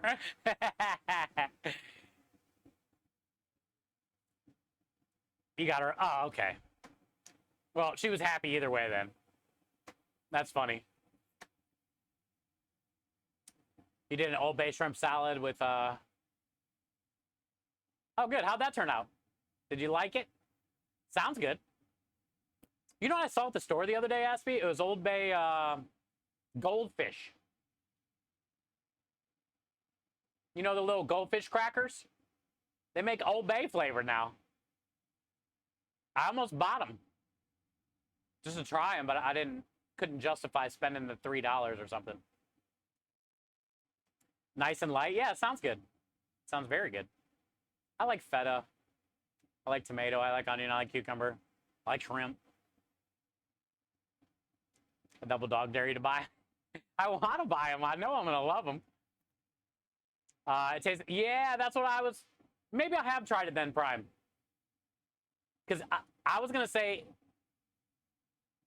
I don't remember, but I do remember it like pecan pie. It had the, you know the sweet gooey stuff that's mixed with the pecans, that's underneath the layer of pecan? That's what it reminded me of. I think I had it. I definitely had some. It reminded me of a pecan pie without the nuts. Yeah, it was like that. Yep. Then I've had it. I've definitely had it. For sure. That's cool. Let me turn off this hood vent so I stop fucking yelling. I can't hear myself. Hell yeah. Good, man. I'm glad you liked it. I'm glad you liked it. Dude, I miss East Coast sometimes. So much good food, dude.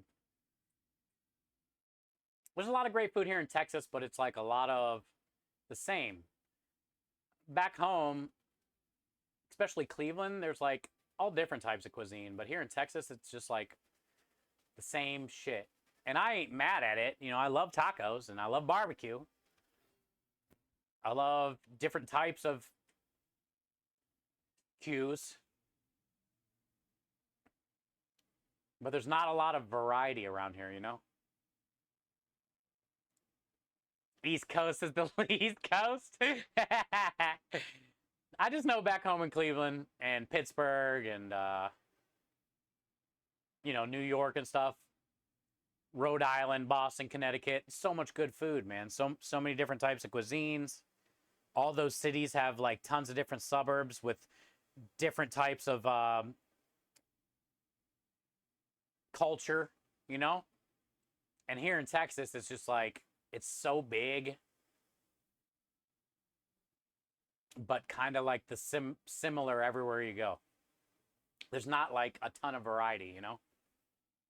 And back home, that was what I liked about all that, is like one night you can be in Little Italy, the next day you could be in the middle of like Mediterranean Greek area, then you can do the barbecue, and then you can, I don't know, it's just like, it almost feels like there was more of a selection of choices. But here, the meat is way better. Just like the general meat at the grocery store is better than any choice or prime meat back in Ohio. Our regular meat here is better than our better meat back there, you know? Pineapple on pizza. I'm not a pineapple on pizza hater, but we talk about this all the time. And welcome in, Pat. I think what gave pineapple pizza a bad rap was like Domino's and Pizza Hut and these bigger pizza places that just put canned pineapple on shitty pizza. And I get it. Like, why would anybody like that? But like, if you do it right and, you know, you grill the pineapple or smoke it, or, you know, you actually have a good pizza, or you make a pineapple glaze for the top of a type of pizza, you know, so it's not just like canned pineapple on shit pizza. It's not bad, dude. Pineapple on pizza is not bad. But all the people that are the pineapple on pizza haters have only had the shitty Domino's pineapple pizza. Grilled pineapple's amazing. Yeah. Hell yeah. You see a bit of a variety in Austin. The rest of Texas is similar. Yeah, see, Austin, I agree, Honey Badger. Aspie says, no pineapple on pizza, thank you. That's what I'm saying, though. If you do it right, you could love it. Pineapple salsa on like a Fruity de Mar pizza, right? With the shrimp and the calamari and the red sauce. And you can also add a little bit of like Canadian bacon or bacon itself, and then like a grilled pineapple salsa or a roasted pineapple glaze. Like Aspie, you would destroy that pizza. You know?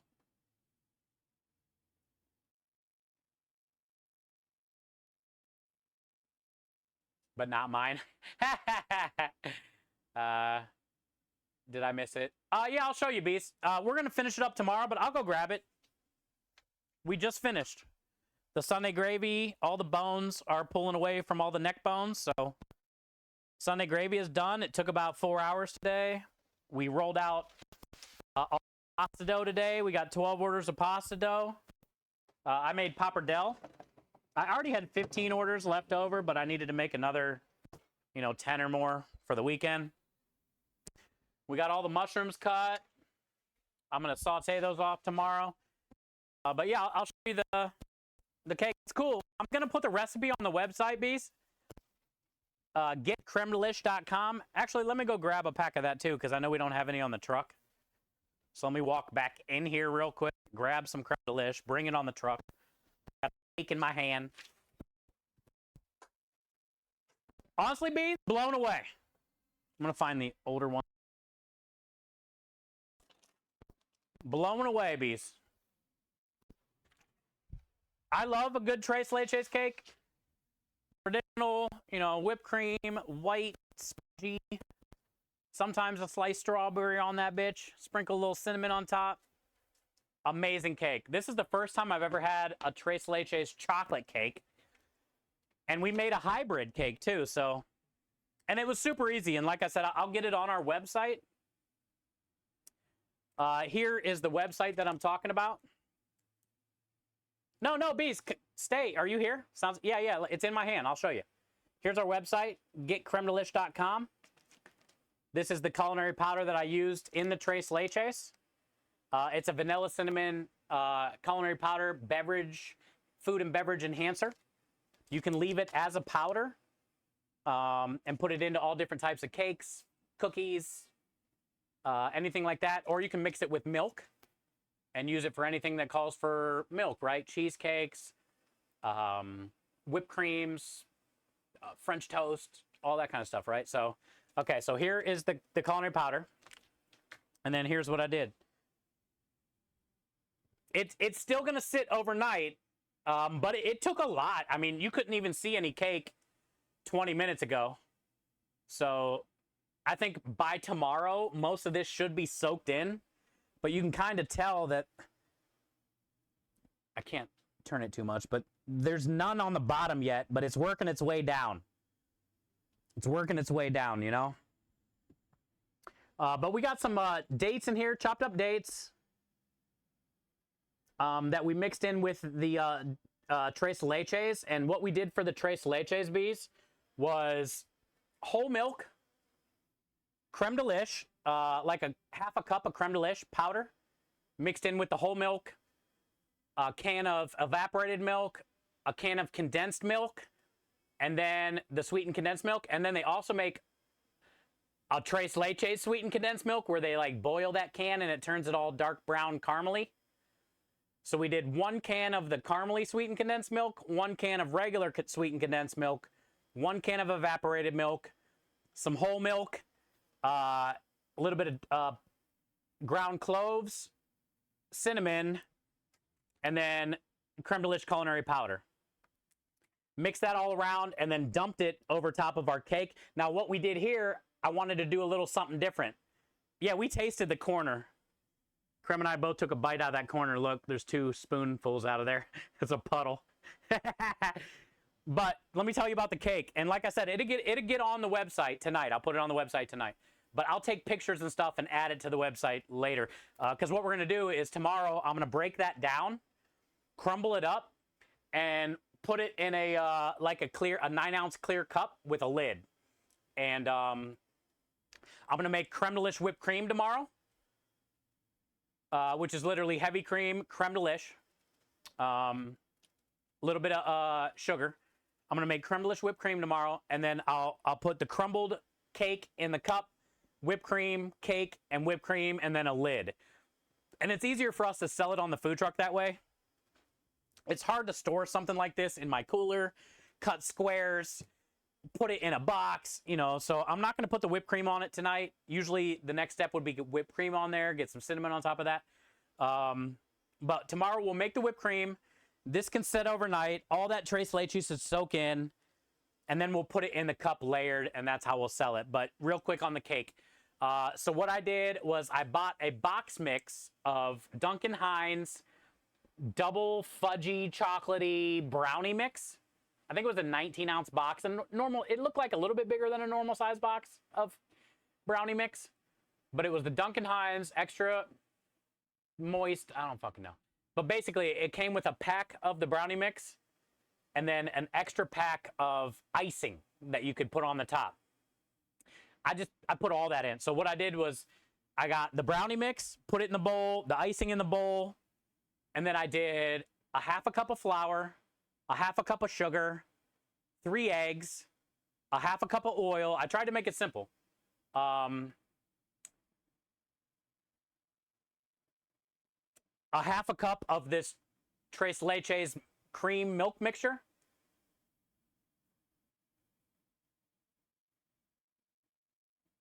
A teaspoon of baking powder.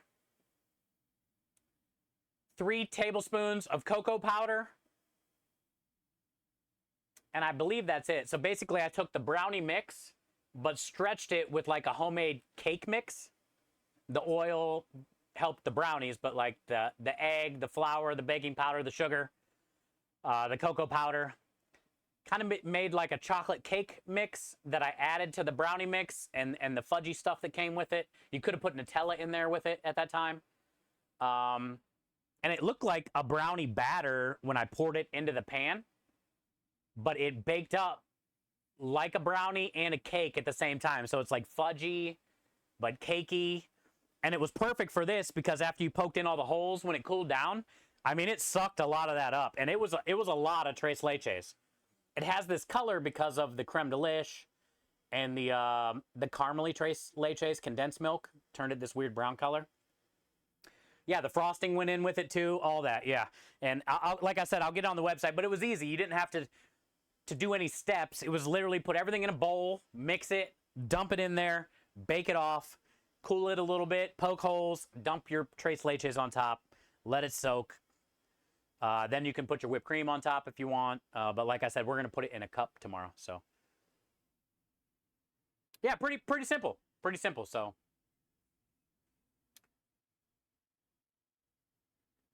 thank you for asking though, Beast. Thank you for asking. And then, yeah, like I said, if you guys are curious, the recipe will be on this website. You can also order your creme de liche on that website, and you can try it in a lot of different things. I've cured bacon with it, Monte Cristos, beer batters for fish, cookies, brownies, cheesecakes, caramelized onions, caramelized peppers, lasagna, cheese pizza, pork tenderloin, chicken wings. Done so many different things with this, dude. It's in our cannoli filling, our tiramisu filling. It's great for French toast, like soak. add this to your milk and soak the brioche in that overnight. It's pretty cool, dude. So if you guys haven't tried the creme brulee, please do.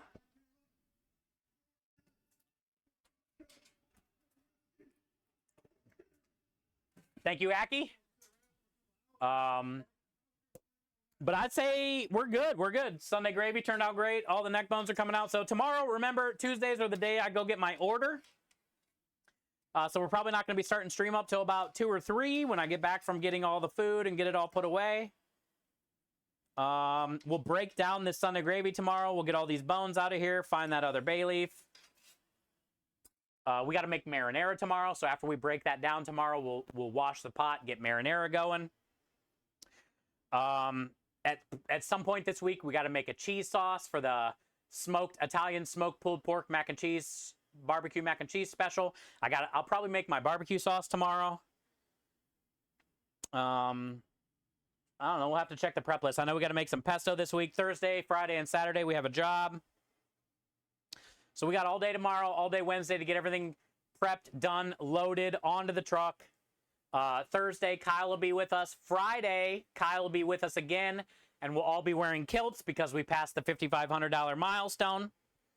So Friday is going to be a kilt stream. It's supposed to be in the hundreds or not, upper 90s on the truck and whatnot. So hell, today was 102 on the truck, and it wasn't even that hot outside. So actually, Friday would be a good day to wear the kilts. It should be pretty funny. So Monte Cristos, my buddy sent me a picture of Monte Cristo at Disney. You never had one? Oh, they're so good, honey badger. Because basically you soak the bread in like a creme de lish milk mixture if you want to make a creme de lish Monte Cristo. And then you make your normal French toast, but then you use that bread for like ham, Swiss cheese, some type of jam to dip it in, Dijon mustard or regular mustard, and then sprinkle powdered sugar on the top. And it's so good, dude. Like using French toast as a savory sandwich, but also is sweet. It's life-changing. If you've never had one, you gotta get one, for sure.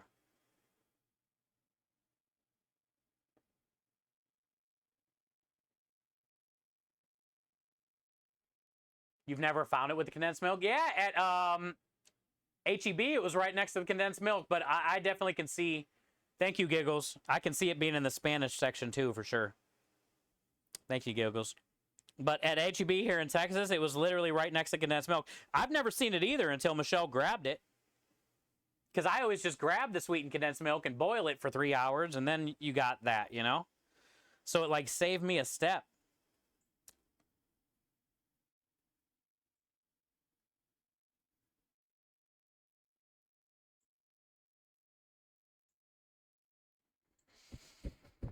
Who haven't we showed love to in a while?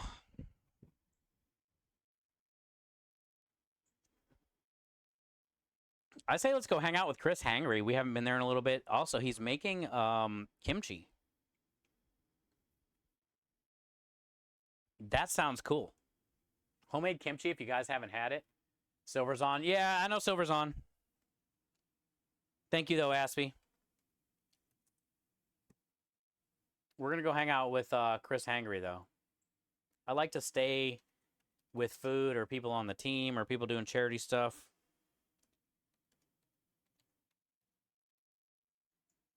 But I appreciate you. And we haven't showed Chris some love in a while, so let's go hang out with Chris. And then if you guys are on Kick, stick around after the Twitch raid. We'll figure out who we're going to go hang out with on Kick. Uh-oh. Did the broadcast end? Cancel. Cancel. Yep, broadcast ended. Just as I was starting.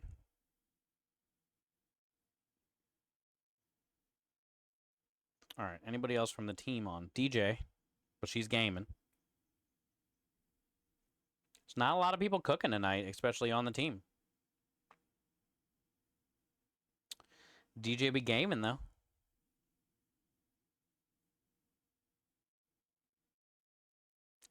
Lovey's Food Trucks gaming. Oh, you know what? I know where we're gonna go. Fuck, man. We never get to raid Data. Data just joined the team a couple weeks ago. Has been trying to raise money. Data raids us like 3 times a week. And we're never done when Data's on. So let's go show some love to Data. Newer member of the team. Trying to help raise money. So yeah, let's go hook up Data. Thank you guys. Thank you, Krem. Thank you, everybody, for being here today. Thank you for the donations. We're at 5,660.69. Let's go. Appreciate you, Scrub. Thank you for all your help. Thank you guys for all the resubs.